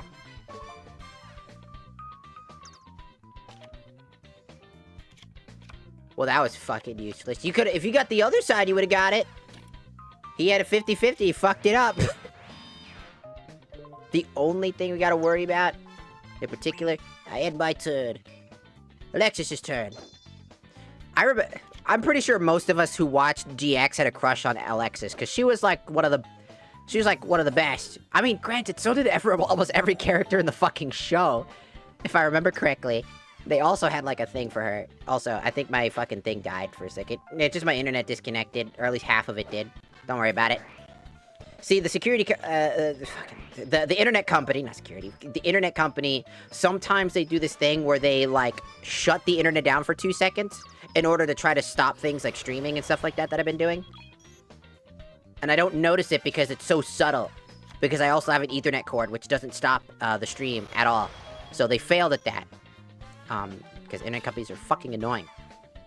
They do anything to try to waste your money. Ah! Good job, Alexis, taking advantage of my shit. Hope that we keep this up. Alright, here you go, it's my turn. Who's hotter, Tia or Alexis? I've always liked Alexis more. I don't know.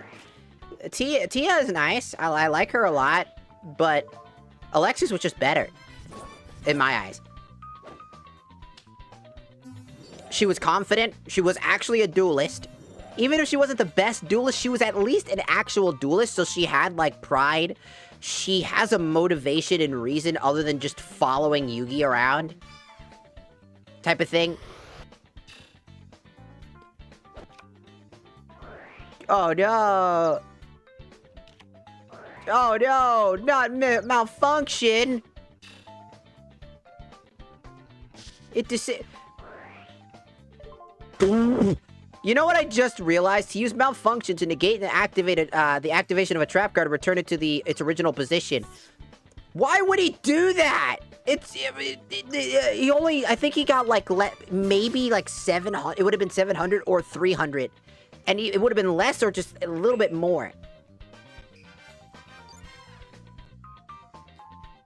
She didn't like him. I think she didn't actually, like, specifically like him, from what I remember.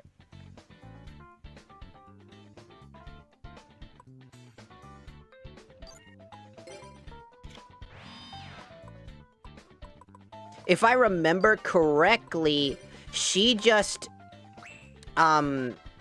she was, like, interested in him because he was a really good duelist.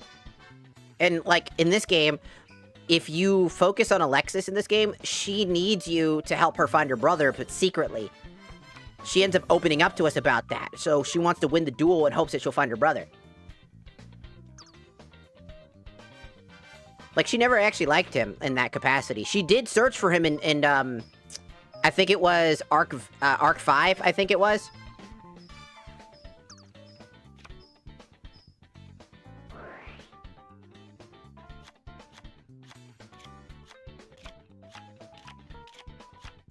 Perfect. Perfect. I know it seemed like it a lot. Do keep in mind that there's a manga for this, which it kind of explains Alexis a little bit better. In the anime, she seemed more like pop girly and was like obsessed with Jaden in that way. She was not.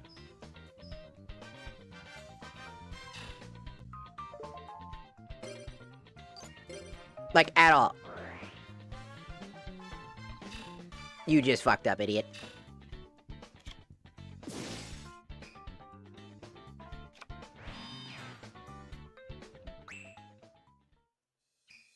Alright, speed through this, I'm bored. One thing about tag duels, I'm bored. Alright.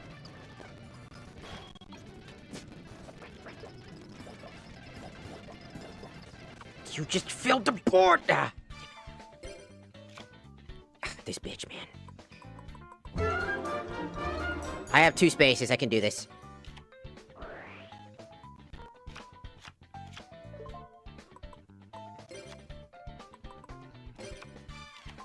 Alright. 1, 2. No.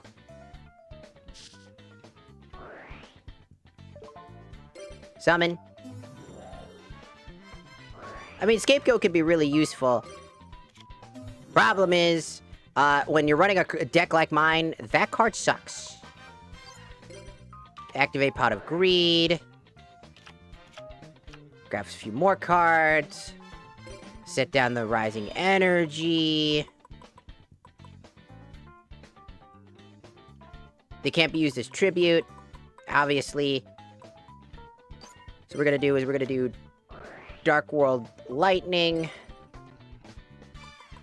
Get rid of this card. And then what we're gonna do is we're gonna get rid of him.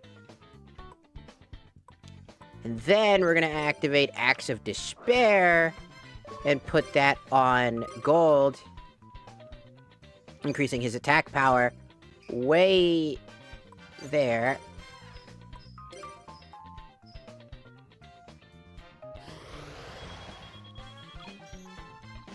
I gotta remember Skyscraper actually affects off the thing.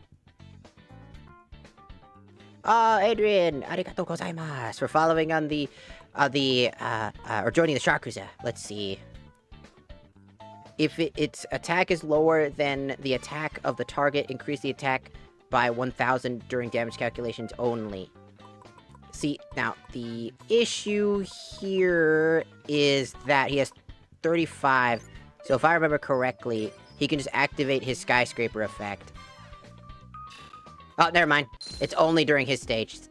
Great, I gotta remember skyscraper. Skyscraper only activates on his turn.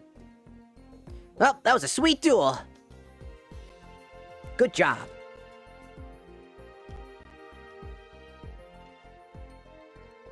That was the one thing I was worried about, was skyscraper increasing it to 30, like, no, it would have been 2,500, it would have been fine. We were, like, way above the threshold at that point. Huh, I lost! Cool.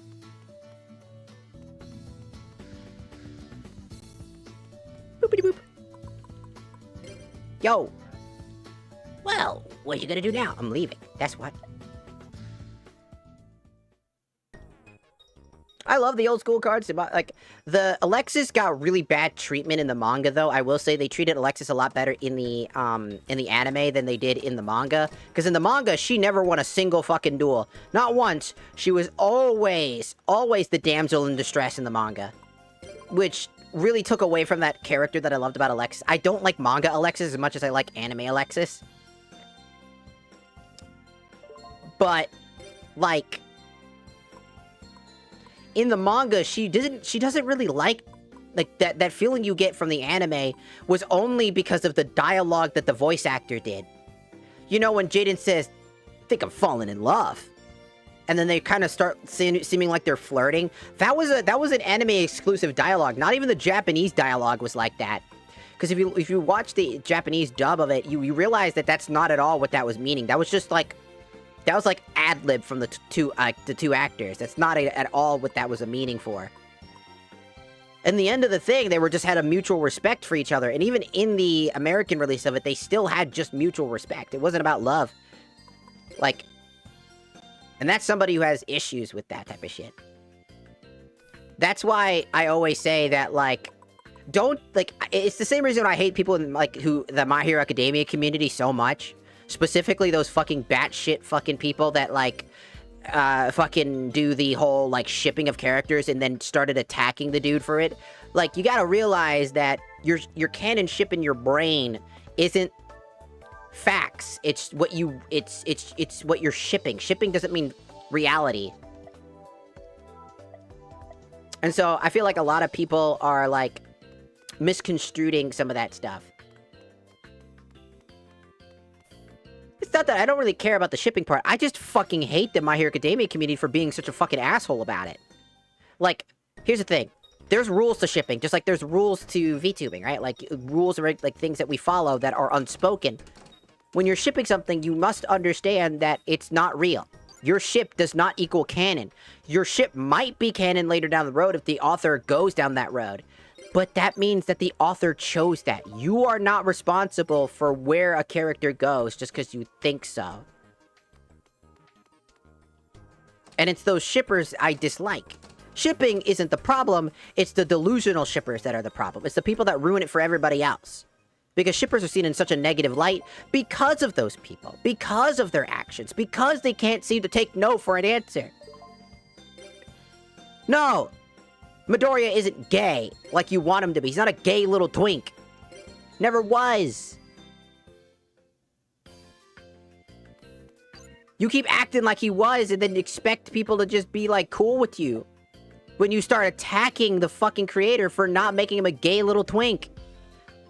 It's the same reason I hate people taking advantage of, like, the trans community and being like, all those fake-ass fucking trans people that as a trans individual myself, I see these people. If you go out there and you demand people to do things for you, you are a fake-ass bitch because you are doing it for attention. You do not actually care about the cause. You're a fucking liar. Go fuck yourself. You ruin it for everybody. And my brother is trans and I'm trying to make his life better. You're ruining it for him.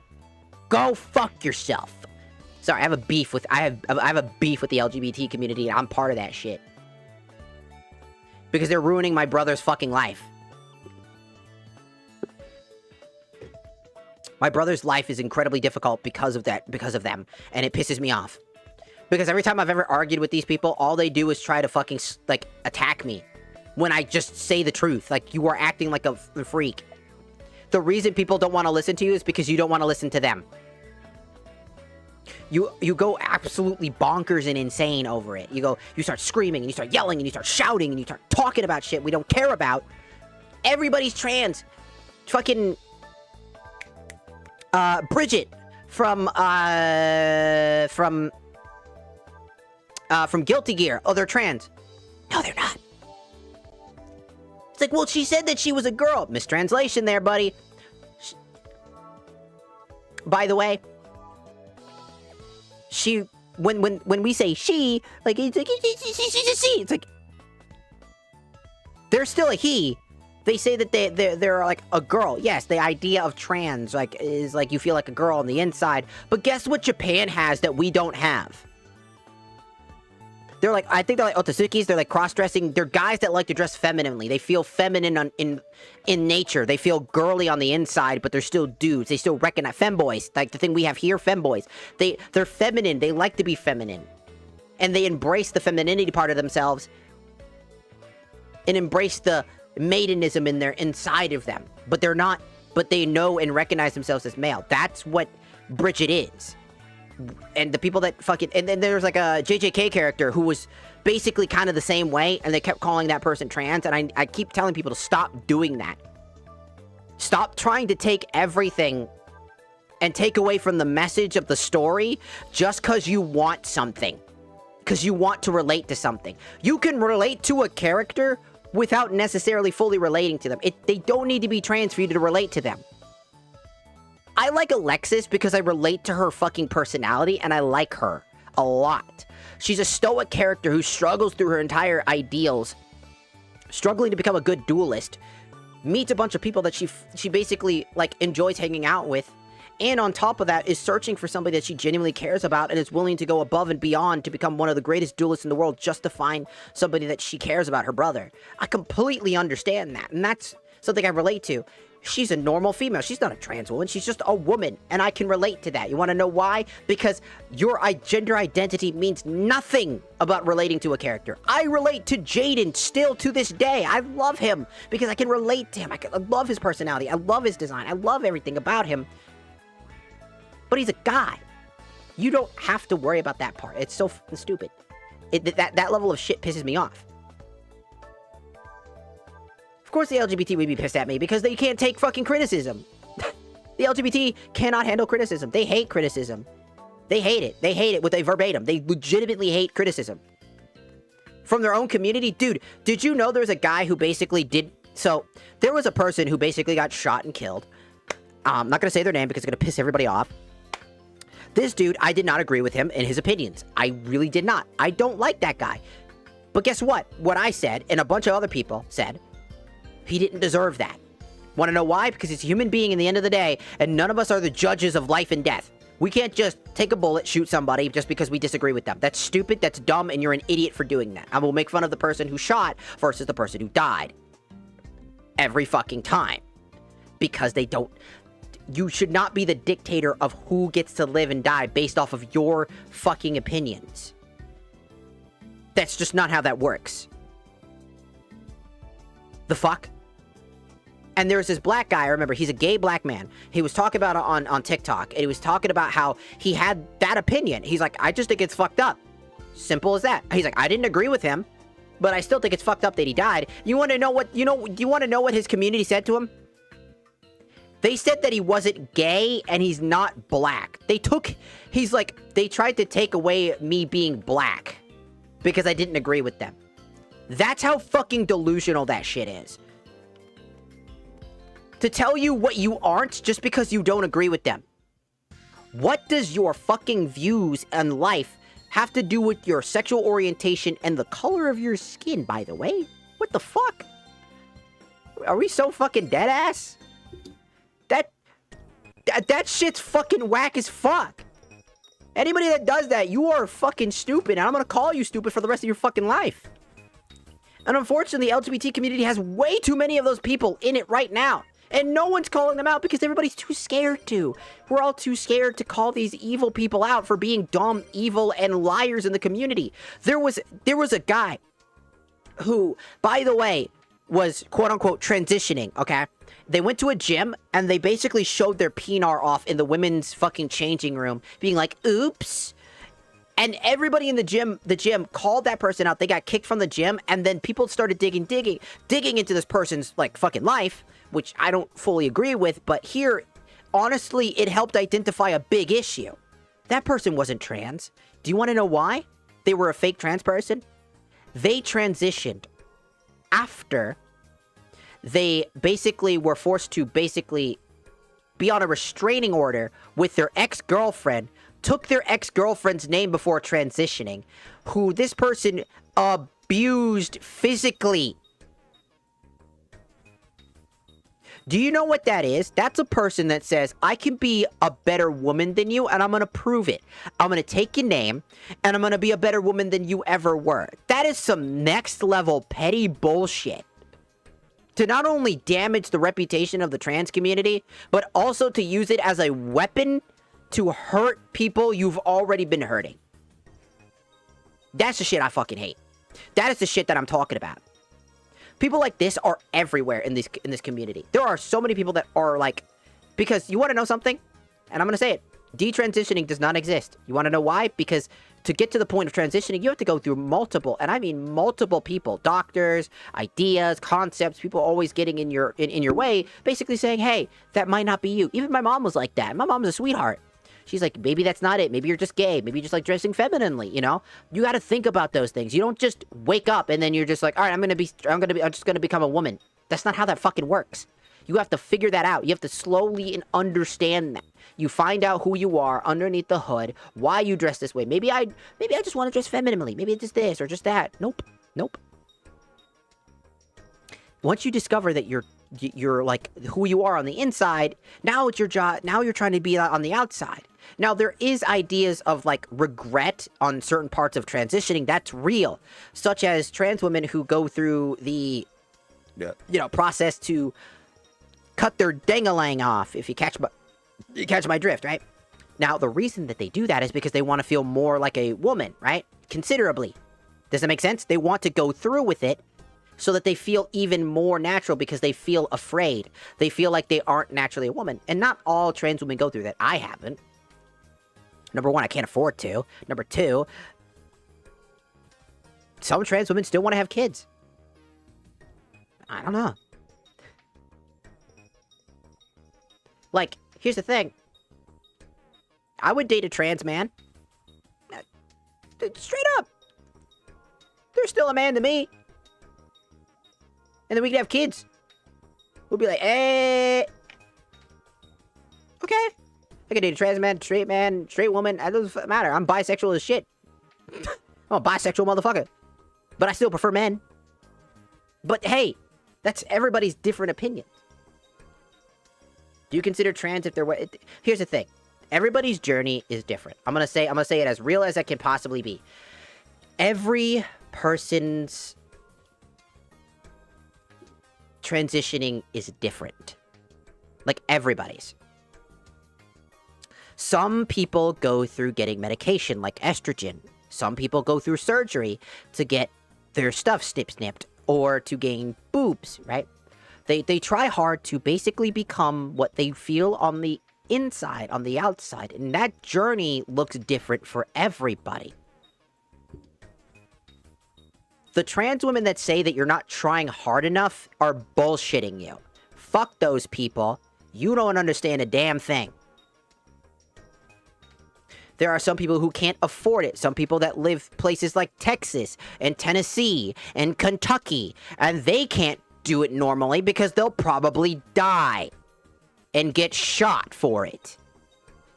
And I'm not making that shit up because I used to live in Tennessee and I got shot at. That was a real thing that happened to me. People are afraid. I moved far away from there in order to get away from that shit so that I can be the person I want to be, but my transitioning looks different from other people. I actually take estrogen and another drug that also goes alongside it usually. You know, I have boobs through, you know, work, you know, and that's genetics as well. But if I feel like my boobs aren't big enough, which I don't feel like them right now, you know, then I'll probably, if I had the money, go get the surgery if I wanted it, right? But that's my journey. That's my personal journey and where I want to go and be. Some people will just dress up femininely and try their best to look as feminine as possible without taking anything. And that's perfectly reasonable and understandable. That's their journey and that's what they want to do. If anybody is ever gonna judge them and say, you're not trying hard enough, go fuck yourself. They are. I know a trans woman who recently came out trans to me, and she struggled, but she doesn't know if she wants to take estrogen or not. But she does want to go get laser hair removal because she feels like her face has problems. I have that same problem, dude. Facial hair sucks. Testosterone does that to you. That's why I take estrogen, because I have unnaturally high testosterone. So I take estrogen. And by the way, it helps. Estrogen has helped me actually calm down, which is great. But at the same time, like, not everybody's going to want to do that. Not everybody's going to feel like they need to take estrogen. There are some naturally low, like, men who don't, like, who transition to women who don't have extremely high testosterone and feel like they don't need to, like, or excuse me, like, estrogen to do what they got to do. Some people just get laser hair removal because it removes the hair problem in its entirety, if they can afford it. Which is reasonable, too. You do what you feel is best for you. What's it like taking estrogen? Not really anything different. The few things you'll probably notice that doctors will always tell you is, number one, you're going to be using the bathroom a lot. Yeah, that's a side effect, by the way. Your bladder becomes a little bit less, you end up needing to use the restroom a little bit more often. It's not that big a deal. Secondarily, obviously, you're going to notice, like, smoother skin. Your hair becomes silkier. You have less natural oils in your hair. You have, like, less oils in your hair so they don't get all, like, nasty and shit as fast. Your skin gets more, fairer. Your hands become less rugged. For some, you grow boobs. Yeah, that happens. It depends. It depends on the person, but usually the most common things are your hair changing, your skin, stuff like that. You'll notice it becoming softer, more gentler, and stuff like that. But that's usually the extent of it. There is a plateau that exists. So can you, I mean, yeah. I get called ma'am all the time. I think it's my voice that kind of tends to make people go, ah. When I actually, like, put on the, you know, my daily clothes and stuff like that, even when I'm not, right? As long as, like, I have my, like, I take care of, like, my body and stuff, like, which I do, obviously, because duh, you should. I don't know why you wouldn't. That's if you're a guy or a girl or whatever the fuck. Take care of yourself. Here. I'll show you guys. Here. This is a photo I show everybody when they're curious what I look like. I don't show my face, obviously, because that's no good. You know. But, like, I wear this is the outfit I wear. By the way, those aren't real. Those are, like, that's like basically like a push-up, essentially. That helps with, naturally fitting. It's the clothes plus the, a little bit of, like, padding and stuff like that to help with that, upper area. I wish I had boobs that size. But, you get my point. My hair's really frizzy, though, because, it was super fucking windy that day. I live in an area where it's super, super, super windy. And it sucks. And I have Latina hair, so it gets really frizzy. After this, I did brush it and re-straighten it. But that's me. You could see I've got a really nice waist and stuff like that. I'm pretty skinny. I'm very petite by nature. So yeah. And passing is not something I think you need to be fully concerned with. Because the thing is, passing in the eyes of other people doesn't fucking matter. I'm gonna be real with you. I'm gonna be so fucking real fast. If anybody, like, just hates on you because you don't pass, that's the image of somebody else, not you. You need to be as comfortable as possible to make it feel like you are passing for yourself. And only you. Don't give a fuck about any other person. You know, if you're not, like... I don't know, how do I say this? If you're not, like, comfortable yet, that's okay. It's hard. It's not an over... You're not gonna become what you want to look like overnight. It's just... It's not possible.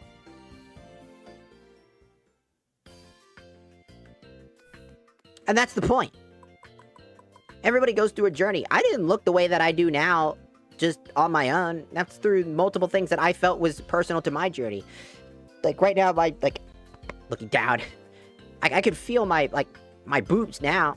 They're not, like, very big, but, like, hey, I mean, I'm starting to notice changes. Like, a lot. Mainly, most of that shit goes to my ass, but that's beside the fucking point. Because I'm Latina, and most of that goes to your butt. That's my mom's joke, by the way, not mine. That's like my family joke. How long did it take you to look like that? Well, I mean, I used to have very curly hair. Like, I'm talking, like, afro curly hair. Like, bushy, like, Latino afro style, where it's, like, super curly all around. And, at first, I wasn't even transitioning yet at the time. I was just straightening my hair because I wanted long hair. And if you didn't know, if you straighten your hair, if you have curly hair, if you straighten your hair long enough, your hair will naturally stay straight. If you keep straightening it, it'll just eventually stay straight. So that's what happened. And then eventually, when I moved away from, from my mom, I eventually started to fully embrace the transitioning part because I realized, oh yeah, no, I am. And, I mean... Back in the day, I mean, even before transitioning, I would just put on, like, you know, some, like, fake booba or whatever, like some, like, padding booba. And, like, people would, even back then, like, because of my, like, the way that I put makeup on, because makeup's a part of it, and the way that, I guess, my ass was just shaped. People, like, always saw, like, every time I went places, people were like, oh, yo, what's up, girl? And then they would just get, the only thing that would put them off a little bit was my voice, and they'd be like, oh... Because my voice is what gives it away, right? Because people usually at first will hear my voice and be like, oh, you're just a guy. That's how it usually is, right? I could put effort into vocal training if I wanted to, but I'm comfortable with my voice right now. I'm perfectly fine with it. So, again, I would say that it probably only took me about probably two total years to get to where I really felt comfortable, because I was lucky to be as petite as I was already. I'm a pretty petite individual. I unironically cannot fit in men's clothing when I was younger. I legitimately couldn't fit in. I had to wear belts all of my life because nothing would fit me except for skinny jeans. And then every time when I wore skinny jeans, I got told by all of my male friends that I had, like, the fattest fucking ass, and, like, you should probably wear something else. Because you look like a woman. All the time when they saw me through my ass. All the time. I was lucky to be at the where I was. The only difference was people just got confused. How old were you? I mean, I was already an adult. I was, like, already able to drink alcohol by the time that I knew. And that's the thing. Everybody's journey is different. Like, I didn't know what trans was for so long. But, like, it's, you don't realize, the hard part about realization is that it's a feeling that it's always been there, essentially. It's always been inside of you. It's just hard to tell. Well, I appreciate it. I try very hard, to be the me on the inside and show it on the outside. So, that's, like, kind of the whole point when you're transitioning, is to feel comfortable with yourself. And I'm not fully confident in myself, obviously. But I mean, I've dated multiple men.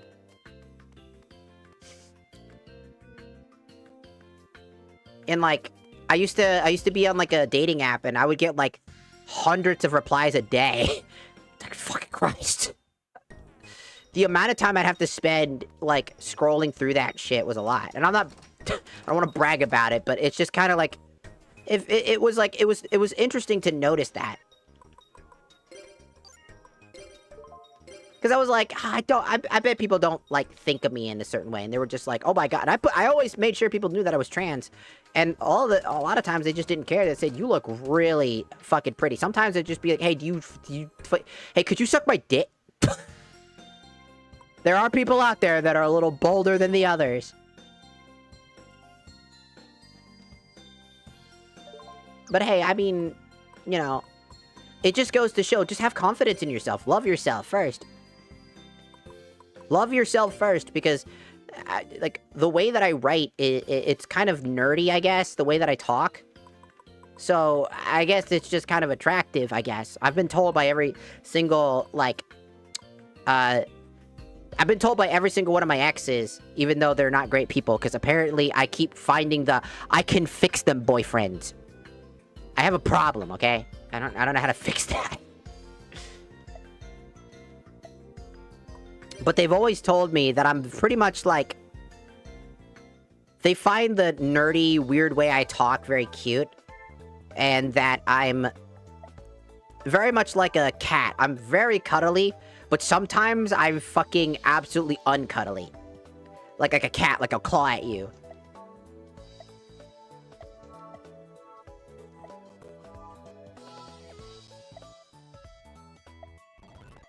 Skip. But yeah, it's just, I don't know. So, like, if you're wondering, like, transitioning wise, like, when I was very little, I'm talking when I was 4 years old, one of the first things I noticed when I was a kid, I'll let you know, was I said that I felt like the body that I was in did not belong to me, like, I stole it. But because of my upbringing, I thought I was a devil, because, you know, Christian household, right? I thought I was a devil that stole the body that belonged to somebody else and wondered what would happen if I didn't steal the body and stuff like that for so many years. And I grew up being like, this just doesn't feel natural. This is not me. You feel like that. There's a part of you that just never feels comfortable in your own skin. And based off your upbringing, you'll come up with different reasons why. Because, again, that knowledge is not there. Of course, as a kid, I'm not gonna know anything about transitioning and trans people and none of that shit. Because that was never a part of anything in my life. I knew religion and stuff like that. Do you always like men, or did you come to when you were older? No, I've always liked dudes. I knew that from the start. I just didn't want to admit it when I was a kid because Christian household thing. Gay was not great. You know, my Catholic I was Catholic at one point. I was Baptist at one point. Christian at other, and every single one of them had the same unanimous agreement. If you're gay, that's evil. And I already felt like shit, so I had to pretend like I wasn't. But I like dudes. I was like, I don't know. I've always liked dudes. I mean, I was bisexual as shit. I like dudes and girls. It's like, it doesn't really fucking matter. It's like, I'll suck a dick. I'll cunnilingus if I have to. I'll do it. Well, that's my point. That's why I'm here. See, a lot of trans people nowadays are, like, very aggressive. And the ones that aren't, I genuinely enjoy, like, hearing them out. There's a lot of great trans creators out there that do a very good job at helping other trans people be able to transition without needing to be a fucking jackass about it. And that's the thing. All the people that see all those crazy, insane trans people out there that are screaming and shouting and going to the roof about, like, how you must call me by my pronouns. Yeah, I fucking hate that shit. Because no, they don't. No one has to do shit for you. Do it yourself. We're in an era where right now trans people are just basically, like, we have to do the work.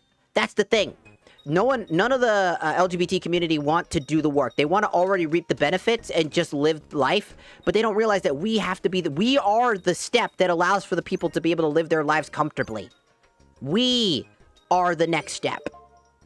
And I try very hard to do that because I want my brother, who is also trans, because there's a funny joke. Me and my brother talk about a joke. It's a running gag between the two of us. Whenever we meet each other, you know, and I come to visit, that we make the joke that's like, give me my gender back. And they're like, and it's like, no, you give me my gender back. Because we make the joke that, because we both transitioned, that we're the opposite of each other, that we stole each other's gender and we want it back. And it's the joke, right? And my brother has to go through so much bullshit because of the people today on Twitter and Blue Sky in particular. All because they just want to be jackasses. Because they just want to be self-important. They're not transitioning, or they're not gay, or they're not part of the LGBT because it's what they feel. It's because it's the most popular thing to do. It goes against the government. It goes against the will of all these bad people I disagree with. Like, if you want to know how bad it is and how fake some of this community is, there's a gender called non-conformant. What does that mean? It means that you don't conform to the government's way of thinking when it comes to gender. You still see yourself as a woman, but you don't conceive yourself as the way the government sees women. You mean the stereotype about women? The stereotype about men? You mean, like, how the world knows what femboys and tomboys are? Tomgirls? Like, that type of thing? Like, there's already names for it. What the heck is non-binary? It means that you don't feel either one. If you're non-binary, it literally just means, like, you don't have a particular feeling towards either. Like, you're not male, you're not female. You don't have any feelings towards it, right? You can wear dude and girl clothes, you just don't feel like either gender defines you. And that's perfectly normal, right? Because, like, the ideas of male and female, it's like, well, I mean, here's the thing, they acknowledge that they have male and female genitalia. They acknowledge that. They just don't feel it, like, either one. Like, they just don't feel naturally applicable towards one. They can't think of either one. Non-binary is that middle ground where you're not one or the other. That's basically it. That's all it is. It's just, I'm not that or that. I am just a person. That's why they say they. I'm just a person. When they get called a girl, they don't really care. Because they don't really see that. If they look like a girl because they're naturally born a woman, right? From natural birth. When they were born, they were a woman, but they're non-binary. When somebody calls them a woman, they just don't care. They'll probably be like, well, actually, they might say, like, I'm non-binary.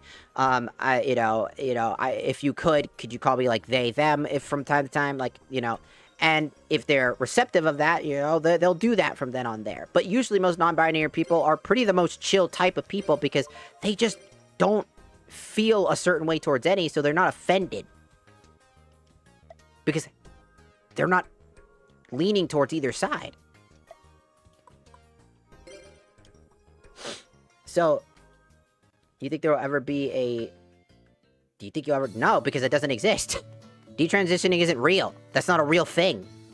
Anybody that says detransitioning that's asexual. No, asexual is that you don't have sexual preferences. Your gender and your sex are two separate things in general.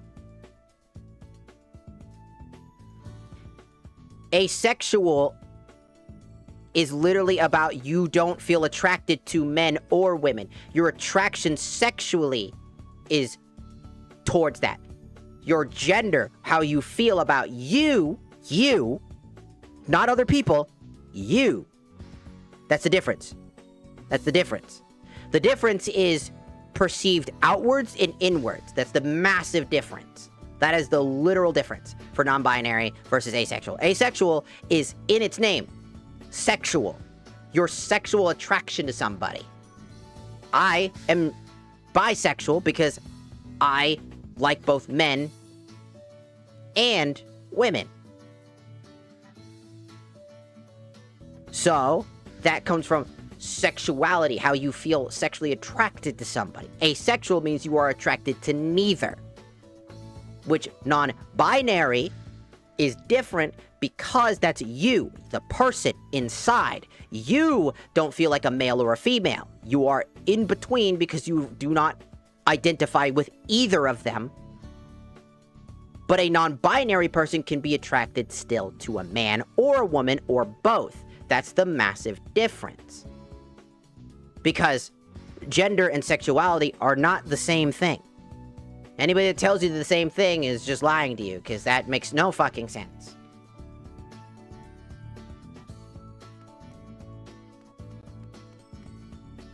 It's always been different. Sexual and gender should never be put together. They were never like that. Anybody that has told you if you were growing up and somebody told you that asexual is the same thing as being like non-binary, right? Those are two whole different things because they take place in two separate styles. Who are you attracted to and who are you? Who you're attracted to does not define you.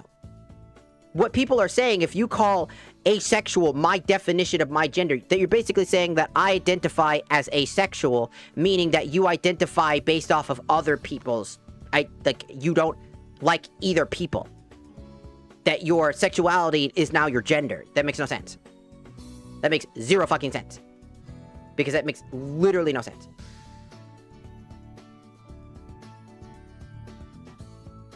Actually, no, the Old Testament is wrong, by the way. That's actually a mistranslation. That's a real thing. You can go look that up. It's actually a mistranslation.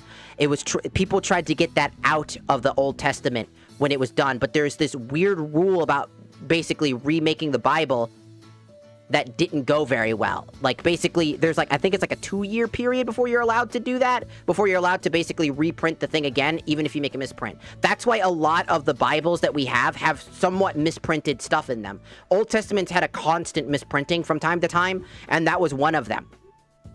It was due to the time period why it was written like that.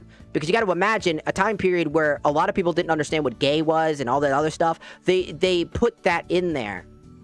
But it was literally mistranslated. It is. Like, I mean, if you want to claim it's not, and you don't want to do the research to look it up, then don't.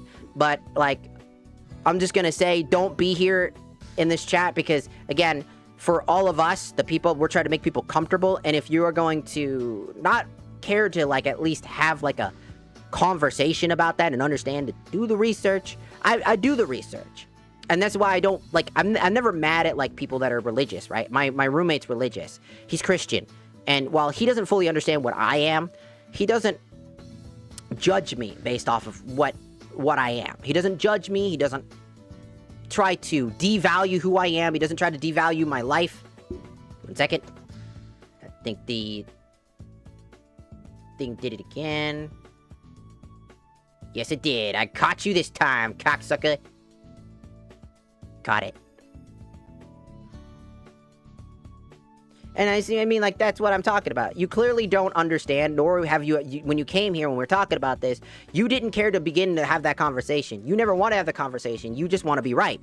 You just want us to just agree with you. You want to spread that information and just make us believe it. But why? Why would God, and the biggest thing that I always ask people in creation is, when they talk about God and his message and things like that, why would God have several messages about respecting people and your fellow man, you know, and respecting, you know, and all these very important lessons that you can learn through the Bible, and then go down the opposite road and say, oh, but if you're gay, though, you're gonna go to hell? That doesn't make sense. It literally, God put people on this earth, then why do I exist? Does that make sense? Why do I exist? God put us on this earth, right? Why do I exist? If I am to be wrong, then why do I exist? Because I shouldn't theoretically exist. Because what you don't understand, and there you go. Because you can't. I can't exist. But why? If I'm supposed to be in God's image, which is what a lot of Christians say, a lot of religious people say, right? A lot of people religiously say this a lot. Like, be the way that God intended you to be, right? Then why am I here? Because a lot of people that transition, a lot of people that are gay, a lot of people that are lesbian, that doesn't just happen overnight. It's not just one day you wake up, it's like, man, I'm a woman and I wanna be with women. You don't just wake up and just do that. That's just not how it works.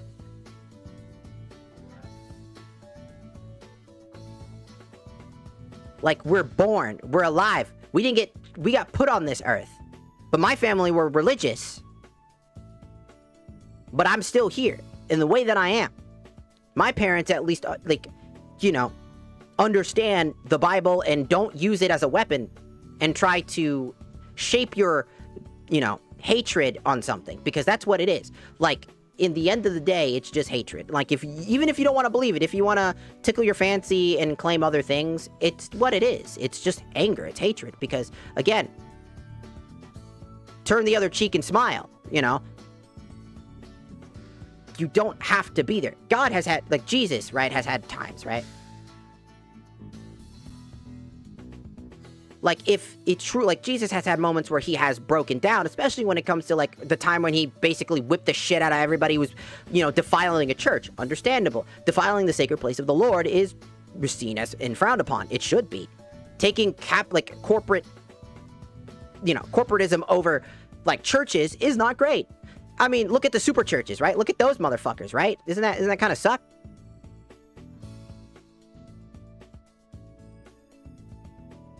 And see, I've seen people argue the same thing about mammals. We're animals, right? We are. I understand that. But you know what we aren't? Unintelligent. We have intelligence. We have wants, desires, thoughts. We have the ability to adapt, grow, and become individualistic. Animals don't have that genetic makeup that makes us different. You know, we're actually more similar to pigs. Did you know pigs are closer to us than like monkeys? Is that kind of interesting? And pigs like to eat everything. We're kind of the same way. So what I'm saying is, no matter how you look at it, whether you want to believe it or not, the people that are, like, religious, and I try very hard to have that conversation with religious people, right? Like, because I don't blame you for not understanding. I'm not trying to get mad at you. I'm trying to have a conversation with you, try to get you to agree to disagree at the bare minimum. Like, the worst that it could be is to agree to disagree, right? You have your beliefs, I have mine, and it's not going to work out, so why are we continuing to butt heads, right? Like, at that point, that's just how it is. And that's understandable. But when I mean this, and when I say that we as people, the way that we are, the way that we act, the way that we do, we are all different. If I was put on this earth, then I should not have to feel the way that I do, right? Because by jurisdiction, I should be what I was put on this earth for.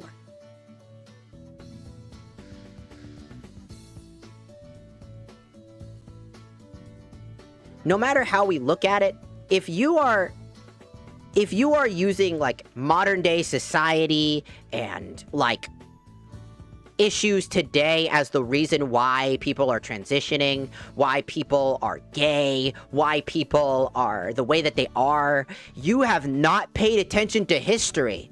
Because all throughout our history, we've had gay people, we've had lesbian people. They have existed for very, very long.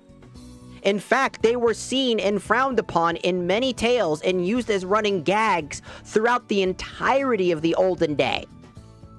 Seen as negative for their very existence, killed, and whatnot. It's existed for way longer than you think it has.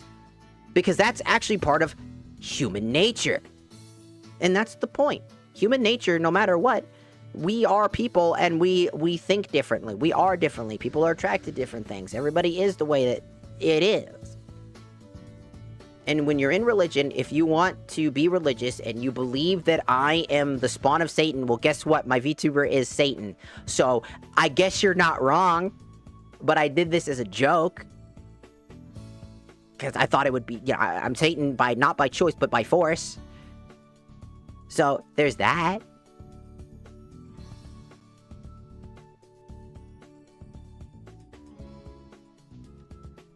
Because if you're trying to say that the reason why we are the way that we are and why there's so many more people rising in the trans community and stuff like that is because, oh, it's all fake, it's all this, everybody's just did this. There are shit tons of fake people. I just talked about this earlier. There's a lot of people in the LGBT community and specifically the trans community that are full of fake ass people that are doing it just because it's popular. That part's not wrong. That's a real thing. That's a real issue. There are people out there that are fake transitioning because the word detransitioning does not exist. Because to detransition is to doubt yourself, to be like, well, actually, I'm not this. That doesn't exist. Because in order to get to that point, there's a lot to that journey. As a trans individual, and has seen many other trans individuals, it is not an overnight thing. It is not just you wake up, you're gonna transition, and then you just go, oh shit, maybe not, and then go back. That's not how that fucking works. That is not how the emotional state of trans people are.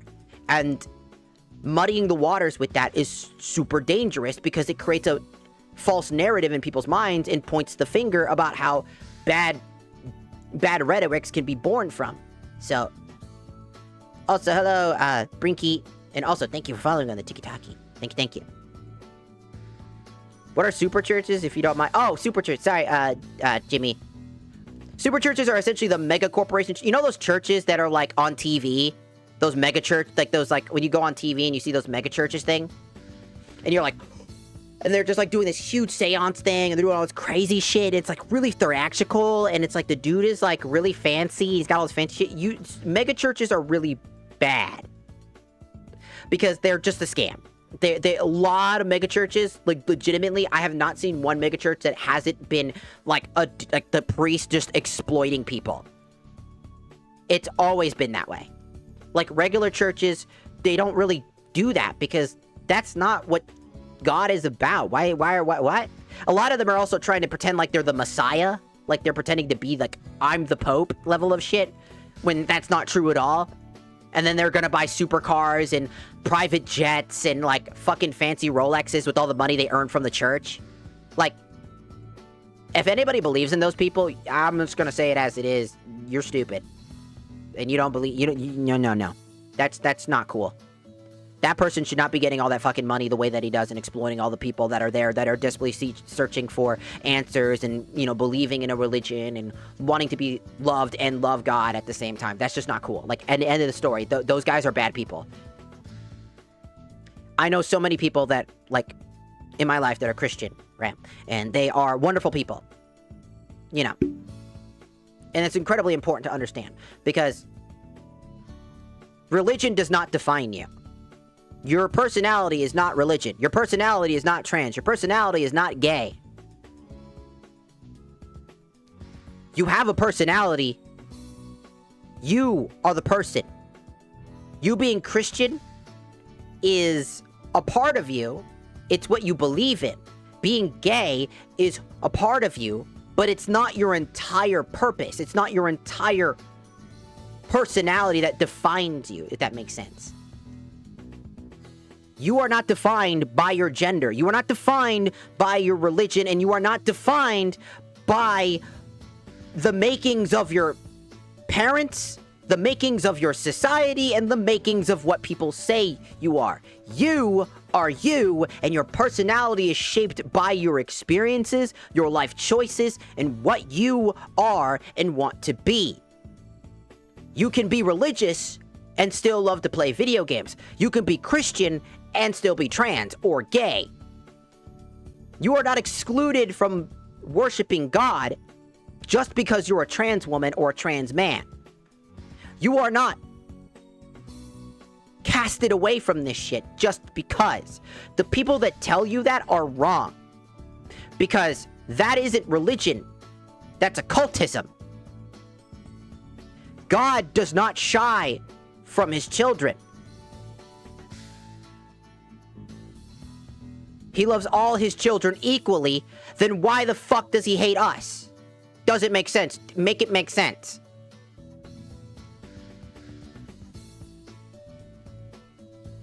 You take the teachings of the Lord and learn from them. Become better people. Not make it your entire personality and then make shit up.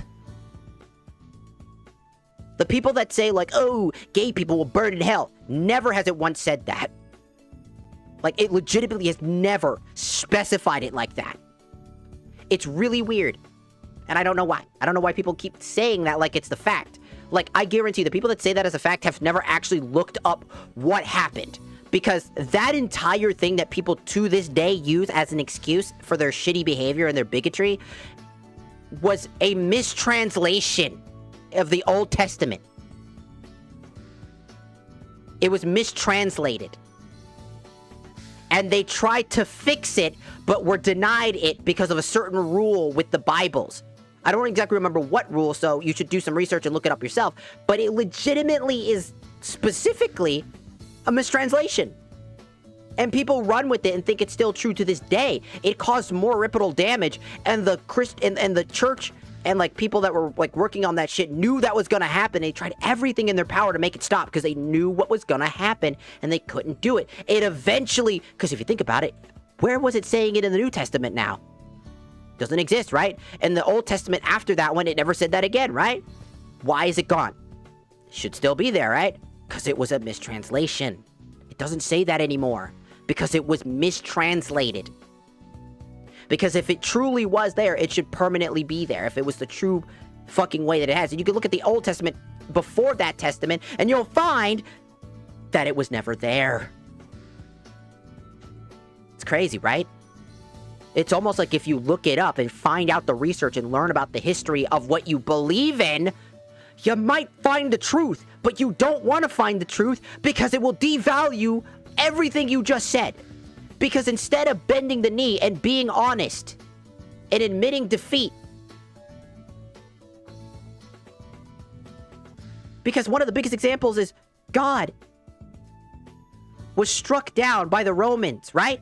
And I'm not religious. I've moved away from religion because I don't like religion at all. I don't believe in any religion necessarily. I believe there's a higher power, but again, no, I just don't. But I was a part of that when I was growing up. God said, essentially, like, he was killed. But did he ever blame the Romans? Did he ever hate on them? Did he do any of those things? Judge them? No. Unironically, they judged him. And not once did he judge them for what they did, their actions, or who they are.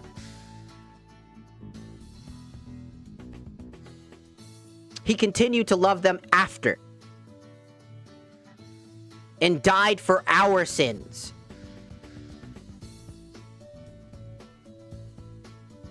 That doesn't sound like somebody who's just actively hating random people. That's why I don't believe in those religious people. Because I have people in my life who are Christian. My roommate, one of my best friends who I treat like a brother, is religious. And I respect him wholeheartedly in his religion. He may not fully understand what I am, but he respects me as a person and tries his best. And he fails at times. And I told him, don't worry about it. It doesn't matter. He calls me bro. You know, he says, you know, he sometimes, and he gets so scared. But I go, dude, I don't care. It's okay. Because guess what? Just because we don't see eye to eye doesn't mean we gotta be assholes to each other. You want to know something hilarious? My character, my VTuber model, is Satan, and I'm telling you this shit. How ironic is it that Satan, who used to be an angel, is telling you what the truth is? What's underneath the hood? How to be a good person? How fucking ironic is that, huh? How am I a better person than you? How am I a person that you're supposed to say that I'm gonna be going to hell? And I am Satan after all, so you're not wrong. Teaching you morals and lessons and trying to be good to you instead of those things. Makes me question if those kinds of churches should keep their taxes exemptions. They shouldn't. Those mega churches should not. At all. Like, ever. What happened to love thy neighbor? Exactly, like, love thy neighbor. You know, the whole, like, love your fellow man. You know what I always say to, like, people that are super religious? Like, when they got really mad at me, because I had this happen in real life. I was, like, you know, I was walking around, I was hanging out with some friends at a bar, right? And this one lady, she was so heavily Christian, she's like, oh, you're trans? That's disgusting. Blah, blah. And she just kept going on and on and on and on and on and on and on, right? And then you know what happened? I turned around and I'm like, hey, do you know what love your, like, love your fellow man? That sounds kind of gay, right? Because if you think about it, that's pretty gay. Love your fellow man, not your fellow woman. That's kind of gay. She got so fucking pissed. I was just trying to cool down the fucking argument because I was like, look, it's kind of funny. And she's like, how dare you tell me that Jesus is gay? I didn't say Jesus was gay. What the fuck? I was just making a joke to play off the mood because you're getting really crazy. I was trying to pass off a joke, but she got fucking pissed. And I was like, man, I'm sorry. I didn't mean to make you mad. It was just a joke to cool down the mood. Like, it's not that serious. She got kicked out of the bar like that. Threatened to kill me. Over a fucking joke.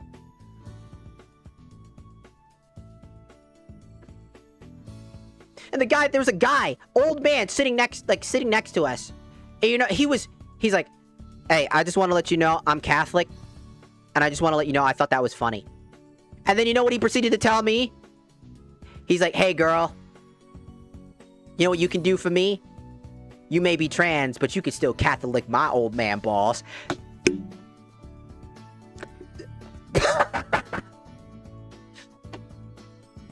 That man was the greatest man I've ever seen in my whole fucking life. I ain't kidding you. That shit was funny as fuck. That man hit me with the best line. Dude was old. That dude was probably in his, like, 60s, maybe 70s. At a bar, randomly. Man was the funniest man there. He was just having a good time. Okay? It's not that fucking serious. It doesn't take a rocket scientist. It doesn't... Wait, she got crazy religious at a bar? Yeah. I know, right? How fucking stupid is that? You're at a bar. Why are we acting like that? You know? At a bar, of all places. It's just kind of seems really weirdly hypocritical, you know? And quite awkward.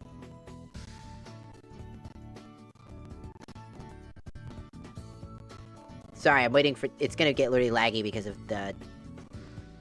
Trying to figure out what the fuck's going on the YouTube side. There it is. At one point we had 18 people on the YouTube stream. That's crazy. YouTube was going fucking ham. Are you dating anyone? Nope. I'm single as fuck, dog. I had a Valentine's Day stream. Wait, you cross-stream? Yep. Also, hello, V. Didn't say that earlier. And also, thank you for the rose. And thank you for following on the Tiki-Taki. But yeah, I mean, again, I don't know. I'm very open about my conversation. Some people might hate me for it. Some people might call me bigoted or whatever the fuck, but... I love Persona. Still, my favorite games are Persona 1 and 2, though, so I'm a little weird. But I played Persona 1, 2, 3, 4, and 5, and Persona, and one of my favorite games of all time are the Persona Dancing All Night games, which I own on PS4. Because I like rhythm games, because I'm weird. Nah, I don't know you people. How can I hook up with somebody I don't even know? That's weird. That's also parasocial as shit. No. No.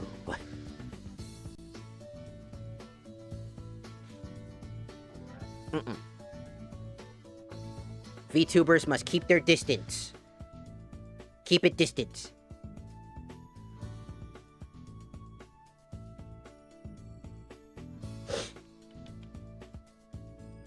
Anybody who makes Persona 1 and 2 jokes are just doing it for attention. I love Persona 1 and 2. They're so good. They're really, really good.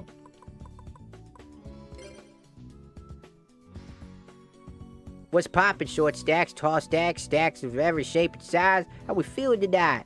Woo! We're all here and existing. I don't understand how some people get weird like that. Not gonna... It's just that they make... Again, if you ever wonder why people get so hyper-fixated, look at Disney adults. Go look at Disney adults. Go look at, like, Labubu adults. Go look at any over-crazy fandom that are adult-based in, like, children's media, right? Think about it. They were kids growing up that really fell in love with that, like going to Disney all the time, watching every Disney movie, getting to that fucking thing. You know what I mean? You know what I'm saying? You know what I'm saying? You know what I'm saying? And then they get older, and then they make it their whole personality because that's all they've ever known. That's all they've ever talked about. That's all their family ever talk about. They get to that point in degree, and they get stuck in their head forever.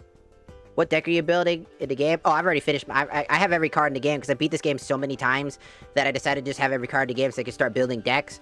And right now we're just running Dark World just to make the first half go by faster.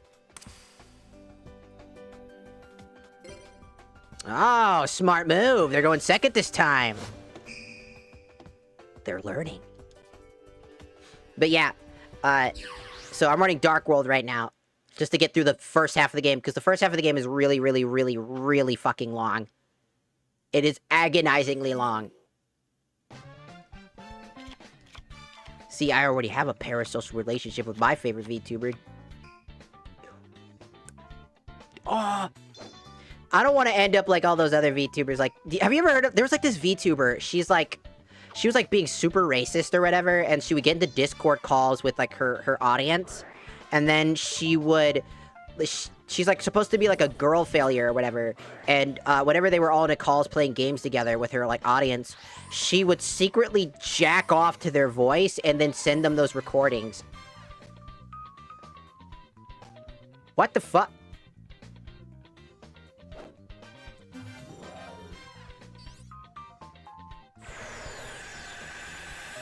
Yeah, it's a thing. It's like, I think there's like a YouTube video about it too. Mario! Thank you for subscribing on the YouTubes. Thank you, thank you. But yeah, it's really interesting, you know? I find it so strange that, like, people are like... And that's, like, there's a lot of that shit going on. They're like... I call them 4chan girls because they act like 4chaners. They're just, like, super fucking racist and shit. And, like, really weird. And people just go, so based. They play into those types of people. They usually preach, like, heavy religious tones and stuff like that as well. And they're just, like, super strange. It's like, I keep my distance because, again, I'm here to be an entertainer. I'm here to entertain you guys. That's the point. They need to make a modern remake of Persona 1 and 2. I wish. That'd be great. But I still like the originals. I hope that they keep it at least somewhat faithful to the original, you know? This game reminds me of Bakugan Brawlers on the Xbox. Oh, dude, Bakugan, dude. Oh, I used to own so many of those damn things, and they never fucking worked. That's the funny part. They never fucking worked.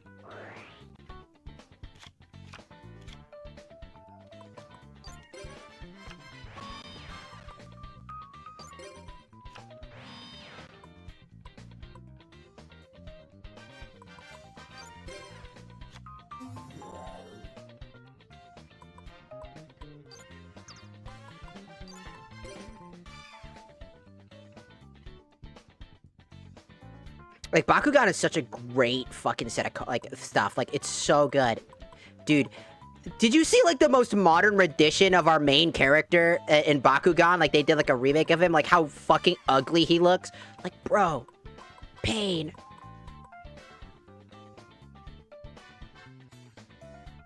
What Yu-Gi-Oh game is this? Oh, this is, Tag Force. Just the first game in Tag Force. You can emulate it on PSP. It's a PSP game. The whole PSP series. Tag Force 1, 2, and I think 3 take place in GX era. Tag Force 4 and 5, I believe, take place in Synchro era.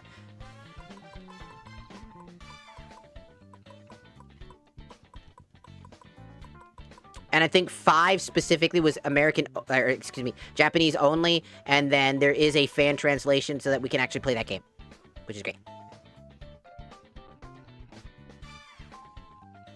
They went the same route as Yu-Gi-Oh! Rush did. I just fucking Bakugan was so good, man. I used to have so many friends because of it.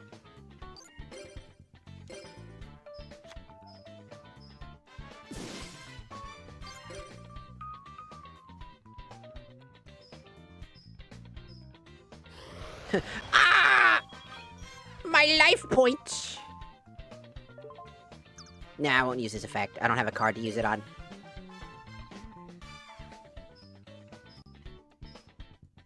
Ah! Like, these games are great because it made you feel you're basically playing through the story of GX, and it's really fun. In the tag part, you have to, like, the only problem is oh, sorry, hold on, my think my connection died again.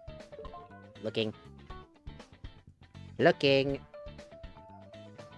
Aha, you cocksucker! I saw it!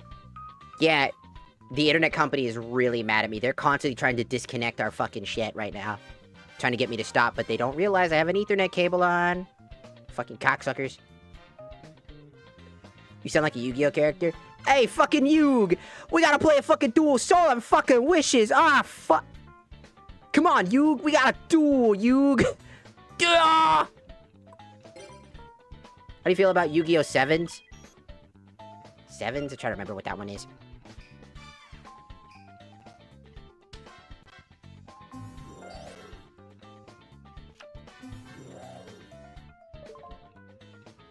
Oh, it's just, internet companies always do this. It's Xfinity.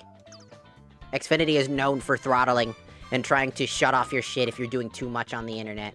They always say that, well, you're stealing internet from all the other people, and I just sit there and I'm like, what?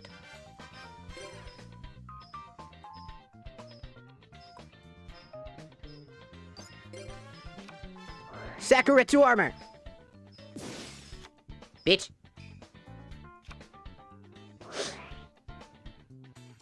I forget which one 7s. Was that the pendulum one? I haven't gotten too far. Nah, we don't need it. They can have the heart of the underdog. It's good. It's not that effective. Here I go!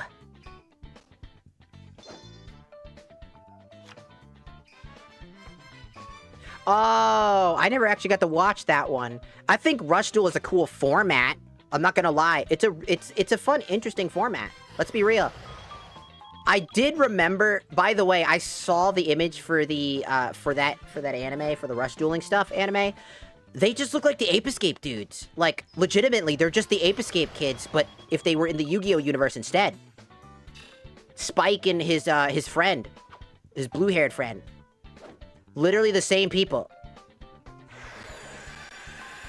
I am Yu-Gi-Oh!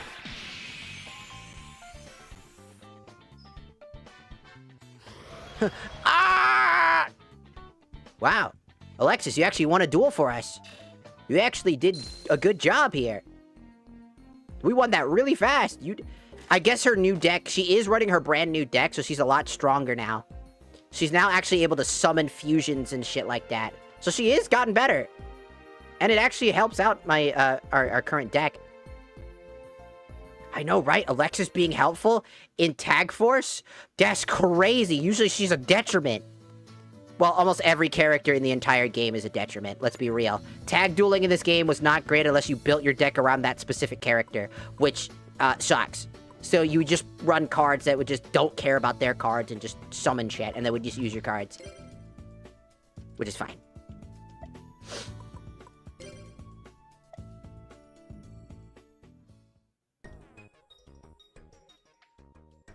I mean, that would be cool, but do you know the level of technology we would have to be at to be able to do that?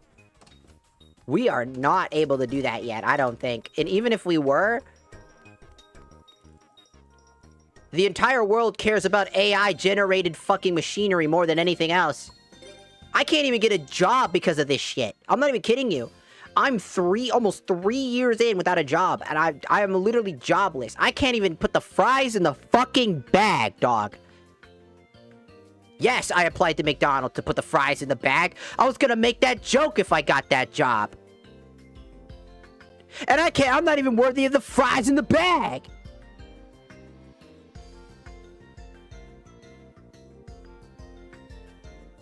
Fuck!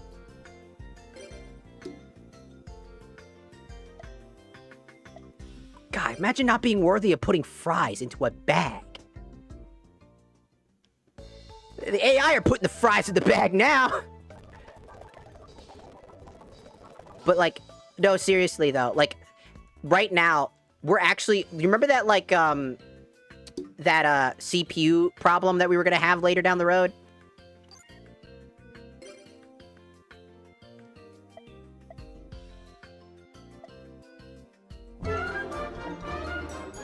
Ah, teddy bear, arigatou gozaimasu for joining the Shakusa. The whole AI thing, they're actually, like, we actually are going on to a shortage very soon. I think, like, no, was it HDDs are going, are basically out of stock because all the AI, like, the companies using AI need them for their servers, which are, I think it was specifically, HDDs that are out, we're out of that shit. Because of that shit. You know? And it sucks.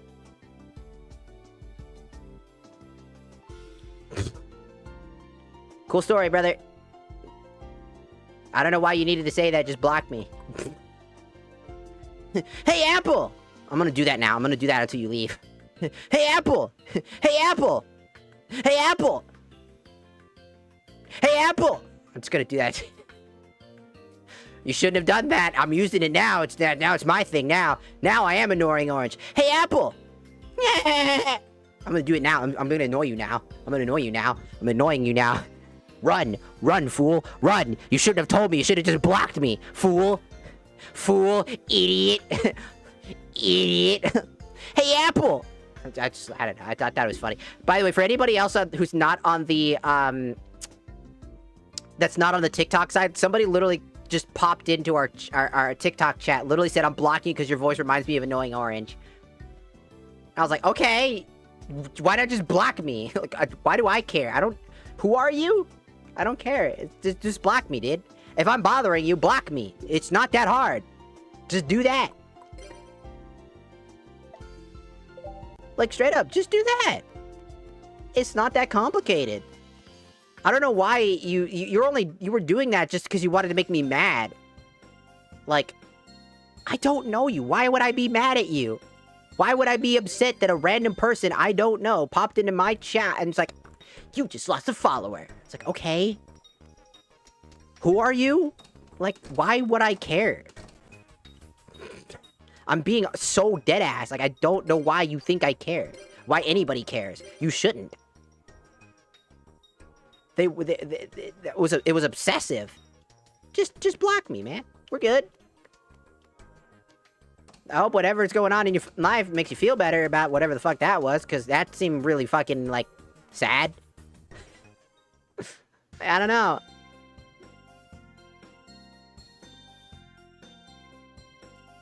Like, if I don't like somebody, I just block them. If I'm not particularly, like, you know, dealing, like, if it's like, oh, this person, blah, blah, blah, blah, blah, just fucking, just block them. It's really not, it's not that complicated. I don't know why it's gotta be, like, this superficial, like, magic thing that we all have to, like, announce when we're doing something. I am going to go take a shit in the bathroom. Okay, dog, just go take a shit. I didn't need to know that. I will now proceed to goon to your model. I did not need to know that either. By the way, that one wasn't just me making that up. People have told me that in TikTok before. That is a real thing that has happened. People have literally told me that they gooned my model. While I'm live. I'm like, that's crazy, by the way. That's just fucking crazy. Yeah. People tell me that shit all the time on TikTok specifically, and I'm just like, okay, good, great. Have a good time, I hope. I didn't need to know that. I didn't. But I mean, congratulations?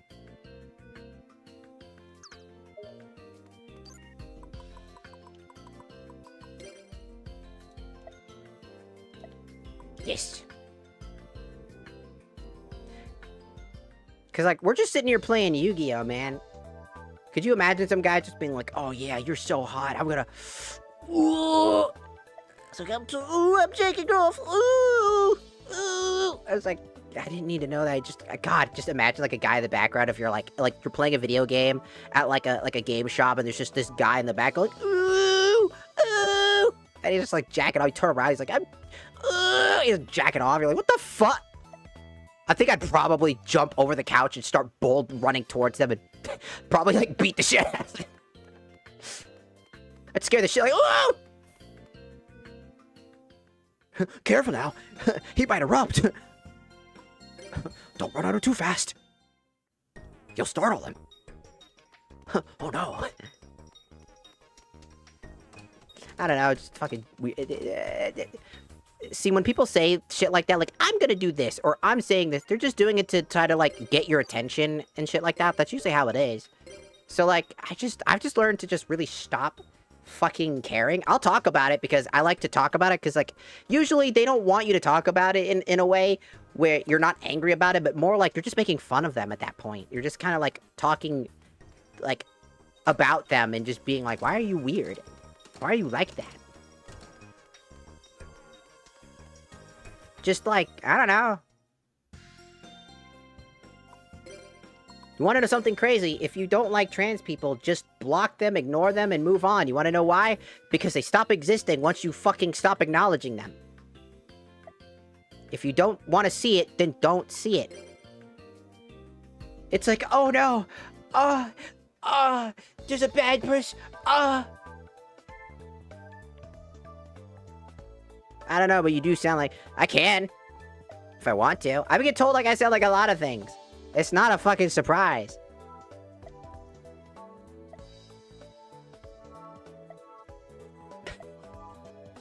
I get told like I sound like angel dust sometimes. Sometimes I sound like Moxie. Some people tell me I sound like a bunch of shit.